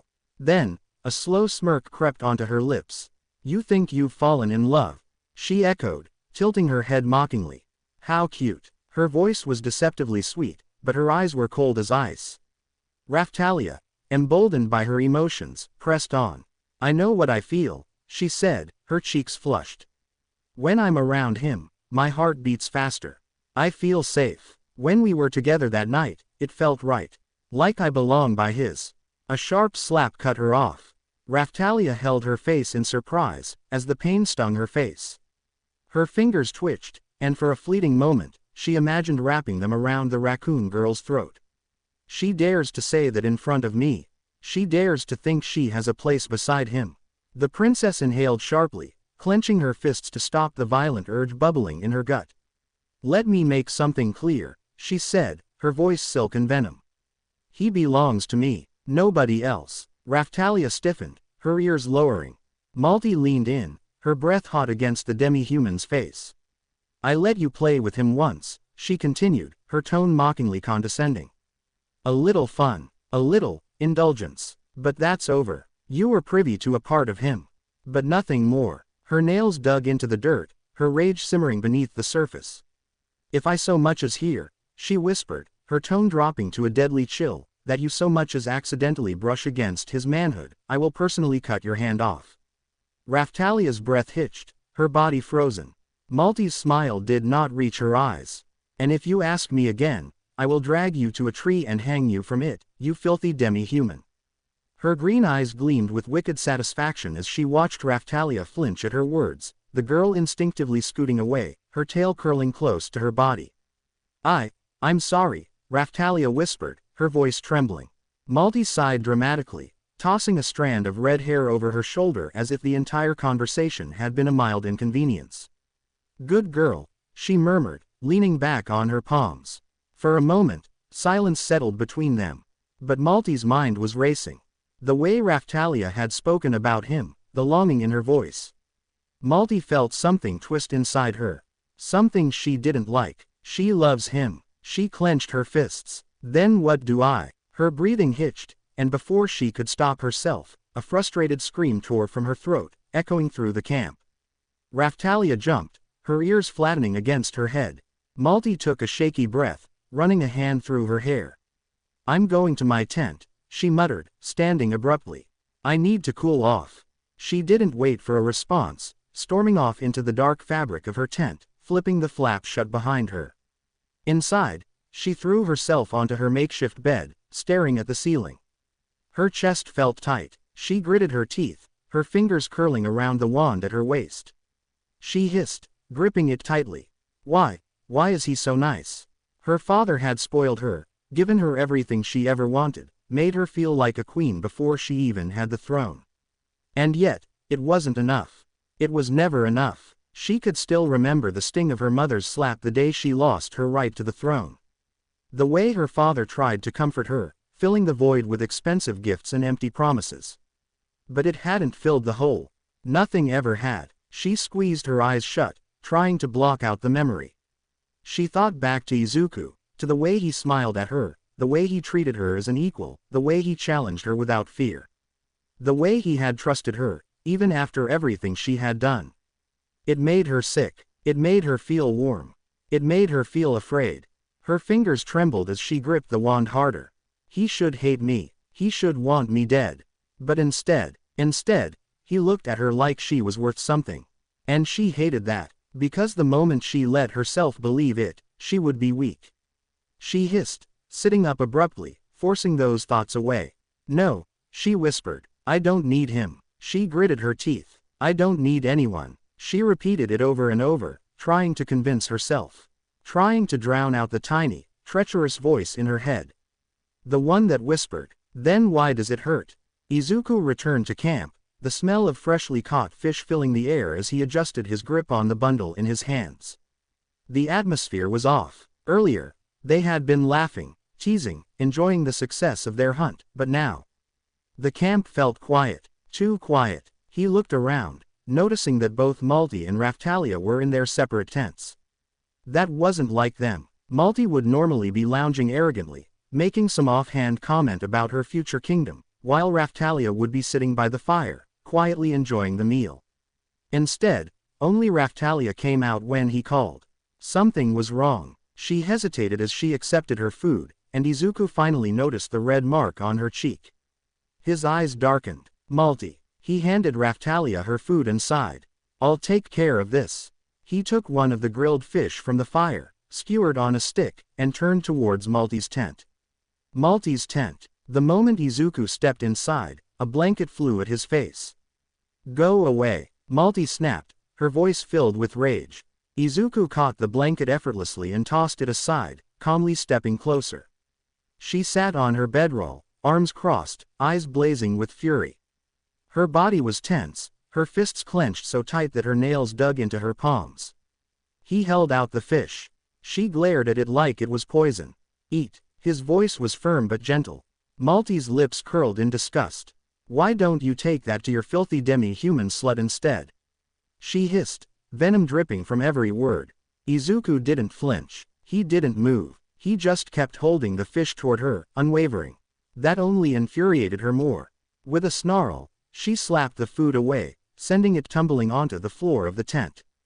"Just leave me alone," she screamed. "Get out." And then, she snapped. In a blur, Malty grabbed his collar, pushing him onto his back, straddling him with a furious scowl. Her hands trembled as they curled around his neck, pressing down with all her strength. "Say something," she demanded, her voice raw, filled with confusion and anger. Izuku just stared at her. His calm, steady gaze did something to her, something she couldn't explain. Tears welled up in her eyes. She dug her nails into his skin, clawing at him, hitting him, slapping his chest, but his defense was too high. Her attacks did nothing, and yet, she still kept going. Why am I feeling this way?" she screamed. Her body shook as she clutched his tunic, her knuckles turning white. "I'm not supposed to care about you," she cried. "I'm not supposed to care about anyone." Her vision blurred as more tears spilled down her cheeks. "You were supposed to be my puppet," she choked out, her voice breaking. Her breathing was ragged, her entire body trembling. "Why do I feel like this?" she whispered. Then, strong arms wrapped around her. Malty froze. Izuku pulled her close, pressing her against his chest, holding her gently. He didn't fight back. He didn't push her away. He just held her. Her entire world stopped. "You're just like me," Izuku murmured. Malty's body stiffened. "When I was little," he continued, his voice quiet and steady, "I saw a hero on a video, saving so many people. And it was after I had already been told I didn't have a quirk. That I was different." She sniffled, her breath hitching. "I needed someone there," he said. "I needed my mom to tell me it was okay. That I could still be a hero." He let out a shaky sigh. "But instead, I grew up in a world where nobody believed in me. I failed again, and again, and again." His grip around her tightened slightly. "And then, I met my personal hero," he said, his voice hollow. "And he tore down my dreams in an instant." Malty clenched her teeth, her fingers gripping his tunic tighter. She didn't know why, but she understood. She felt the same. "Nobody believed in me," Izuku continued. "Nobody thought I could be anything." His eyes softened as he looked at her. "I take it, you know what that feels like." Her breath caught in her throat. Her hands trembled. He understood. He knew what it was like to be tossed aside. To be called useless. To be nothing. She pulled back slightly, glaring at him. "Why?" she demanded. "Why tell me all this?" Izuku smiled sadly. "Because I wish," he murmured, "back then, someone had my back." His thumb brushed against her cheek, wiping away a tear. "Someone who cared," he whispered. "Someone who encouraged me." Malty's chest tightened painfully. Her body felt weak. She tried to push him away, but her strength was gone. Her anger was gone. All that was left was the realization that she had never felt this way before. Her entire life had been about climbing, scheming, manipulating. But here he was, not judging her, not calling her evil, not condemning her. He just held her. And for the first time in her life, she didn't feel alone. "Tell me why," she whispered, her voice shaking. Izuku smiled at her. "Because," he sighed, "I've grown attached." Malty felt her heart stop. Her eyes widened, her mouth slightly parting in shock. Attached. He wasn't saying he loved her. But he cared, and that terrified her. Tears ran down her cheeks again, but she didn't know why. She hated it. She hated feeling vulnerable. She wanted to laugh, to mock him, to call him a fool. But all she could do was bury her face into his chest and cry. Izuku held her gently, his arms steady, as if afraid she would break if he squeezed too tight. Malty's breath hitched, her face turning red. She hated this. She hated feeling this vulnerable, this exposed. But she didn't hate his warmth. For the first time in her life, she wasn't faking an emotion. She wasn't acting. She lifted her head slowly, meeting his eyes. His gaze was calm, patient, full of something she couldn't place, something that made her chest tighten painfully. "You should sleep now," he said softly. She hesitated, then nodded. "Yes, but," her stomach suddenly growled loudly, breaking the tension. Her face turned even redder. Izuku blinked before chuckling. She slapped his arm, flustered. Shut up. His laughter only grew. Okay. Okay. He raised his hands in surrender. I'll go grab some more fish. He turned, crawling out of the tent, but just as he reached the entrance. Izuku, she whispered. He froze. Slowly, he looked back at her. Her green eyes softened as she stared at him. I don't care what people say, she murmured. You're a hero. In this world, and in your old one. His breath caught in his throat. I just wish people could see that. Izuku's heart pounded. Her words hit him deeper than he expected. He stumbled over his words, his face turning scarlet. Malty giggled, finally wiping away the last of her tears. She smirked. Look at you. The big bad shield hero is speechless. He grumbled, scratching his cheek.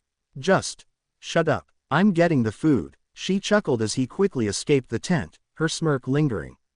Idiot. But her chest felt lighter. When Izuku returned, he carried a freshly grilled fish on a stick.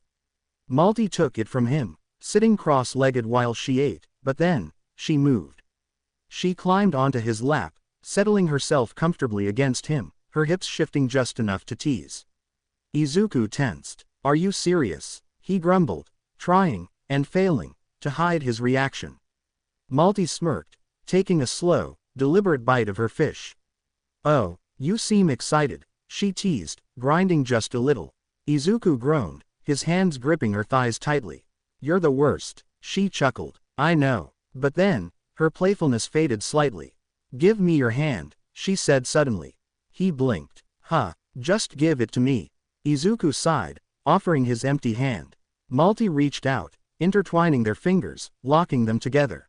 I just want to do this for tonight, she murmured, her voice quieter than usual. Izuku squeezed her hand gently. They sat there, just holding hands, feeling the warmth between them. Malty sighed, leaning into his chest. But tomorrow morning, she whispered, her smirk returning. I'll fulfill my promise. Izuku grumbled. Of course you will. She laughed softly, and for once, it wasn't forced. For once, she didn't feel like she was playing a role. They sat in comfortable silence, their fingers still intertwined, before finally lying down together. The morning sun peeked through the tent, casting a warm glow over the camp. Izuku stretched, rubbing his tired eyes as Malty stirred beside him. She blinked a few times before smirking, lazily dragging a finger down his chest. Morning, hero. Sleep well. He exhaled, shaking his head. Not really. Someone kept moving in their sleep. She grinned, tilting her head. Oh, and here I thought you liked it when I got close. Ignoring her teasing, he rolled out of the tent, activating his bath shield with a press of his hand. A large tub of warm, clear water materialized in the middle of their camp, steam rising gently into the morning air. Malty stretched, running her hands through her messy red hair. Finally, a real bath. You really do know how to treat a princess. He smirked. You're lucky I'm not making you wash off in the river. She flicked his forehead before pulling off her cloak, stepping toward the bath with a mischievous sway in her hips. Izuku sighed, rubbing the bridge of his nose. Just get in already. She sank into the water, letting out a satisfied hum as the warmth wrapped around her body.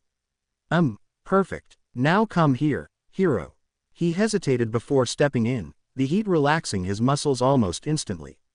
As soon as he sat down, Malty wasted no time sliding onto his lap, wrapping her arms around his shoulders. You know, we never finished what we started last night, she purred, trailing kisses along his neck. He stiffened, gripping the edge of the tub. Malty, we just woke up. She laughed, tilting his chin toward her. And, I say mornings should start with something sweet. Her lips brushed against his, slow and teasing. He swallowed hard, his face turning red as she pressed against him, whispering in his ear. What do you say, hero? She teased, her nails lightly grazing his shoulders. Let me make your morning a little warmer. Izuku sighed, leaning his head back. You're insufferable, she giggled, nipping at his earlobe. And yet, you keep letting me get away with it. The steam curled around them as they sat there, locked in their game of temptation and restraint. For once, Izuku didn't push her away immediately. Maybe, he was getting used to this. The sun had fully risen by the time the trio emerged from their tent, each carrying their own lingering thoughts from the morning's activities. Izuku, red-faced and awkward, avoided eye contact with Raphtalia as he busied himself at the campfire, setting up breakfast. He cracked a few eggs into the pan, the sizzling sound filling the air as he placed strips of bacon beside them. Malty, on the other hand, was in a fantastic mood. She stretched with a satisfied smirk, brushing her fingers through her hair before sauntering over to him, draping herself lazily across his back. My hero, she purred, her voice thick with amusement. You really are insatiable, aren't you? First, you can't get enough of me, and now, she turned to look at Raphtalia, a wicked gleam in her green eyes. You're sinking your claws into any maiden that will have you. Izuku almost dropped the spatula into the fire. Malty, what the hell? Don't say it like that. Raphtalia, sitting by the side, looked utterly confused. She had been bracing herself for some sort of conflict or cold stares from Malty, maybe even a territorial argument. Instead, Malty was teasing. What was going on? Wait, what do you mean? Raphtalia finally asked, tilting her head. Malty grinned like a fox who had just trapped a rabbit. She tapped a finger against her chin, clearly delighting in the raccoon girl's innocence. Oh, nothing, just that our dear shield hero is a beast, a predator, a man who simply can't resist devouring the nearest maiden when the mood strikes him. Izuku turned bright red. Malty, I swear to God. She simply laughed, sitting down beside him and snatching a piece of cooked bacon off the plate. She bit into it slowly, moaning in satisfaction. Not bad, hero. I'd say your cooking skills are almost as good as your. She trailed off, grinning devilishly as she licked her fingers. Other skills. Izuku squeezed his eyes shut, taking deep, calming breaths. This woman was going to kill him. Raphtalia, still utterly lost, furrowed her brows. I don't get it. Why are you acting like this, Malty? I thought you'd be angry with me after what happened this morning. Malty flicked her hair over her shoulder, rolling her eyes. Angry, please. It was a one-time thing, wasn't it? You don't actually think you have a claim on him, do you? The way she said it was so casual, so dismissive, that it stung a little. Raphtalia's ears twitched, her tail curling slightly behind her. No, but, I thought you'd be more. She struggled to find the words. Jealous. Malty's lips curled into a smirk. Oh, I don't get jealous, dear. I get even. She leaned in close to Izuku, whispering in his ear, her fingers lightly tracing along his arm. And I always make sure my man remembers exactly who he belongs to. Izuku coughed, nearly choking on air. Okay, breakfast is done. Let's eat. He shoved a plate of food into Malty's hands just to get her to stop tormenting him. Malty giggled, taking her time enjoying her meal, watching him squirm with every second that passed. Raphtalia picked at her food, still contemplating the interaction. She had expected Malty to be hateful, cruel, possessive, but this was something else entirely. It was as if Malty enjoyed the game more than the prize itself. She wasn't just keeping Izuku for herself. She was toying with him, shaping him, pulling his strings like a puppet. And yet, Izuku didn't fight back. He grumbled, he groaned, he protested, but at the end of the day, he still let her do whatever she wanted. Raphtalia tightened her grip on her fork. Maybe Malty was right. Maybe she didn't have any claim on him. But that didn't mean she was going to just sit back and let Malty be the only one who had his attention. Not anymore. Express farming. The forest air was crisp, the scent of pine and earth mingling with the distant sound of dragons snarling and claws raking against wood. Raphtalia had gone off to train with the dragons, leaving Izuku and Malty alone for the first time in a while. The silence between them was uncharacteristically heavy. Usually, Malty would be teasing, leaning against him, whispering things that would make his face turn red. But now, she simply sat beside him on a fallen log, her arms crossed, staring up at the sky through the tree canopy. Izuku exhaled slowly, staring at the flickering flames of their small campfire. He was used to her always filling the space with words, taunts, or demands. But now, she was quiet. It was unsettling. Then she finally spoke. What are we? Izuku blinked, caught off guard by the question. Malty turned her green eyes toward him, sharp and searching. You heard me, hero. What are we? He shifted uncomfortably, rubbing the back of his neck. What do you mean by that? She scoffed, rolling her eyes. Oh, don't play dumb with me. You know exactly what I mean. Her voice lacked the usual arrogance, the usual mocking playfulness. This wasn't a teasing remark, it was a genuine question. And for once, Izuku didn't know how to answer. They had spent weeks together, fighting, training, and surviving. They had slept together, multiple times, and yet, they weren't lovers. They weren't enemies, either. They were bound by convenience, by manipulation, by circumstances that forced them to rely on each other. Izuku exhaled sharply, thinking. I don't know, I mean, what do you want us to be? Malty stared at him, her lips pressed into a thin line. Then she laughed. It wasn't her usual haughty, arrogant laugh, it was softer, almost bitter. What do I want? She echoed, shaking her head. She leaned forward, resting her elbows on her knees. I want a kingdom. I want power. I want to sit on the throne and rule this pathetic, broken land. I want to destroy the church that betrayed me. I want vengeance, wealth, and status. I want everything that was stolen from me. Her fingers dug into her palms. Then her voice softened. But then you came along. Izuku stared at her, feeling a strange weight in his chest as she spoke. You ruin everything, you know that.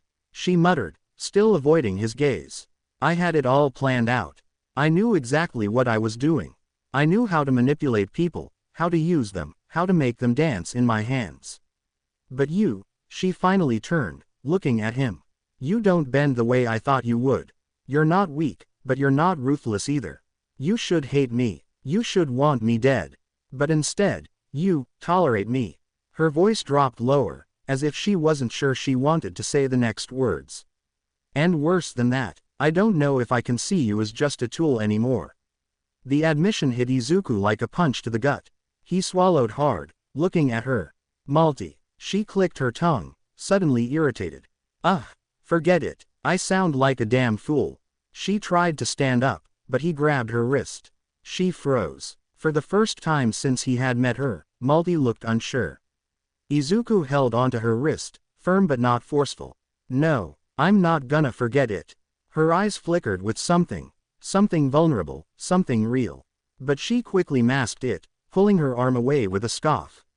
You're impossible, you know that. Izuku smirked, tilting his head. So I've been told. Malty huffed, standing up and brushing off her skirt. She looked down at him, crossing her arms. Fine, let's make it simple, then. Are we allies? Are we lovers? Are we just two people using each other to survive? Izuku thought for a long moment. Then he stood up too, standing just inches away from her. I think we're complicated. She blinked, caught off guard. Complicated, he nodded. Yeah, you're power-hungry, manipulative, and honestly, half the time I don't know if I should trust you. But, he sighed, rubbing the back of his head. At the same time, you're the only reason I'm still alive. You've had my back when it counted. And even though you say you don't care, I think, deep down, you do. Malty's breath hitched at his words. She wanted to scoff, to roll her eyes, to push him away with a sharp retort like she always did.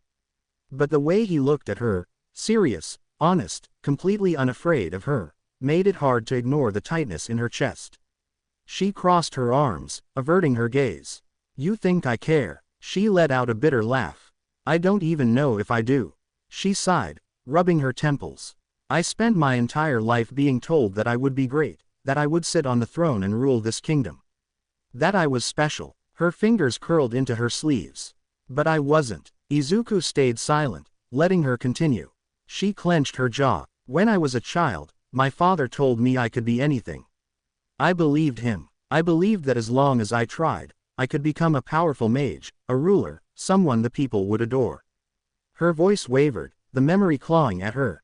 But no matter how hard I trained, no matter how much I studied, I couldn't use magic properly. I could barely cast a spell without it fizzling out or exploding in my face. Her hands tightened into fists. And you know what my father did? He didn't comfort me. He didn't encourage me. No, he threw gifts at me. Dresses, jewelry, gold. He spoiled me like a doll he was trying to fix with glue and ribbons. She let out a sharp breath, shaking with anger. He never once told me that it was okay to fail. Never once told me that I was enough. All he did was try to patch me up with pretty things and expect me to smile. Izuku watched her, his expression unreadable. He could see it, the deep-rooted pain, the anger, the resentment. She had spent her whole life trying to fill a void that could never be filled. She scoffed, shaking her head. And when I was finally sent away, I thought I could prove them wrong. That I could force my way to greatness. Her voice grew colder. But no matter what I did, I was always 2 steps behind. So I stopped trying. If I couldn't win through talent, I'd win through manipulation. She turned to him, her green eyes burning. You don't understand what it's like to have everything expected of you, to have the weight of an entire kingdom on your shoulders and then be discarded like trash the moment you fail. Izuku inhaled sharply, his fingers tightening at his sides. Actually, I do. Malty blinked, caught off guard by the intensity in his voice. He took a deep breath. I wasn't born with a quirk. In my world, that makes you worthless. His hands clenched into fists. Everyone, even my own hero, told me I'd never be anything. Her lips parted slightly. I spent years fighting against something I couldn't change. Trying to prove to people that I was more than just a quirkless loser. But no one believed in me. His jaw tightened. Not until I ended up in this world. Not until I had no choice but to fight and survive. Malty stared at him, silent for once. The fire crackled between them, casting flickering shadows across their faces. Then she laughed. It wasn't cruel, wasn't mocking, it was almost relieved. So that's why I like you, she murmured, tilting her head. You're just as broken as me. Izuku looked at her, searching her face. Maybe, he admitted, but I don't want to stay that way. She watched him, the embers of the fire reflecting in her sharp green eyes. Slowly, she moved closer, their knees brushing. Neither do I, she whispered. Izuku swallowed hard as she reached for his hand, her fingers tracing over his knuckles before locking their hands together. I don't love you, she said suddenly, her voice raw. I don't even know what love is. She exhaled slowly, her grip tightening. But I like you, I want you. His breath caught in his throat as she leaned in, her lips a whisper away from his. But I need you to want me too. Izuku's eyes searched hers, his heart pounding. I do. That was all she needed to hear. She crashed her lips against his, pulling him into her. Their hands tangled in each other's hair, fingers gripping, holding on like they were afraid to let go. She straddled his lap, pressing against him, her breath warm against his lips. You're mine, she murmured against his skin. Izuku pulled back slightly, smirking. I think I've been yours for a while now. She smirked right back. Damn right you have. And just like that, the complicated mess between them became something real. Something neither of them could walk away from anymore. Izuku sighed, running a hand through his messy green hair.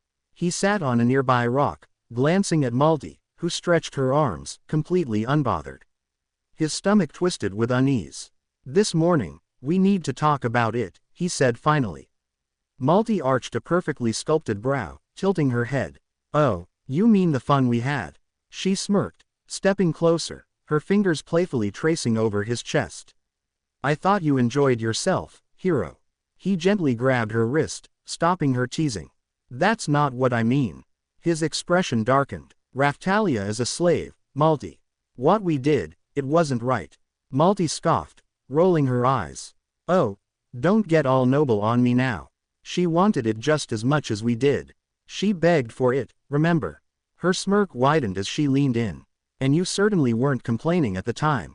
Izuku clenched his jaw. That's not the point. His grip tightened slightly around her wrist. I don't want to take advantage of her. She's in a vulnerable situation. She looks up to me, trusts me. I don't want that to turn into something twisted. Malty pulled her hand free with a smirk, trailing her fingers up his neck and stopping just below his jawline. You're so damn cute when you try to be all righteous. She leaned in, pressing her lips lightly to his before pulling back. But let's be honest, Izuku, she's already yours. His stomach turned at her words. She twirled a strand of her crimson hair between her fingers. You can have your little toy. Play with her however you want. But don't forget who's really on top here. Her green eyes burned with amusement and something darker, possessiveness. Izuku frowned. That's not. Oh, And don't think I won't have fun with her too, Malty continued, interrupting him. I might just teach her a few things. Train her to take care of you properly.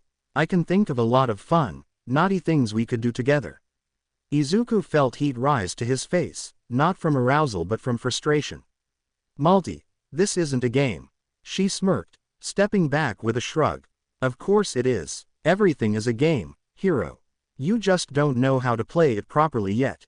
He exhaled through his nose, forcing himself to remain calm. He wasn't going to change her mind, not easily. We need to find Raftalia, he said firmly.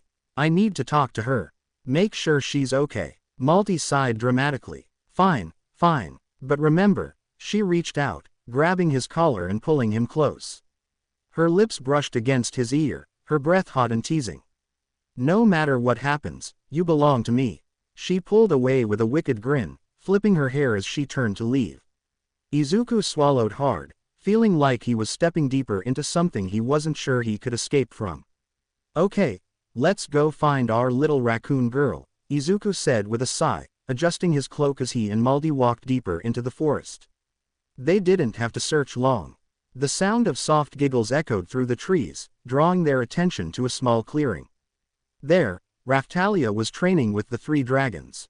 She was feeding them small pieces of dried meat, tossing them into the air as the creatures snapped them up mid-flight.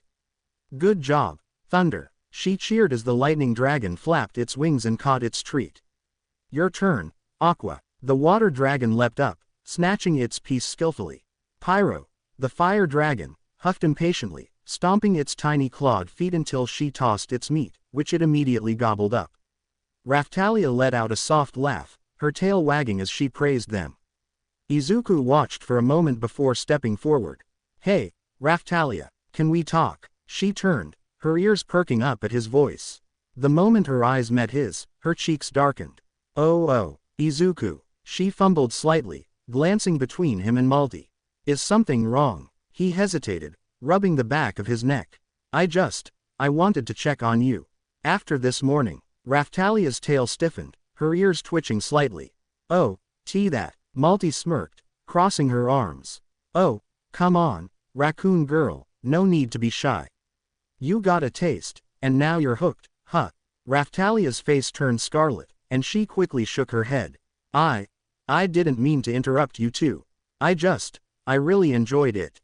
I'm sorry if I ruined anything, but, she swallowed hard, glancing at Izuku before mustering up the courage to continue. Could I join again? She asked, her big brown eyes pleading. Malty broke into laughter, clutching her stomach. Ha, oh, this is priceless. Hiro, you absolute idiot, you're over here worrying about, taking advantage of her, and she's literally begging you for more. Izuku groaned, running his hands down his face. That's not the point, Malty. Malty, still chuckling, sauntered over to Raftalia, lifting the raccoon girl's chin with her finger. Listen, little one, we're all going to get along just fine. Raftalia swallowed nervously but nodded. Why yeah, good girl, Malty purred before pulling away and spinning toward Izuku. Now, enough brooding, Hiro. She grabbed his collar, pulling him into a deep, passionate kiss.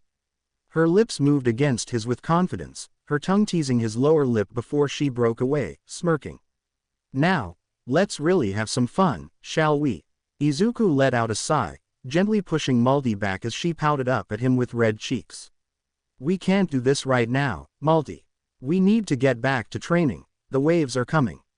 Malty huffed dramatically, puffing out her cheeks in frustration. Ugh, you are so boring sometimes, Hiro. She crossed her arms, tapping her fingers against them before suddenly grinning mischievously. Come on, just a little bit, what about a quick make-out session? She batted her eyelashes at him, leaning in, her warm breath teasing against his skin. Izuku rolled his eyes but couldn't suppress the small smirk tugging at his lips. Quick, he warned. Malty beamed, practically vibrating with excitement. Ooh, looks like the great shield hero is falling for the villainous charm. She teased before biting down gently on his neck, making him grunt. Malty, he groaned, trying to sound disapproving, but she was already tilting his face and pressing her lips against his. She kissed him deeply, her tongue slipping into his mouth, teasing and exploring. Her hands roamed his body, fingers tracing along the toned muscles beneath his clothes. Izuku found himself responding instinctively, his hands gripping her waist, pulling her flush against him. He could feel her curves pressing into him, her body molding against his like she belonged there. Raphtalia stood a few feet away, watching awkwardly, her ears twitching. She shifted uncomfortably, her fingers curling against her chest as she tried not to stare at the two entangled in each other. A strange, unfamiliar feeling bubbled inside her, something warm and a little painful.